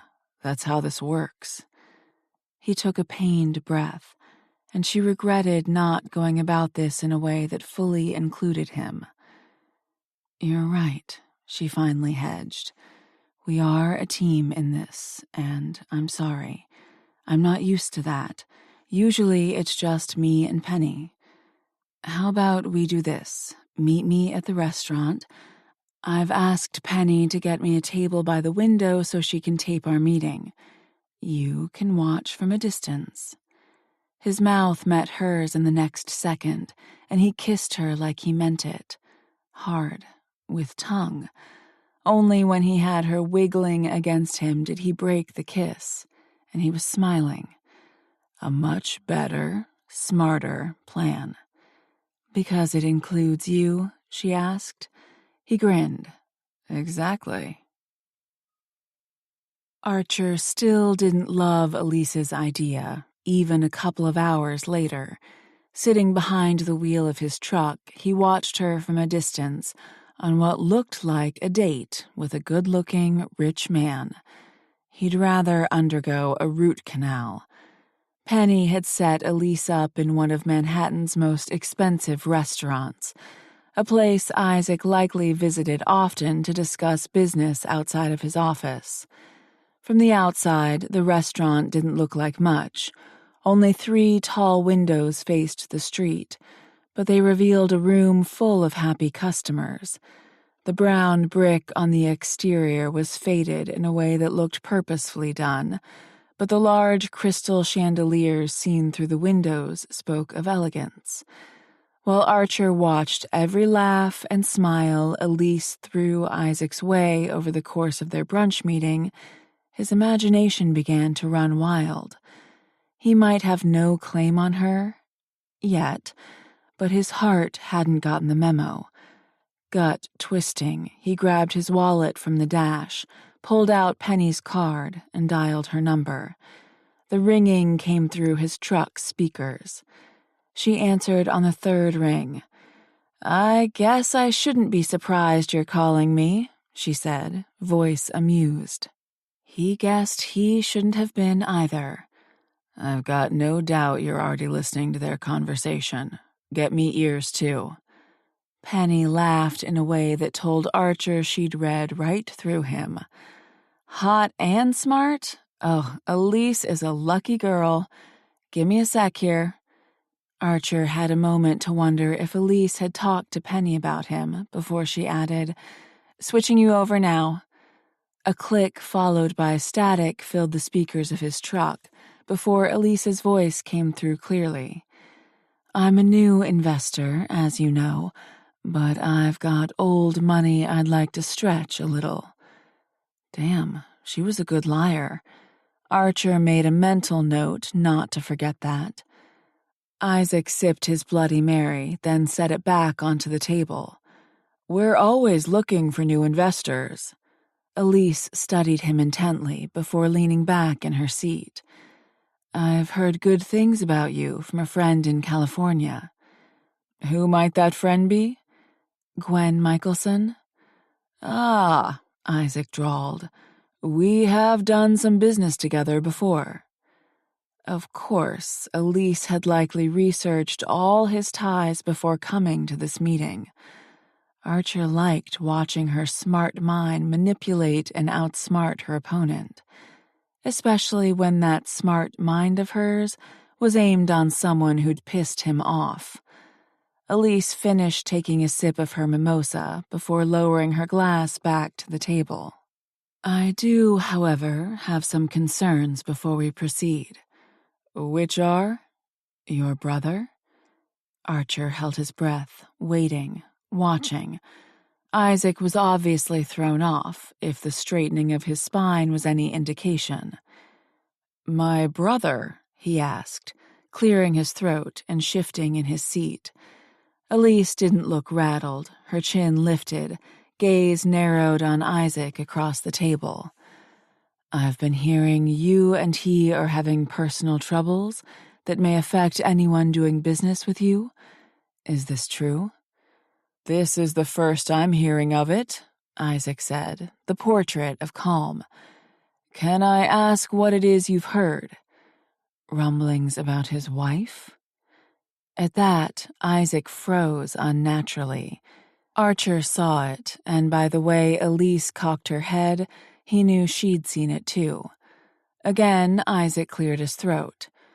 "I'm afraid, Ms. Norton," the alias Elise had given him, "I have no idea what you're talking about. My brother and his wife are very happily married. In fact, did you know he's recently been nominated for the U.S. Attorney position?"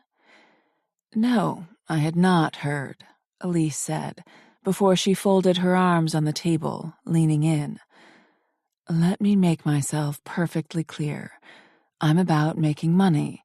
As long as I have your reassurance that whatever is going on in your personal life doesn't affect your business, I have no doubt we can make this work." "There is no trouble in my personal life. Of that I am certain," Isaac said firmly. "Excellent," Elise said with a light voice, rising. She offered her hand. Then I'll be in touch soon to discuss plans for our future. Isaac returned the handshake. I look forward to it. Archer kept his focus on Isaac as Elise strode away. He waited for Isaac to pick up the phone, make a call, do something. All he did was pay the bill, leave through the front door, and wait only a short time until his driver drove up in a black Mercedes. Before Archer could even move, the passenger side of his truck opened, and Elise jumped in, slamming the door behind her. Go. Archer didn't think twice. He hit the gas, moving into traffic. Where are we going? Follow Isaac, 3 cars up. She fastened her seatbelt. You heard all that, I presume? Damn, he was becoming predictable. I did. He kept his attention on the Mercedes. I take it you have a plan. Just planted a seed, Elise said. Now let's see what he does with it. Archer stayed a few cars back during the drive, but he sank back farther when they entered the Upper East Side. The Mercedes slowed, then came to a stop next to a row of fancy townhouses lining the street. The massive 4-story homes were steps away from Central Park, and the building's facade was limestone with wrought iron gates around each porch. When Isaac got out and began climbing the porch steps, Archer pulled into a parking spot a few cars back. Next to him, Elise stayed silent and alert, ready, until she said, Well, shit, that's not who I was expecting him to go to. Archer understood as the front door opened. The person on the porch was Connie, wearing a white t-shirt and jogging pants, with her hair up in a ponytail. They talked for a minute, and then Isaac went into the house, and the door shut behind him. I'm trying to wrap my head around this, Archer admitted. Every time I've seen Connie at the club or at a fundraiser and such, she's dressed to the nines with a full face of makeup. Seeing her so casual tells me she's obviously staying here. Yeah, she obviously is. Elise reached for her phone and began snapping pics. And this isn't the house she shares with her husband. She hit a few buttons on her phone. The phone line rang once. What you got for me? Penny asked. We're currently looking at Isaac and Connie, but I've got no clue whose house we're at. Can you check? Yeah, okay, 1 sec. The clicking of Penny's fingers hitting her keyboard filled the phone line. It's a rental property, she eventually said. Rented by Isaac's company.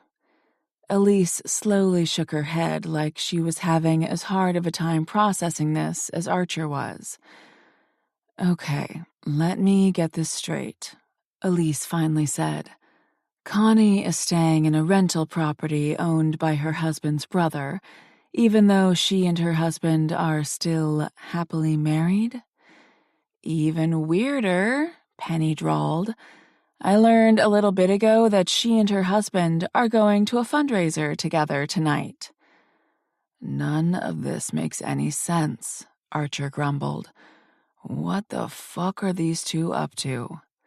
Elise slowly shook her head. We need to figure out what that is and hear what they're saying.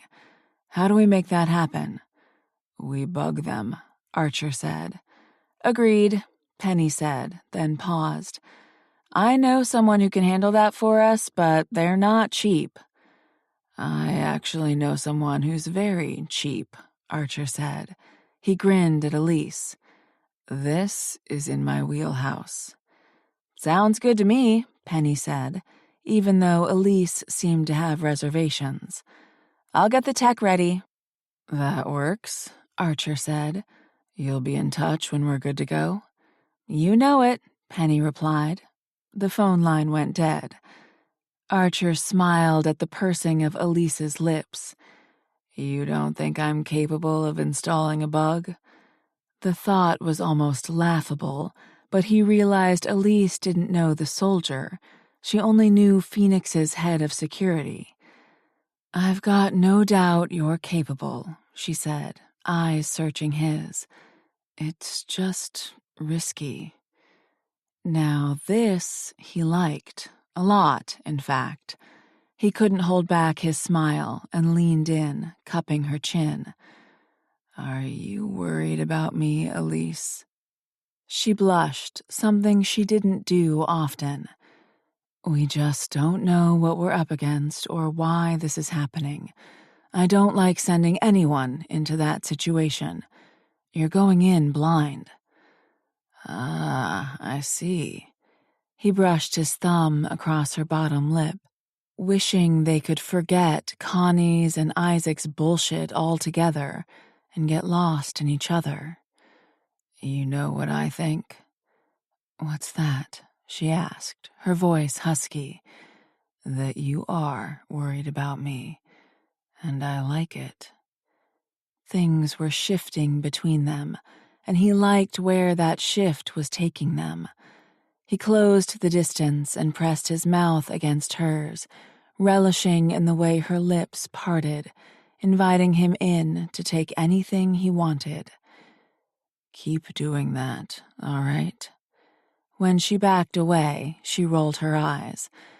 "Again, don't go getting a big head about it."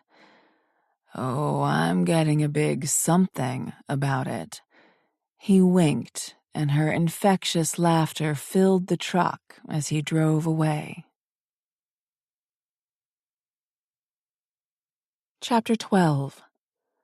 Elise had spent the remainder of the day sitting behind her desk, keeping an eye on Connie and Isaac through the location on their cell phones. Thank you, Penny. Both stayed at the house for a couple of hours, but parted ways after. Connie went home to her husband. Isaac went back to work. Elise dug harder, looking through all the files Penny sent her way. Even after hours of searching, she hit a dead end.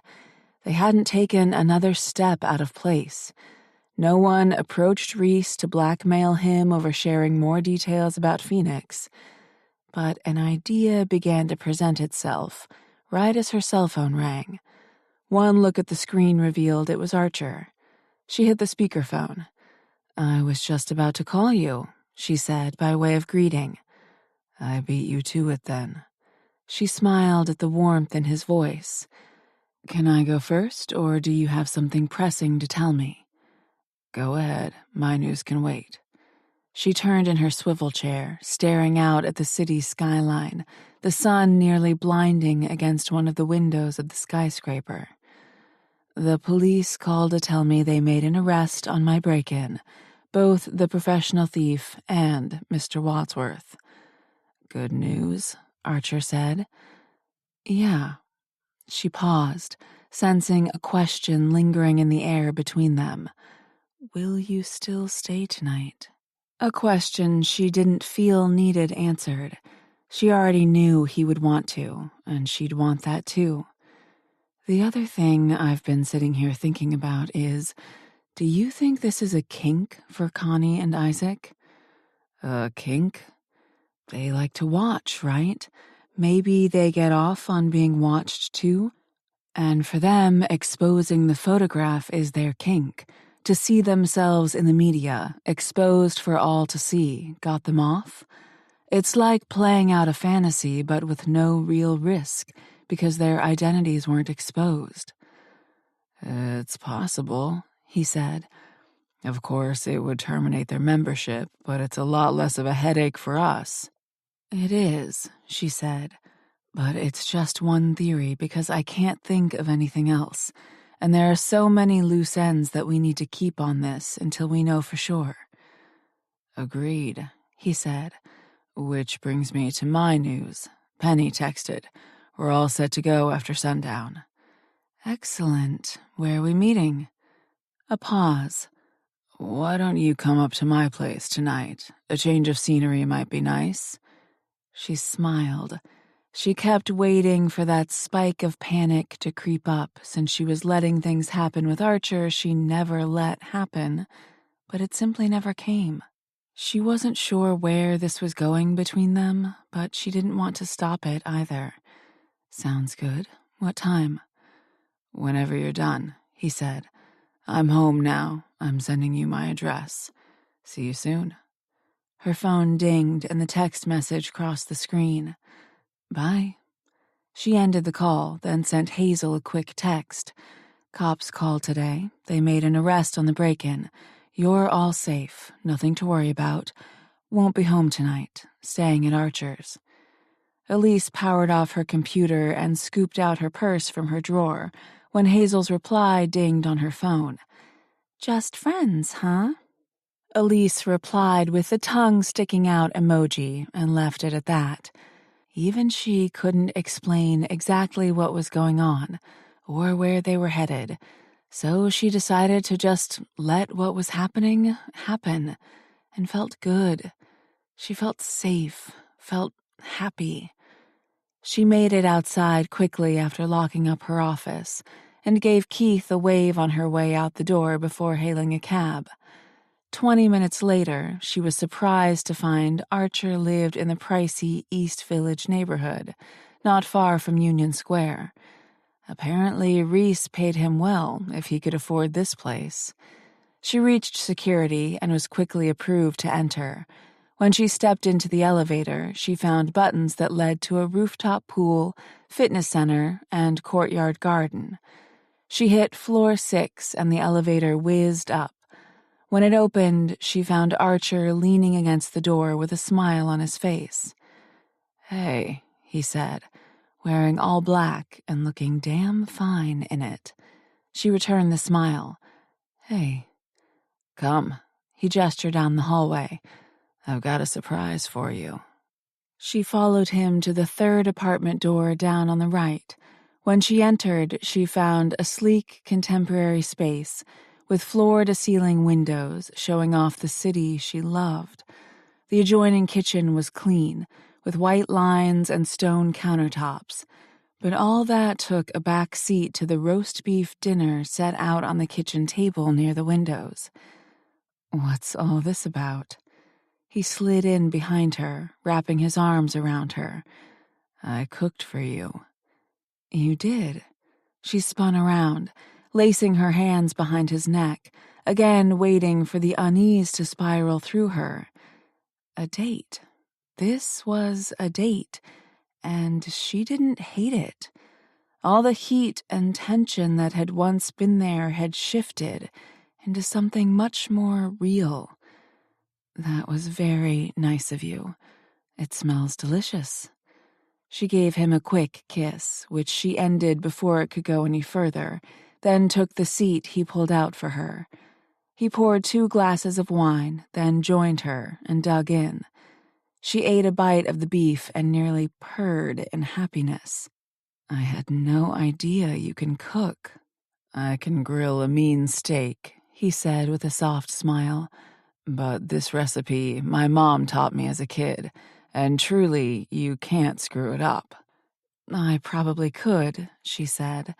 Cooking isn't really my forte. That's why Hazel always cooks for me. She's a good friend, Hazel? He asked, cutting into his dinner. The best. Her, Zoe, and Penny, Elise said, before taking a sip of her wine.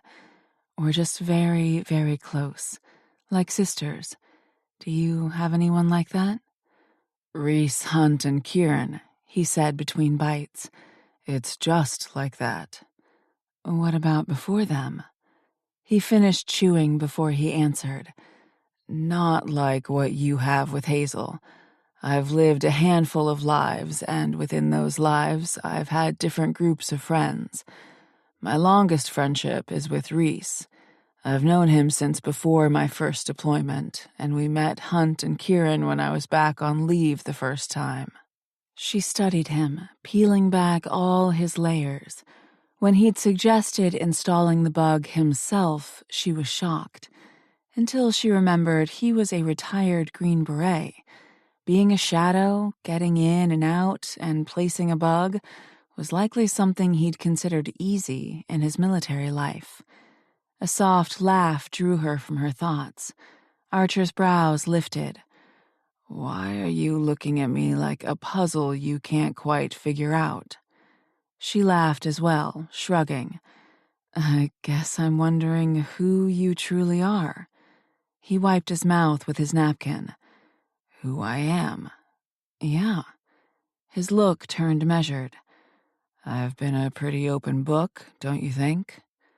Sort of, she said, the confusing thought suddenly becoming clear. But as you said, you've lived a lot of lives. Your life with your mom, your life with the military, your life with Reese and the guys. Are you happy with this life you have now? Very happy. She looked for any hint of a lie on his face and didn't find any. You're content, then, with running security for Phoenix, simply heading up teams that handle all the action? Extremely content. I enjoy my job, and I know at the end of it, I might not die. She pushed the mashed potatoes around on her plate and smiled. Okay, I guess that's a plus. But don't you miss all the excitement, the adventure? He shook his head. I don't look to the past, only to the future. And this life, the one you're living, makes you happy. His silence was his reply. She thought he wasn't going to answer, but then he surprised her. He lifted his intense stare to her. Right now, at this very moment, I am the happiest I've been, maybe ever. She couldn't look away from him, not when his soul was bared. She instinctively replied, Me too. Their gazes held for a long moment, her insides quivering, the intensity rich on the air. Until her cell phone beeped, breaking the stare. She started and jerked her focus to the screen, revealing a text from Penny. Got the blueprints, review them with Boy Toy. Elise read the text aloud. Let me have a look. He wiped his hands, then accepted the phone, and Elise could barely take her eyes off him. She'd seen Archer be irritating, sensual, and sweet, but this side, the lethal soldier, nearly made her bones melt as he took his time studying where he was going, forming a plan. All right, simple enough. He returned her phone and focused back on his dinner. The rest of the meal was eaten in comfortable silence. They quickly cleaned up, and he discussed his plan for getting in and out fast. I've got something for you, she said, taking an ear communicator out of her purse and offering it to him. You're not going in there alone. I wouldn't have expected otherwise. He grinned. She found herself moving closer, pulled by the warmth he offered and the strength he possessed. I would tell this to anyone else I'm working with, so I'll say it to you. Don't be an idiot. We're not superheroes. No one gets hurt under my watch, ever. We investigate, not fight. Any presence of danger, you get out. Got it? His grin widened. Yes, ma'am. What's that smile about? She asked, wiggling into him. He dipped his chin, bringing his mouth within an inch of hers. I was just thinking there was a time I got really irritated when you got bossy. She lifted her brows at him. And now? He had her by the waist and yanked her against him, tight, until all she could feel were the hard lines of his body. I'm growing rather fond of you telling me what to do. He sealed his mouth over hers, devouring her laughter. He kissed her roughly, passionately, with his tongue dancing with hers until she had this deep, foreign need not to let him go and to keep him safe. When he broke the kiss, breathless, she reopened her eyes. Promise me you'll be safe. He gave her another kiss, a soft one that felt different than any other kiss before it. I promise. The townhouse lay dark and quiet as Archer, dressed in black cargo pants and a black long-sleeve t-shirt and beanie hat, made his way to the back door through the garden. It had been a long time since he ran a mission, but he'd run many, just like this. His instinct sharpened, everything becoming alert and his surroundings becoming clear. "I've disabled the security system," Penny said through his ear communicator. "You've got 10 minutes tops to get in and out before they figure out the system is down." Archer didn't respond. Penny already knew he wouldn't. The sound of a voice carried even when someone thought it didn't. Getting the okay to enter, he used his thin screwdriver to unlock the deadbolt and then the lock on the door handle. The bugs were in his pocket, and once he was inside, he kept his focus on getting them in place and getting out. He went to the most challenging spot first. From what he knew of people, most conversations happened in 3 places, no matter who you were or where you lived: the bedroom, living room, and the kitchen. From the blueprints Penny had given him earlier, he knew the master bedroom was on the 3rd floor. Once he entered the house, he quickly noted the silence, the darkness. The townhouse had 3 levels with an unfinished basement below. Following the image in his mind, he headed up the stairs, keeping his small flashlight turned off until he reached the master bedroom. He hurried to the nightstand and used the light to guide his way to attach the bug to the backside of the stand, low to the ground where no one would find it. "First bug is activated," Penny said through the ear communicator.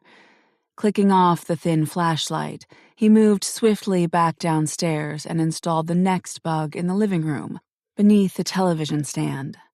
"Second bug up," Penny acknowledged. Right as Archer went to move toward the kitchen, he spotted movement in front of the living room window. He ducked behind the main wall separating the hallway from the living room, holding his breath as Elise said, "Shit, Isaac is on the porch. He's coming inside." "Alarm reactivated," Penny said. The fear in Elise's voice rattled Archer for a moment. Not only was he not used to his team being scared, but he also wasn't used to Elise being scared of anything. It touched on an unknown place in his heart. But this he did know how to handle. He blended into the shadows, staying perfectly still. The front door opened and shut, and the hall light flicked on. Isaac hit the button to rearm the alarm. His shoes clicked against the floor as he strode by and headed up the stairs quickly, indicating he didn't plan to stay long. Neither did Archer. When all was clear and Archer heard Isaac walk into the bedroom upstairs, he silently hurried down the hallway to the kitchen. There, he attached the bug to the bottom of the fridge, working in pure darkness. "Third bug activated," Penny said. "Boy, you got balls." Archer embraced the energy flowing through his veins. At one time in his life, he'd lived for this, the adrenaline, the danger. He did miss the action, and it felt good to stretch his mind this way again. He stayed silent, waiting for Penny's order. It came a second later. "The back door has been deactivated from the alarm." Archer didn't wait. He slowly opened the door he came in through, waiting for the single beep to indicate the alarm had detected the door was open. But it never came. "Good work, Penny." Using his tools, he re-locked the door behind him before blending back into the shadows. He kept pressed against the brick wall, waiting to ensure no kitchen lights came on and Isaac hadn't heard him leave. A minute later, Elise said over the communicator, "Isaac has just left again through the front door." Archer took that as an all clear for him to move. He jogged out of the garden and climbed the tall fence. He landed hard on the other side, then quickly removed the black beanie covering his hair and jogged down one street and then another until he came to the meeting spot with Elise, a small park a few blocks away. She was in the darkest corner of the lawn, away from the busy street, pacing near a mature shade tree. He couldn't help but smile. "Worrying about me looks good on you." She gasped and spun around, eyes fraught with concern before she threw herself at him. Holy shit, that was close. She gripped his shirt like she'd never let him go. "Why didn't you say you were out?" "It's not safe to ever talk," he said, breathless from the run. "Besides, I got back here fast enough." Jesus, that was close. She bounced on her feet. Hell, I like investigating, but this shit, tonight, that's over my head. Not minding her concern, he slid a hand low on her back, reveling in the adrenaline ripping through his veins. "Nah, it wasn't that close." "Are you kidding?" she gasped. "Isaac came into the house." "He went right upstairs," Archer said, blowing out a long breath to settle the race of his heart as sweat ran down his spine. "Had no idea I was there, which is exactly the point." She shook her head, her skin slightly pale. "I thought you were totally going to get caught." "Never," he said, leaning in and giving her a playful grin. "You keep forgetting my past. I was in absolutely no danger tonight." He paused to wink. "Sometime I'll tell you about the really dangerous missions, and then you'll have good reason to look so pale." "I think I might pass on that," she said, breathing out a long, slow breath. "Shit, Archer." Her hand came to her heart like she was containing it from beating right out of her chest, her pretty, wide eyes searching his. And slowly, as the seconds drew on, a truth became clear. They were falling for each other. Maybe she knew it too, maybe she didn't, but he felt the shift between them. But he saw another truth, too. Caring for someone was hard for her. He saw it all over her face now, clear as day, and he knew why. Her father had caused this. She didn't let many people in. She had her close-knit group of friends. Now Archer was a part of that, and he saw the fear rippling on her expression. It wasn't just that he'd been in danger. It was that she cared enough that it scared her he might get hurt. Because that's what had happened in her life. She'd lost people, tragically. "I'm right here, Elise," he murmured. "Safe." Their gazes held for a beat before something broke, something frantic and needy and desperate to get as close as possible so nothing could ever come between them. His mouth met hers, and she kissed him like she needed him to breathe, and he returned the intensity tenfold. She ripped at his belt, her fingers rushing to expose him. "Condom," she gasped. He quickly had his wallet out and a condom in his hand before dropping his wallet onto the ground. While he sheathed himself, she got one leg out of her pants, with her panties pulled to the side. He didn't hesitate. He pinned her to the tree behind them, lifted her leg, and drove into her. Her unforgettable moans brushing by his ear. Frantic moans, desperate moans. He wasn't sweet in his movements, and this wasn't lovemaking. It was something else entirely, something raw and real, and he thrust deeper, desperate to fill all of her with all of him. Urgent for her to feel she would never be alone and scared ever again, and that he needed her all the same. This was need and acceptance all in one. His touch was rough, and she gripped his arms painfully tight, for all the same reasons he ground himself into her, leaving no space between them. He shifted up hard into her, unable to get as close as he wanted, to keep her safe like she wanted to keep him safe. Faster and faster and harder and deeper, he gave all of himself to her, until her breath hitched and she began convulsing with her release. He rode her harder, letting her climax draw his out, until all the pressure deep in his groin erupted, pulsating his semen into the condom, yanking deep groans from his chest. Until all that remained was their heavy breathing, the traffic off in the distance, and the awareness that nothing lay between them anymore but open hearts and open minds.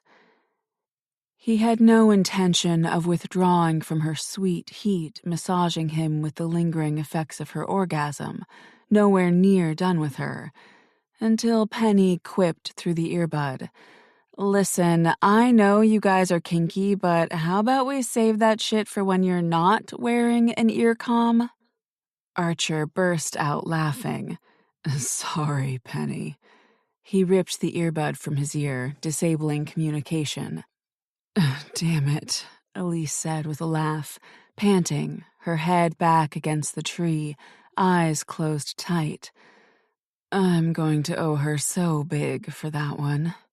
He chuckled, brushing her hair away from her sweaty face. "Totally worth it, though." She slowly opened her satiated eyes, and her soft laugh eased a whole lot of weight in his chest as she said, "Totally worth it." Chapter 13. A month had gone by in a whirl of spectacular sex and happiness. Elise had worked 5 cases during the past 4 weeks, and she and Archer had fallen into a groove she didn't want to fall out of. There wasn't a night they weren't together, even if it was only sleeping together because Archer got home late from working at the club. Hell, they were more of a couple than she'd ever coupled with anyone. But with all the good also came the frustration that she had yet to close the investigation on Connie and Isaac. She had listened to every one of their conversations, recorded from the bugs, every day for the last month, and nothing. Her theory about this being their kink was beginning to seem likely, but something in Elise told her to keep pressing forward. So she did what she always did when things got tense. She spent the morning jogging along the East River to clear her head. But even after a hot shower, she felt stalled on the next steps. There was only one thing she hated more than not closing a case, not closing Archer's case. Especially when Reese sent a text asking her to stop by their house this morning for an update. So just after 9 o'clock in the morning, Elise made her way into Manhattan. When she reached Reese and Zoe's apartment, her cell phone rang in her purse. A quick look at the screen revealed her aunt and uncle were calling. "Good morning," she said, after she answered the FaceTime. "Hi, sweetie," her Aunt Marilyn said, and Uncle Joe waved his greeting. Aunt Marilyn had warm, bright blue eyes, mid-length blonde hair that was sun-kissed by the Florida sun. Uncle Joe was fit from his long career with the New York City Police Department. His gray hair had thinned in recent years, but his mischievous smile remained unchanged. "You two are so tan."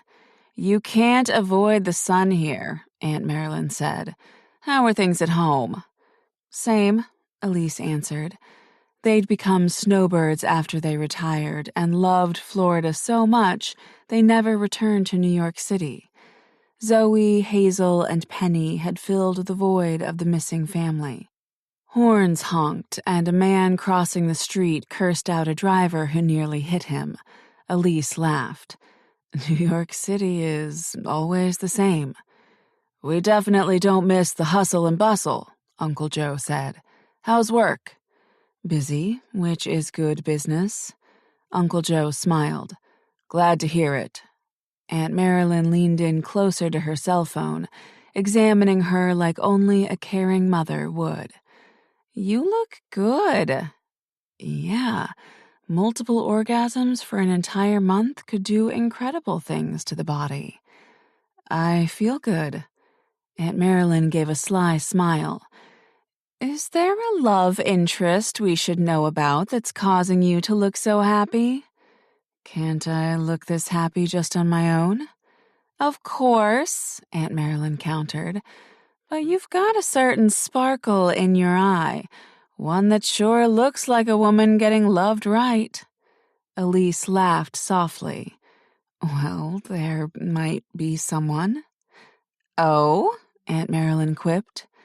It's new, but it's good, Elise cut in before she could get any ideas. The first good relationship she'd ever had with a man. One that she didn't wholly control, simply because Archer wasn't the type of man anyone controlled unless he allowed it. What's he do? Uncle Joe asked. Head of security for Reese Harrington, she said, choosing her words carefully. Everyone in New York City knew the powerful Harrington name. Ah, Uncle Joe said. In a similar field, then? Elise shrugged. Sort of. He protects people, I catch the bad people. And you're damn good at it. Uncle Joe beamed with pride. Thanks. A beep followed by a message from Zoe asking when she would arrive popped up on her screen. I'm sorry, but I've got to get to a meeting. We won't keep you, Aunt Marilyn said. Love you lots, honey. We'll talk soon. Love you too. Elise waited for the typical waves goodbye before she ended the call. She would never forget what they had done for her, stepping in when Elise had no one. One day, she'd find a way to repay them. She quickly shoved her phone in her purse and entered Reese's building. Once she cleared security, she was in the elevator and on her way up to their apartment. A fancy place that looked beyond her means, even if she worked her whole life. A quick knock on the door at the end of the hallway, and it opened to Reese. Good morning, he said, stepping away from the door to allow her to enter. Mornin'.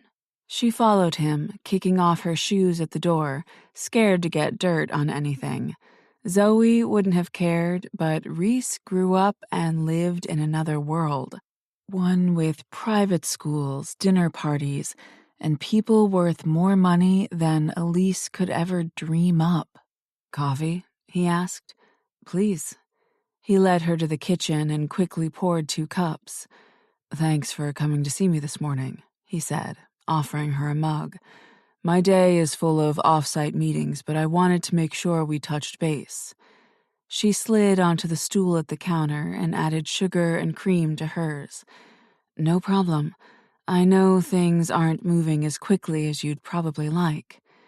The club has been closed for a month now, he stated, stirring his coffee. Members are growing restless, and we've already lost quite a few.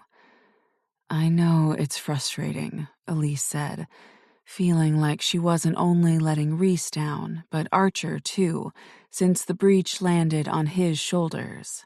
But there's been 0 activity. We've bugged the house Connie and Isaac visit. I'm following their paper trail, cyber trail, any trail, really. They're not taking a step sideways. Reese considered her, cocking his head. I want to reopen the club, but to do so, I need to revoke their memberships, which would mean confronting them. Is this a risk? I think that's a hard question to answer, she admitted. We don't know the real reason they sold the photo. What does your gut tell you? She appreciated how he trusted her, and she had the sense that Reese only trusted her that much because Archer did. We need to wait. Something will come of this. There's a reason they did it. Then stay on them, Reese said, without hesitation, running a hand over his face. Everyone reveals themselves eventually. Elise nodded and then proceeded to go into a lengthy conversation about every single thing she'd discovered about Connie and Isaac. The good, the bad, and the boring, until she reached the end of what she and Penny had learned. And that's all I've got right now. Believe me, I'm equally as frustrated. I bet, Reese said. You're doing a good job for us. Keep me updated if anything more develops. We'll keep Phoenix closed for another couple weeks before we revisit the issue. Elise accepted the order with a nod, taking a long sip of her coffee, one she nearly spit out as Reese said, On another front, I've been meaning to speak to you. I've had a request from a member that you partake in another show. She set her coffee mug down. Oh. Reese set that hard stare on her, assessing her. Archer's offered to do the show with you, if you would like. The offer was a direct hit to her heart, and she felt the coldness creep into all the spots Archer's touch had been healing this past month. I told him I'm not interested in that. Reese's brows drew together tight, telling her her raw emotion showed on her face. I'm aware, but he also wanted to give you time to see if you had a change of opinion on that. He simply said that if you were interested in taking part in the show, he'd do the show with you. Something deep and raw broke inside her, and that's when she knew, somewhere along the way, she'd let all her guards down.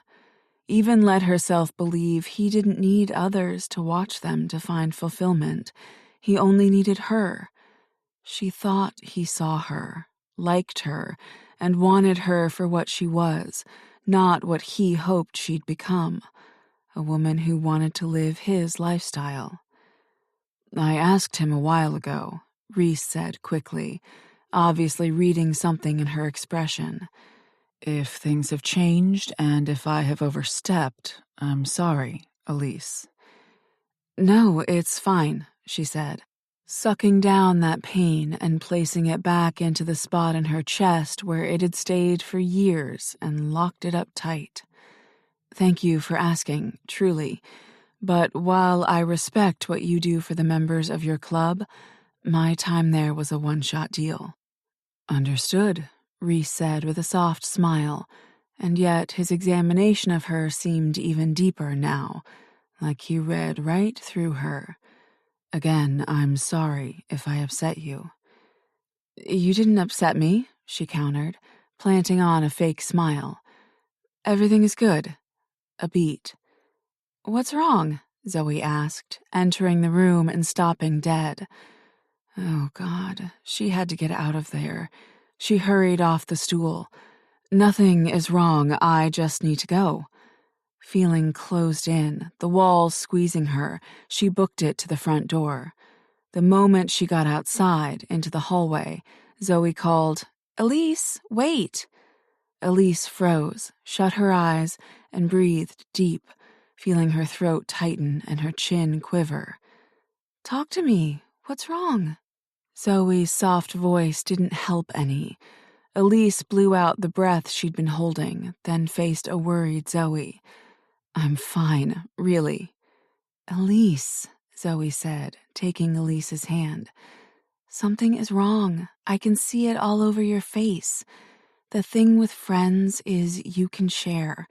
That's why we're here. What happened?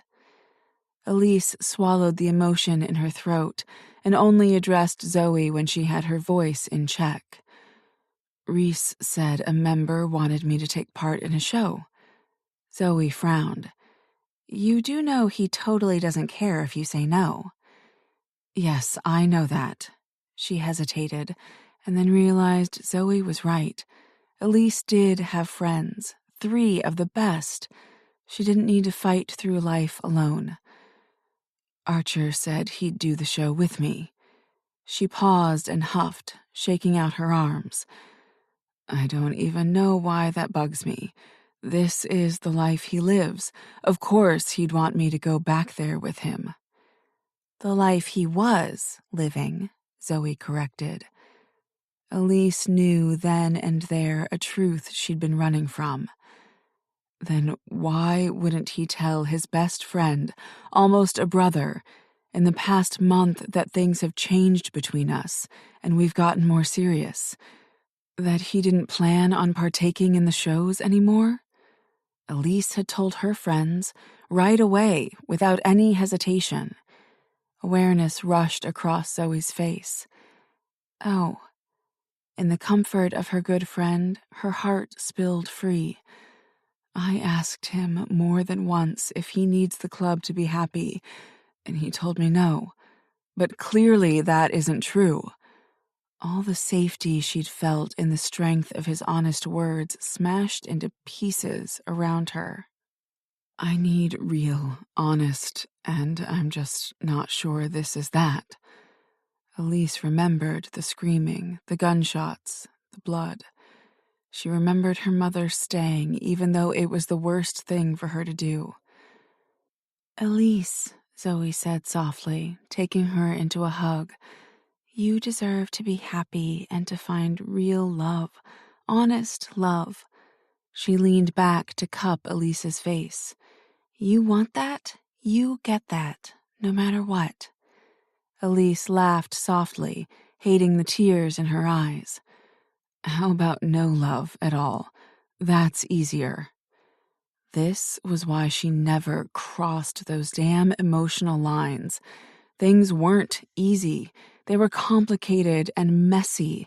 This edgy feeling, the fear coursing through her veins, this she didn't want and was what she'd avoided at all costs.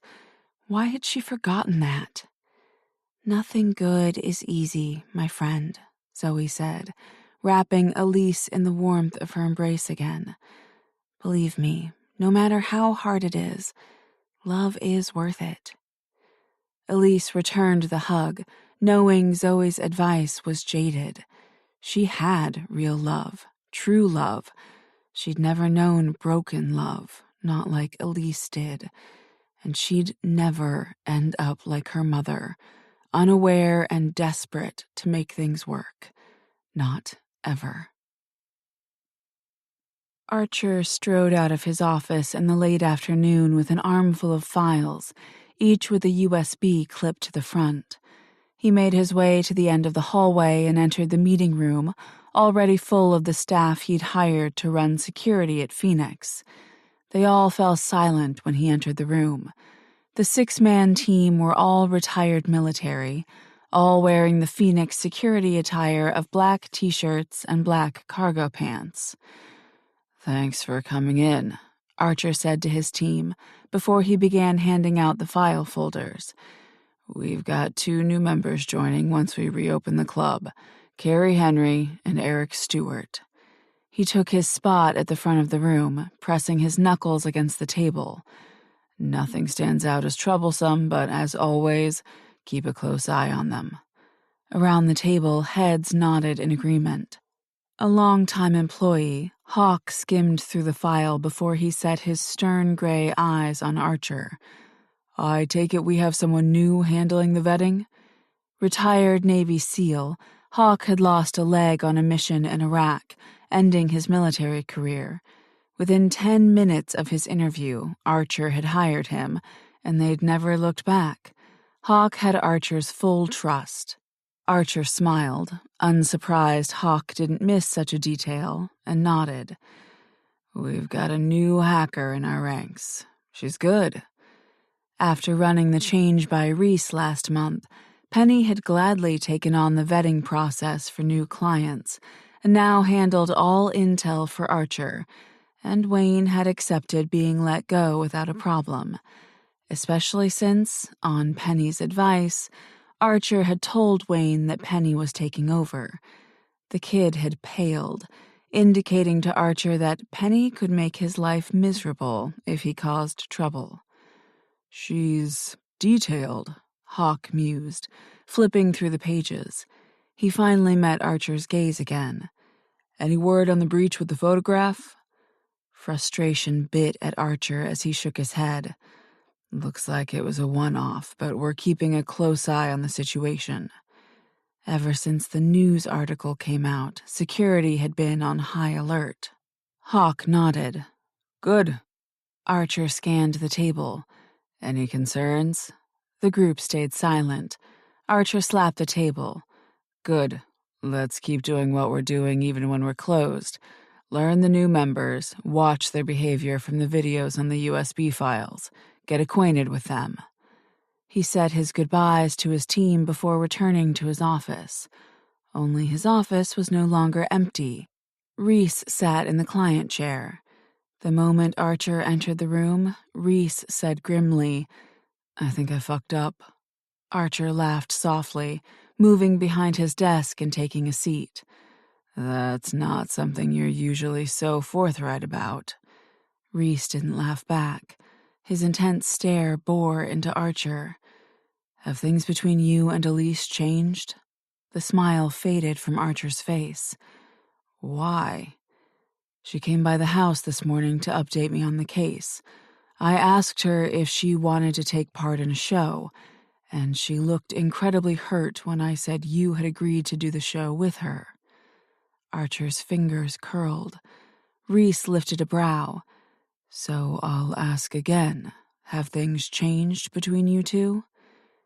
They have, Archer admitted, only now realizing this was the first time he had admitted that out loud.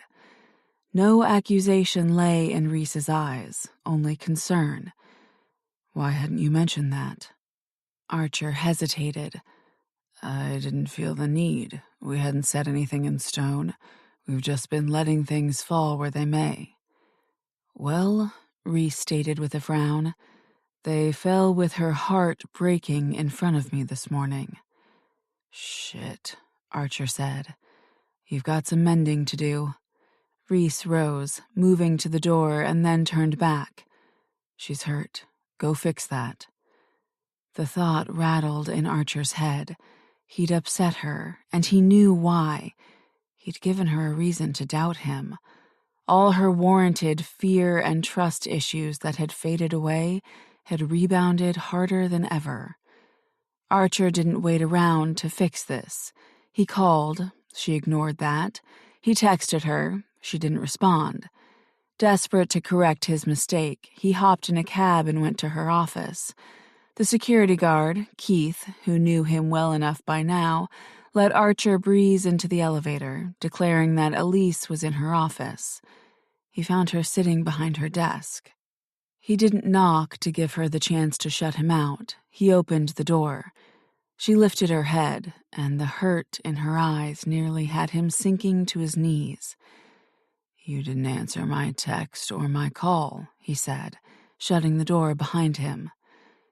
Usually that means a person wants to be left alone, she said, head bowed to her paperwork.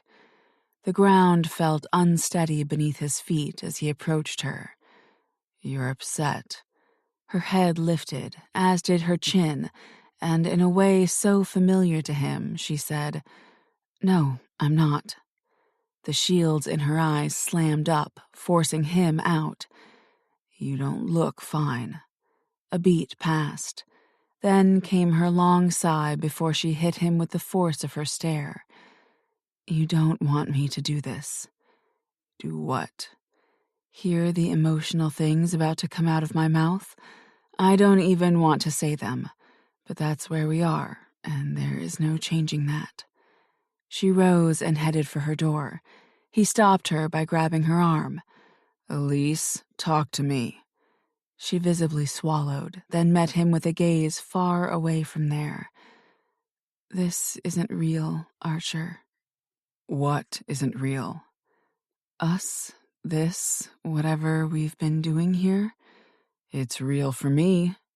Is it, truly? A coldness spread across him as she continued. Because I remember when all this started, you said you didn't want serious. I can't change my mind. The veil on her face fell, exposing the hurt, the pain he'd caused. You never told Reese about me, about us, about how things had changed.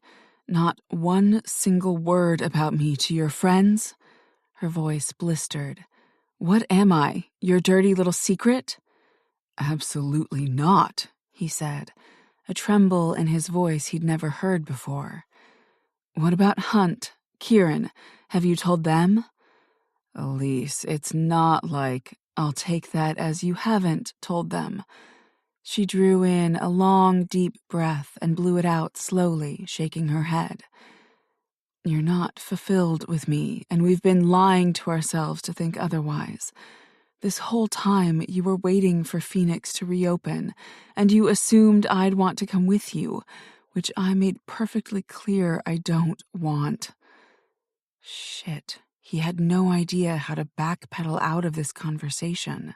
Because he couldn't give her an answer for why he hadn't shouted to the world how amazing she was, and how amazing they were together.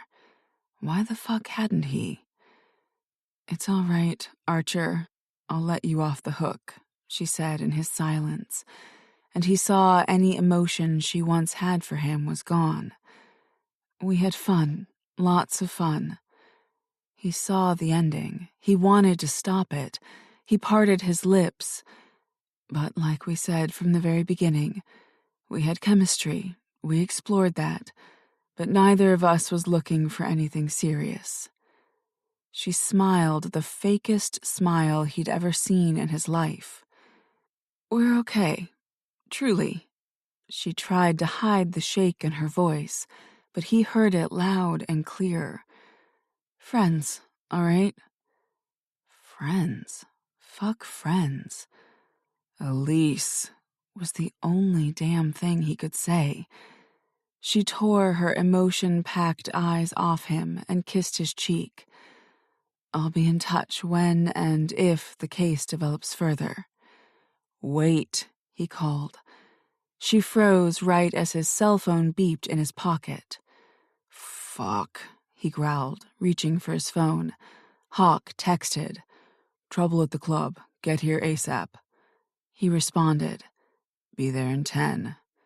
Shoving his cell back into his pocket, he went to Elise, who had not moved, which only told him she wanted to know his thoughts.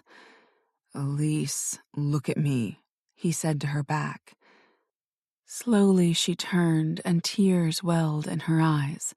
He cupped her face, holding her tight. We're not just friends. Won't ever be just friends, and we both fucking know that. But I'm needed at the club. Then go, she said hoarsely. Can I come to you later so we can talk? She looked so damn tired. What's the point? Where can this possibly go? His head felt foggy, and he didn't have the answers to fix this with her, so he did the only thing he could think to do. He grabbed her and kissed her with all the passion and emotion lacing his veins. When he broke the kiss, he added, We'll talk later, all right? She nodded, but he saw in her eyes she was already distant. They'd spiraled so deep, he didn't even realize they'd gotten so lost in each other. He'd taken too much from her without offering her a safe place to land. What he'd done wasn't right, and he hated himself for it. Chapter 14. Elise stared at the door Archer strode out of, feeling like her world was breaking apart, and she had no idea how to pull the pieces together again. She'd been happy, so damn happy with Archer. Why couldn't happiness last? Minutes turned into an hour, until she realized she wasn't alone in her office anymore. Zoe and Hazel rushed in, arms wrapping around Elise, and it was exactly what she needed right now. She sunk into their hold and did what she hadn't done for a very long time. She cried. Only when her tears stopped flowing and she felt in control of her emotions did she lean away. Thanks for coming all the way here, she said, wiping at her eyes. To Hazel, she added, Thanks for worrying. You don't need to thank us for being good friends, Hazel said. Of course we'd be here. Elise wiped another tear off her face. How did you know I needed you? Archer called a little bit ago, Zoe said. He said he couldn't get away and thought you needed us. How he could be so sweet and so clueless at the same time only made Elise's head throb harder. What happened at the club that was so urgent? A reporter broke into one of the tunnels that led to the club. Archer and Hawk are dealing with her, and the police, having her arrested for breaking and entering and clearing all that up.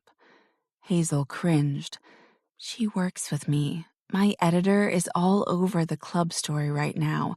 She wants all the deets. She's not going to get any, Zoe said firmly.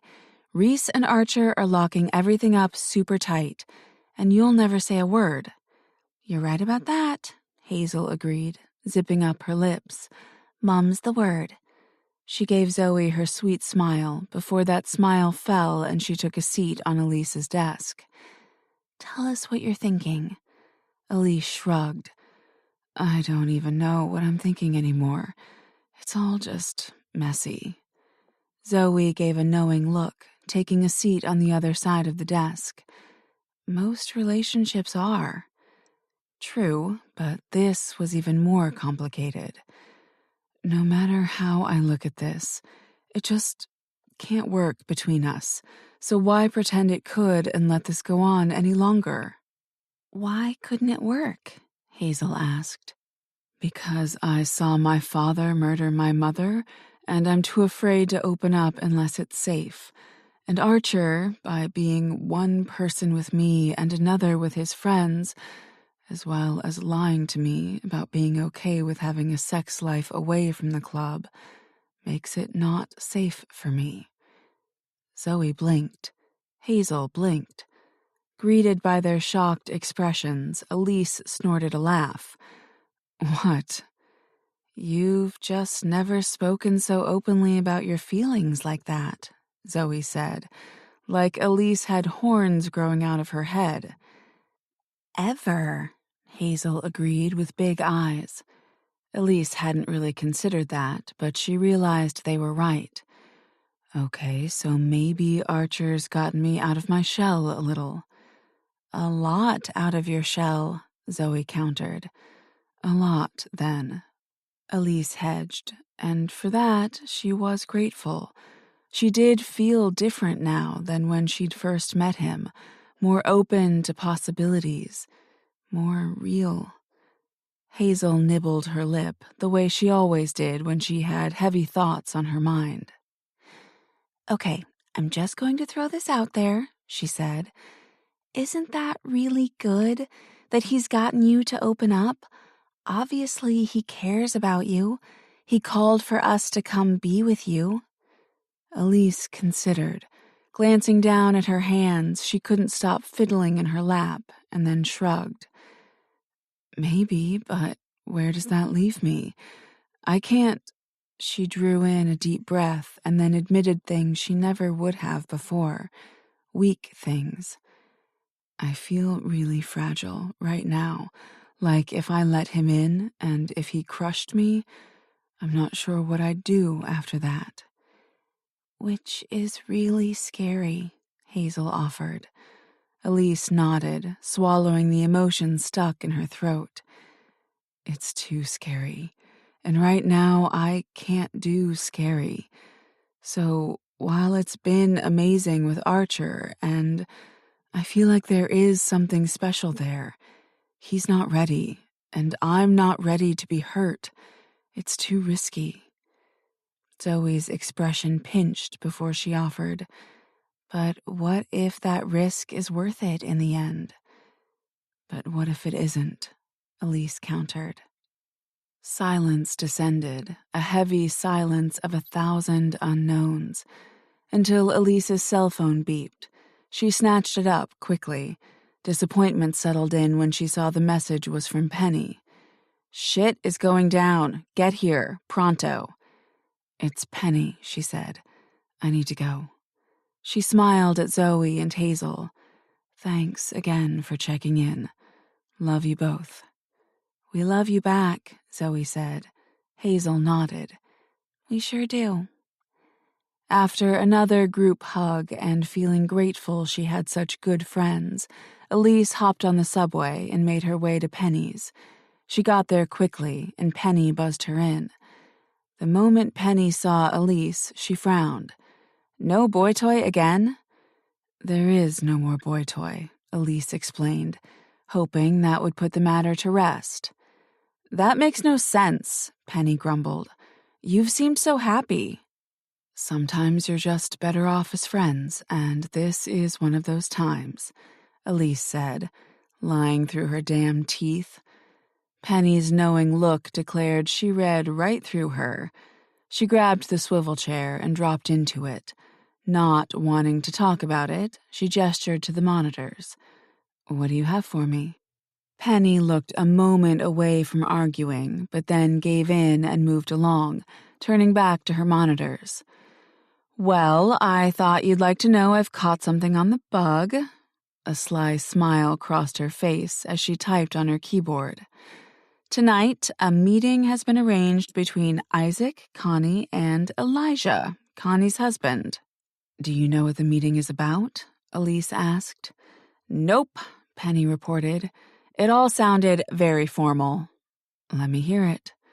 Penny hit enter on her keyboard, and then Elise felt like she was right in the middle of their conversation. Since she couldn't hear water running in the kitchen or anyone cooking or blankets shifting in the bedroom, she surmised they were likely sitting in the living room. "I called Elijah and set up a meeting for this evening." The voice belonged to Isaac. "Good." A feminine voice, Connie. Elise asked Penny, "Is it just the two of them in there?"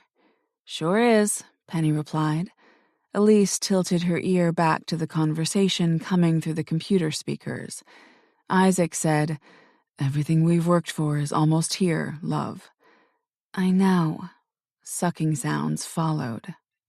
"Nothing like sucking face with your brother's wife, huh?" Penny mused. "It's gross," Elise grumbled, "and obviously they've got some plan." "Yeah, just wait. It's coming up." Long minutes passed as Connie and Isaac treated themselves to each other. When they finally stopped kissing, Connie said, "Do you think Elijah knows we're the ones who've been blackmailing him?" "Pause that," Elise said. Penny laughed. "Thought you might be interested in that part." "Yeah, I am," Elise said, letting that bit sink in. They're blackmailing her husband, his brother? What the hell is wrong with these people? "You know what's wrong with people," Penny said harshly. "Money, power, and revenge. That's what it's always about." "Yeah, but to do that to your brother, your husband?" Elise slowly shook her head, suddenly really glad Archer and Reese had hired her on for this case. Perhaps because of her father and what he'd done, she always felt obligated to find the bad people in the world and weed them out. And she wanted these two horrible human beings exposed. "Okay, keep playing." "No," Isaac said. "That idiot has no idea." Elise nearly emptied her stomach all over Penny's computers at their laughter. Connie asked, "When will he be there?" 7 o'clock, Isaac replied. "Soon this will be over and we'll have everything we ever wanted." "We will, my darling." Penny clicked a button and the audio ended. "They fuck next. I'm guessing you don't want to hear that?" "No, I don't," Elise said. Her stomach couldn't handle much more. She pondered all this, then blew out a long breath. Why and how are they blackmailing him? Like, for what reason? Penny shrugged. "I'm guessing we'll find that out when they have their little meeting tonight." "These people are horrible human beings," Elise stated. "Damn right they are." Penny nodded, pushing away her keyboard. "What's the plan?" Elise cringed, doing the very thing she didn't want to do right now.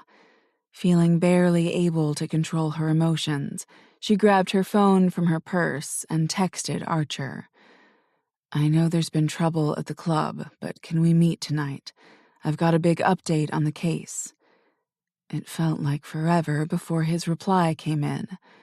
"Yes, should Reese be there?" "Yes." Soon this case would be concluded. Reese should be there for that, too. "What time?" The meeting between the trio was at 7 o'clock. She needed time to record that conversation, too. 9 o'clock?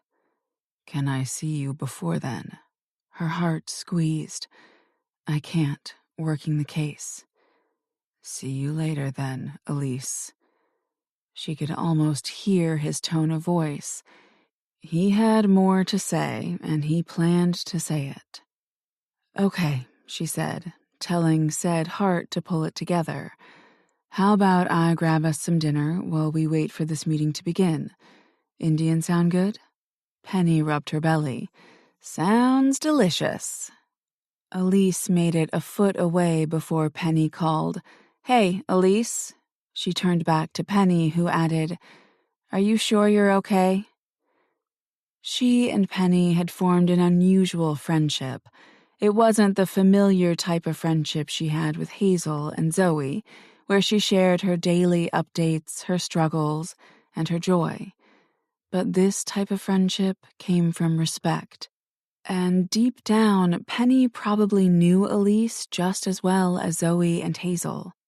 She'd seen it all, the crime scene photos, the police report, the hard truths, and she didn't pity Elise. Because of that, sharing the truth came easy. "No, I don't think I am." Chapter 15. Archer could barely contain himself as he sat on a stool at the bar, watching Elise approach him, exactly like she had at the beginning of the case. Only this time, everything was different. He was a different man, one who wasn't looking for a casual fuck. But he knew Elise would want to finish the job before he demanded her time. They were alike that way, understood the value of a job well done.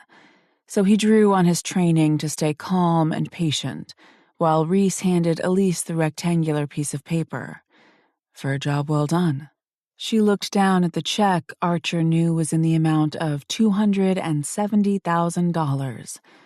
"I know I'm good," she said to Reese, lifting her tired eyes. "But I'm not that good." Reese polished off his shot and laughed softly. "I suspect the member who paid for your show the night you were here would disagree with you." "Oh," she blinked. "This money is for the show?" "In part," Reese said. "I added on the payment for the case. If I owe more, feel free to bill me." "I think this covers it," she said with a snort. She handed it back to him. "Thanks, but I don't want the money. Cut me a new check with the payment for the case only." As Archer knew he would, Reese rose and refused to take it. "Do what you want with the money, Elise, but that's your money, not mine." Clearly done with the conversation, he turned away. "I've got no doubt you've got news, so let's get to it." Leaving his empty glass, he strode off. It took all of Archer's strength not to take Elise into his arms and tell her everything was going to be all right. But he could tell by the coldness in her eyes that would never be enough. And he needed more than a few minutes to get right what he got so wrong. "Ready?" he asked her. She gave a firm nod. "Always." He gestured for her to follow Reese, and he stepped in behind her as they all went into Archer's office, where Hunt and Kieran were waiting. Elise set her laptop on the desk and powered it up. Once ready, she turned back to Reese. "Ready to hear what I found?" Archer realized that whenever Elise spoke about her job, she never mentioned we, always protecting Penny. He really loved that about her. So damn loyal. So damn good. Sitting in the opposite chair from Archer, Reese nodded. "Yes, play it." Elise clicked her mouse once, pulling up an audio file. "You'll hear 3 voices, Isaac, Connie, and the angry voice is Elijah, Connie's husband and brother of Isaac. I've only taken the 1 clip since it's most important, but I've got the rest for you to listen to, if you'd like." "Got it," Reese said. She clicked enter, and voices soon filled Reese's office. Archer recognized them immediately, except for Elijah's, since they'd never met, but the anger in his voice was palpable. "Let me get this straight," Elijah ground out.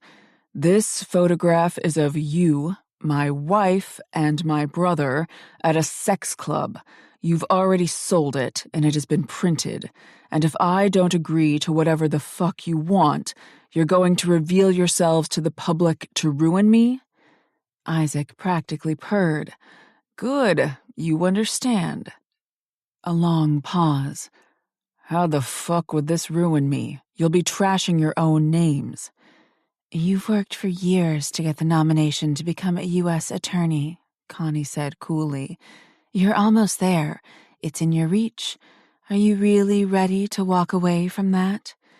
"You fucking bitch," Elijah roared. "Don't speak to her like that," Isaac growled. "Not ever, brother." Elijah snarled. "We are not brothers. You are dead to me."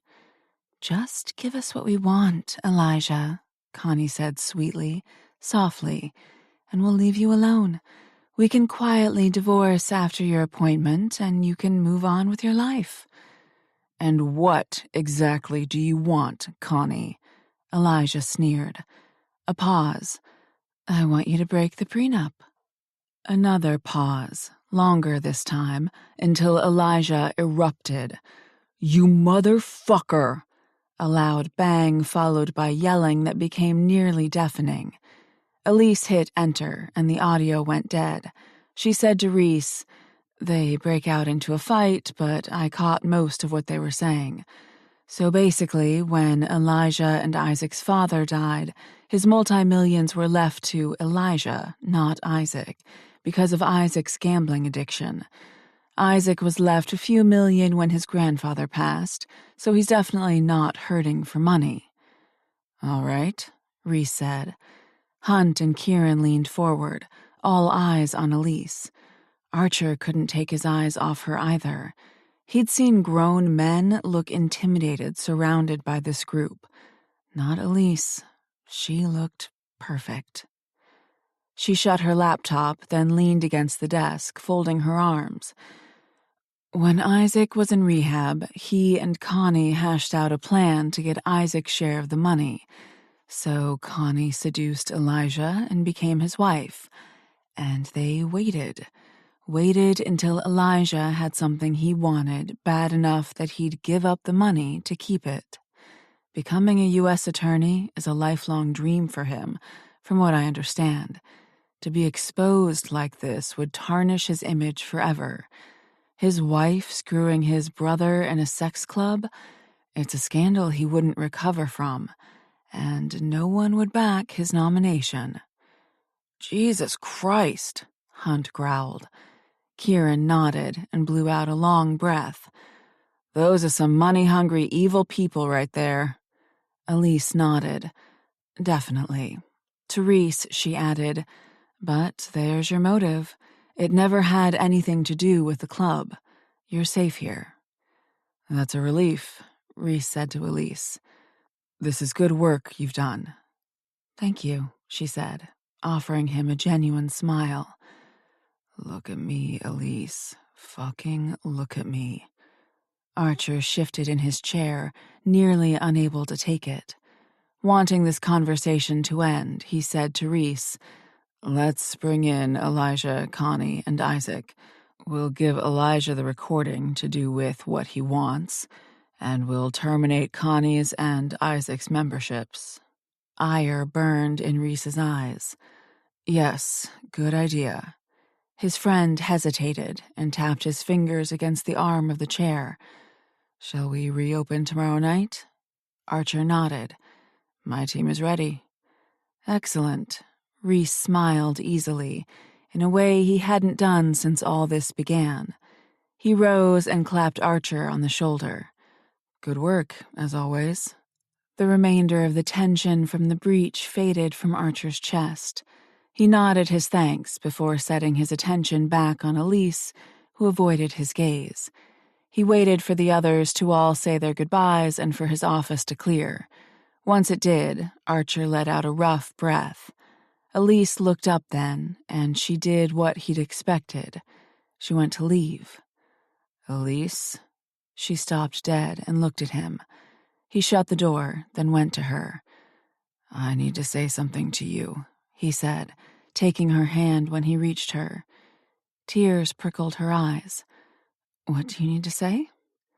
He knew exactly what she needed from him, and he wouldn't fuck up again. I love you. She blinked, again and again. I was not expecting you to say that. He chuckled softly, sliding his fingers between hers, never wanting to let go. I admit I was a bit slow to that realization, and I'm sorry if you thought you weren't important enough for me to tell my friends about how our relationship had evolved. You are important. I should have seen what you needed from me. Her gaze remained glued to him as she hung to his every word. He knew how carefully he needed to tread. One wrong move, and this would all be over. What do you think I need? She asked with a rough voice. Desperate to get closer, he cupped her face. You need for me to tell you I'm in this, Elise, all the way, that we're together, that you are my girlfriend, the only woman I want in my life. He seemed to render her speechless, so he pressed on. What happened to you when you were little? I wish I was there to stop it, to take all that away.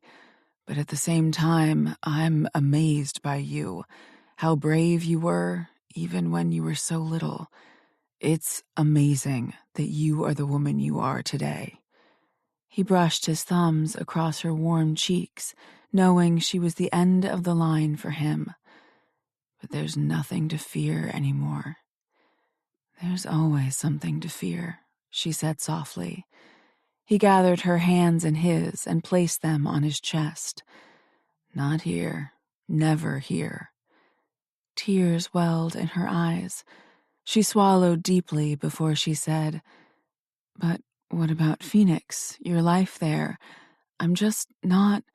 You don't need to be anything but yourself, he said firmly. Besides, I think we've proven many times over that the sex for us is hot, regardless if it's in front of others or not. I have not missed my nights at Phoenix, not at any point since we began. Her brows furrowed. You won't miss that excitement? You're exciting enough. And yet he remembered the mansion. There are always opportunities to watch and play in private.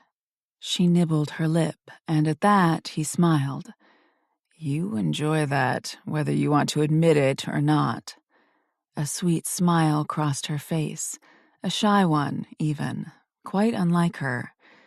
Okay, so I don't hate watching others, and maybe get excited from that. He stroked her cheeks. We'll make this work, however we need to.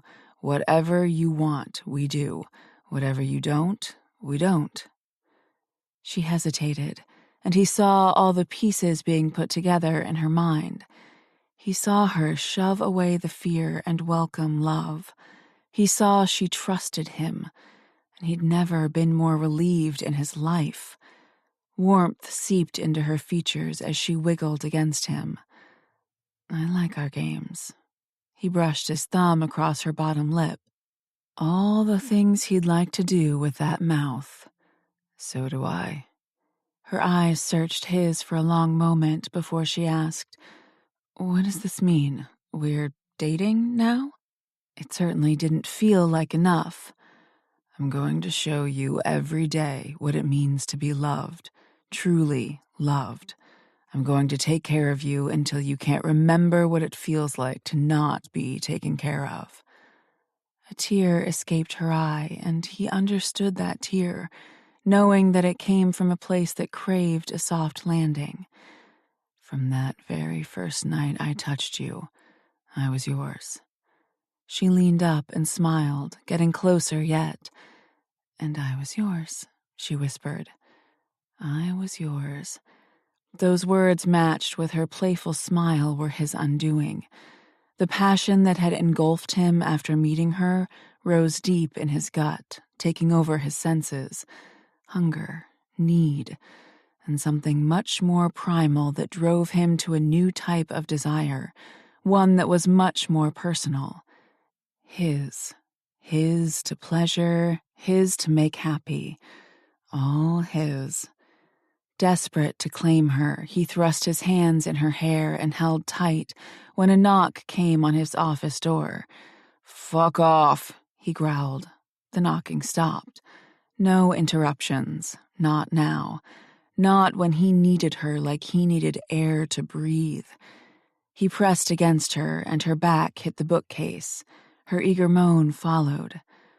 "I love you, Elise," he said across her lips, before reaching for the button on her jeans. "All of you." He had her pants flicked open and pushed them down alongside her panties. "Every fucking perfect inch of you, even when you outsmart me at every turn, always one damn step ahead of me."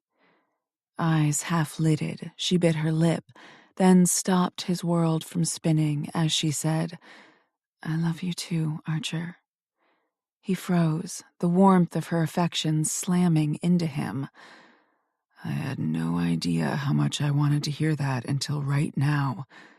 Tell me again." She ground herself against him, sliding her sex up and down the length of him outside of his pants. "I love you, Archer. I do." She slid her hands across his cheeks. "I feared losing you, but I don't want to live in fear anymore. Not from you. Not when you're such a good man and make me so happy. I want it to be us, for always." Then she kissed him without restraint, unraveling him completely. When she eventually broke away, he stepped back, opening his pants and sending them down to his ass. When he returned to her, he captured her face again in one hand and her thigh in the other. "I want to feel all of you. May I?" Her eyes hooded. "I get the shot. I'm safe." "So am I." He shifted his hips, pressing the tip of his cock against the wet silkiness, and growled at the perfect feel of her. He pressed in a little farther, easily sliding in, dropping his mouth to hers. "Say it again," he growled against her mouth. "I love you." He entered her in one swift stroke and stole the words he loved right out of her mouth. The intensity he'd always felt burned between them, but this time it was sweeter. Passion dripped from her mouth into his, and he took every little bit of it until she was panting, ready. He shifted his hips, slow and hard, claiming what belonged to him. What he knew now had belonged to him from the day he met her. This wasn't about pleasure, not for him. This was about marking her as his, always his. He held her tight, pressing his weight into her, thrusting hard until his deep grunts matched her moans, until she dug her nails into his arms and gasped, "Go faster." "Faster, He thrust, hard, teasing her, wanting her to beg for him. She gasped, her eyes huge.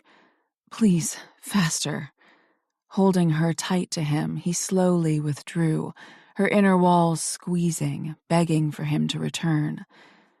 "Before, I would have loved to win this game between us," he told her, pumping his hips light and slow as she trembled in his arms. "Now, I only want you to win." Pinning her to the bookcase, he unleashed himself into hard and fast thrusts that had her eyes growing wide and her breath vanishing. Until she screamed her climax, breaking apart around him, and only when she got all she needed from him did he follow her. Chapter 16. The donation you made was very generous. Sharon, a therapist at Happy House, a safe haven for abused women and their children, said to Elise a few days later. "I'm happy to do it," Elise answered honestly. She'd wondered what to do with the money from the show at Phoenix. It had felt wrong to keep it, but she didn't want to simply rip up the check either. So she took out $20,000 for the Phoenix case, giving Penny half and depositing the other half into her bank account. After that, she'd done some research to find the best place to donate the money. And now, looking around at the kids smiling and playing with toys in this place where life wasn't full of rage and violence, she knew this was exactly where the money needed to go. "Here, come, let me show you where your money will go," Sharon said. Elise followed down the hallway, and Sharon explained, "In this wing, we've got rooms set up for the mothers and their children, but as you can see, we're short on bunk beds for mothers who have more than one child." The tour continued, and Elise learned about all the things the money would help support, and something broken inside her heart healed. She couldn't change the past, but she'd made good on the future, and this would have made her mother very happy. By the time Sharon finished, Elise felt lit up inside. She returned the hug Sharon offered her and said, "Can I come by sometimes to volunteer?" "We'd love that," Sharon smiled. "Anytime, just call before you'd like to come."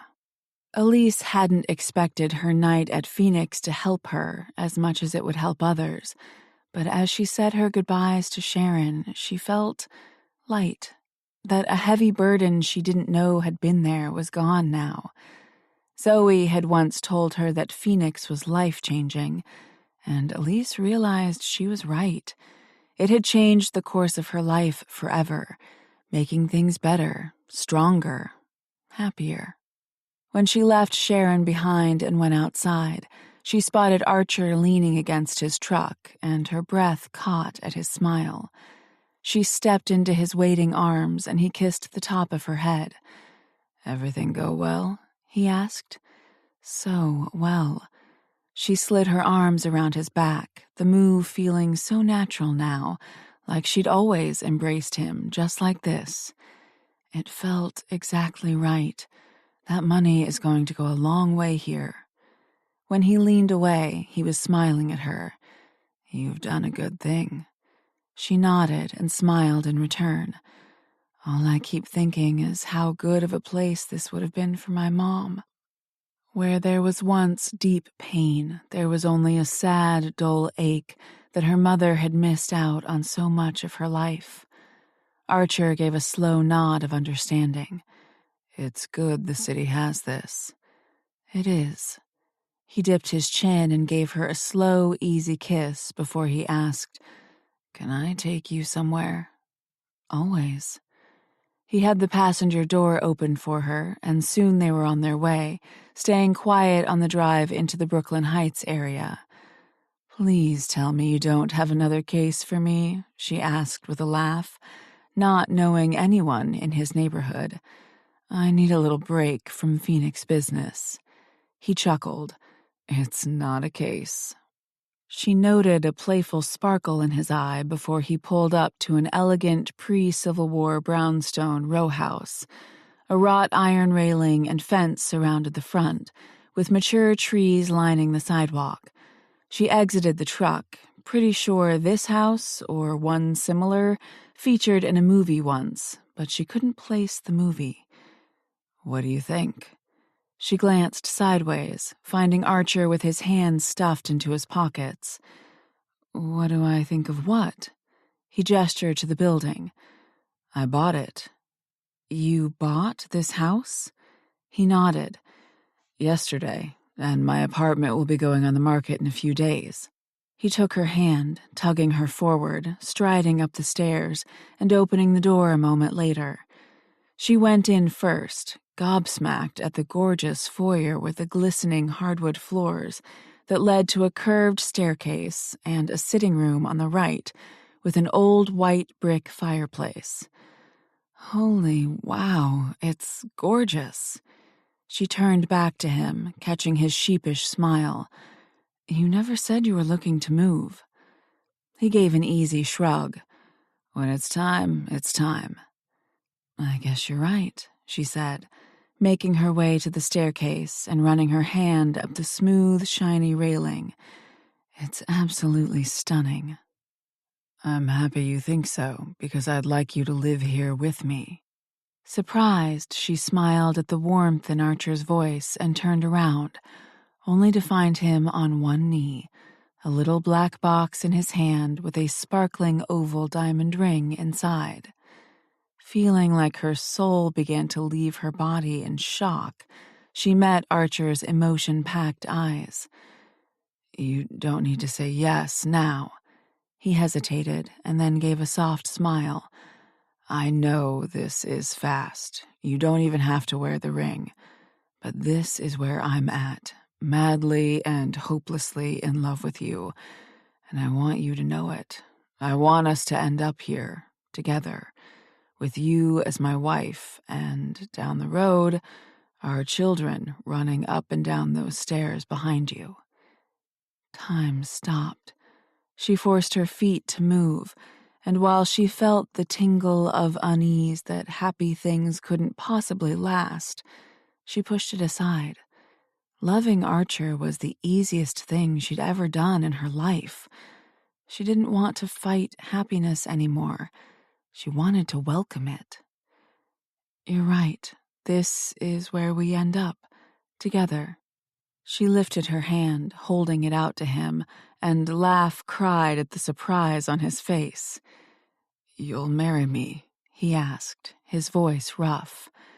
"Yes, Archer, I will." He slid the ring into place, then had her in his arms a second later, spinning her around, and laughter she hoped would stay in this house filled the foyer. "So this must be her?" Still in Archer's arms, he turned her, and she faced a slender woman with mid-length brown hair that turned up a little at the ends. Elise would recognize her eyes anywhere. They were the exact same color as Archer's. He finally set Elise down, a warm, affectionate smile crossing his face. "Elise, this is my mother, Rose." "Hi," Elise said, quickly offering her hand. "It's really nice to meet you." Rose smiled sweetly and moved in for a hug, the type of hug that seemed to go on and only got better as the seconds went by. "It's very nice to meet you, too." Her sparkling eyes met Archer's. "Especially since you make my son so happy. Did I just hear a proposal?" Wrapping Elise in his arms from behind, he kissed the top of her head. She said yes. Tears welled in Rose's eyes. "How wonderful," she called over her shoulder. "Jerry, hurry! Archer's engaged." Jerry, a man with kind brown eyes and stylish gray hair, hurried up the porch steps. "No kidding. Great news." He took Archer into a rough, masculine hug and then offered Elise a much gentler one. "Welcome to the family, Elise." "Thank you." Rose entered the foyer, taking a look around. "I take it then that this will be your new house?" Archer nodded and then said to Elise, "I asked them to come see the place and meet you. I just wasn't expecting them so soon." "Oh, hush," his mother snapped at him. "I was excited to see you and couldn't wait." "Hence the running up the steps and leaving me in the wind," Jerry said, with a wink to his wife. Rose waved him off. "Don't even listen to them, Elise," she said, sliding her arm in hers. "Why don't you show me your new house while you tell me more about yourself?" "She hasn't even seen the house herself," Archer called. "Well, then we'll see it for the first time together," Rose said, and Elise stepped into stride with her as they headed down the hallway. "In this family, you need to make your voice heard. The men can be loud." Archer snorted from behind them. "Elise is the loudest one of them all." Rose chuckled and patted Elise's arm. "Good. We're going to get along just fine then." Elise just smiled at Rose's spunky attitude, and as she glanced back over her shoulder, she smiled at the warm love on Archer's expression and at all the happy possibilities ahead of them. Epilogue. 3 weeks later. Elise placed a box of her stuff in the back seat of Archer's truck before slamming the door closed. When she went back inside the loft, she found Hazel sitting on the chair, staring down at her toes. A classic Hazel move when she was worried. She always stayed deep in her head. Elise shut the door behind her, and Hazel still didn't move. "Why do you look so sad?" she asked, taking a seat on the coffee table. "Not sad," Hazel said, snapping her head up with a big fake smile. "I'm really happy for you and Archer." "Hazel?" Hazel's shoulders curled, and she sighed. "I don't want to tell you because I don't want you to worry." "I won't worry," Elise lied breezily. She might, depending on what Hazel said next. "I'm a PI, remember?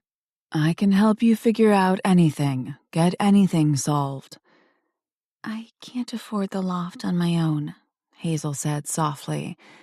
"And I've decided I need to give it up, but I have no idea where I'm going to go." Elise reached out for Hazel's hand. "You told me you'd be fine if I moved out. Why didn't you take me up on my offer to stay until you found another roommate?" "You can't live with me forever," Hazel said with a snort. "It's okay. I'll find something else. Maybe you can help me find a place." Her heart reached for Hazel. Out of all of them, Hazel surely thought she'd get married first. She wanted the husband, the kids, all that. But life never seemed to work out for her that way. "Okay, when do we need to do that?" "Tomorrow?" Elise felt her eyebrows go sky high.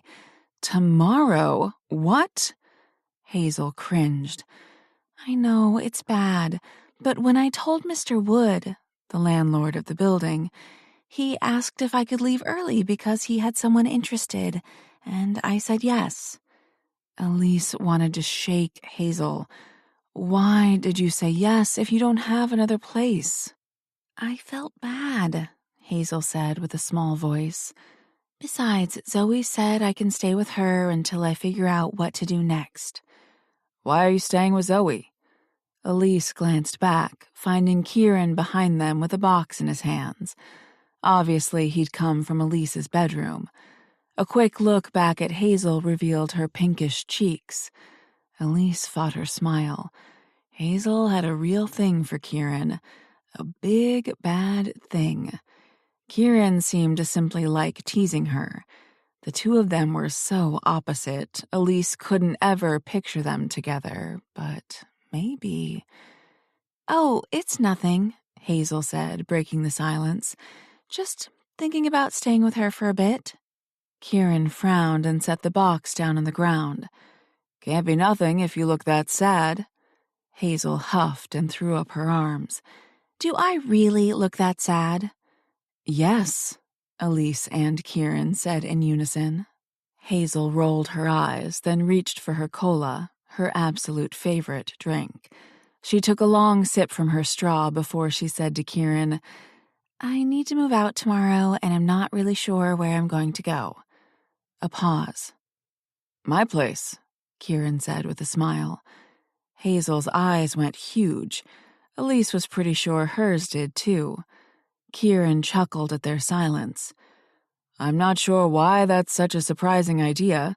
I've got an extra room and a basement to store your stuff. Use it. Get back on track and figure things out."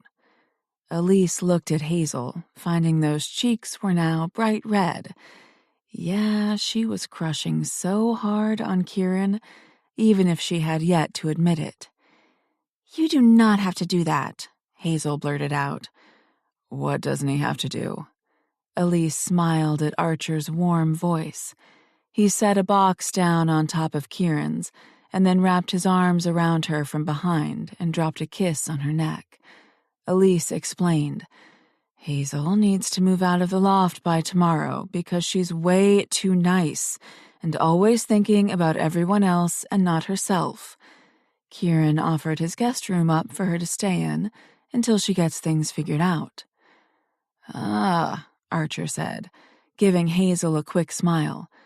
Do you need help moving? I can bring some of my security guys over. Hazel blinked.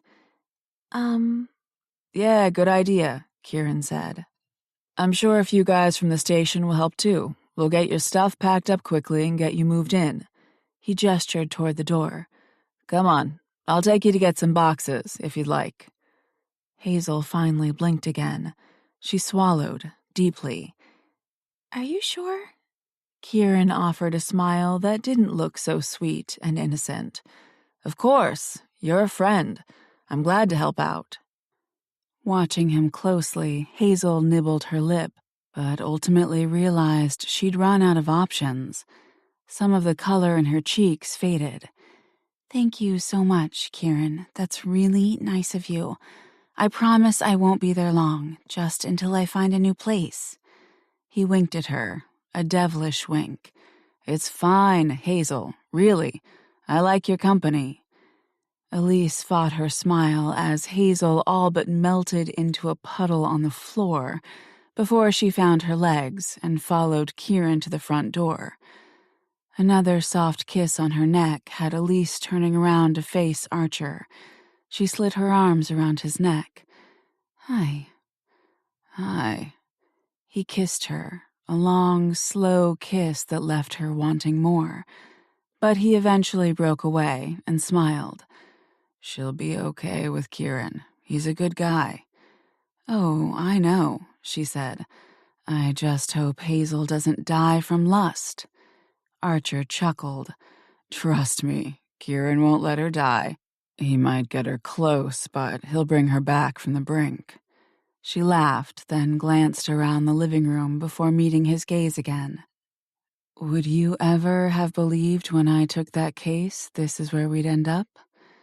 Not in a million years, he said with a wink. But I should have known better. She pressed herself into his warm strength. Why is that?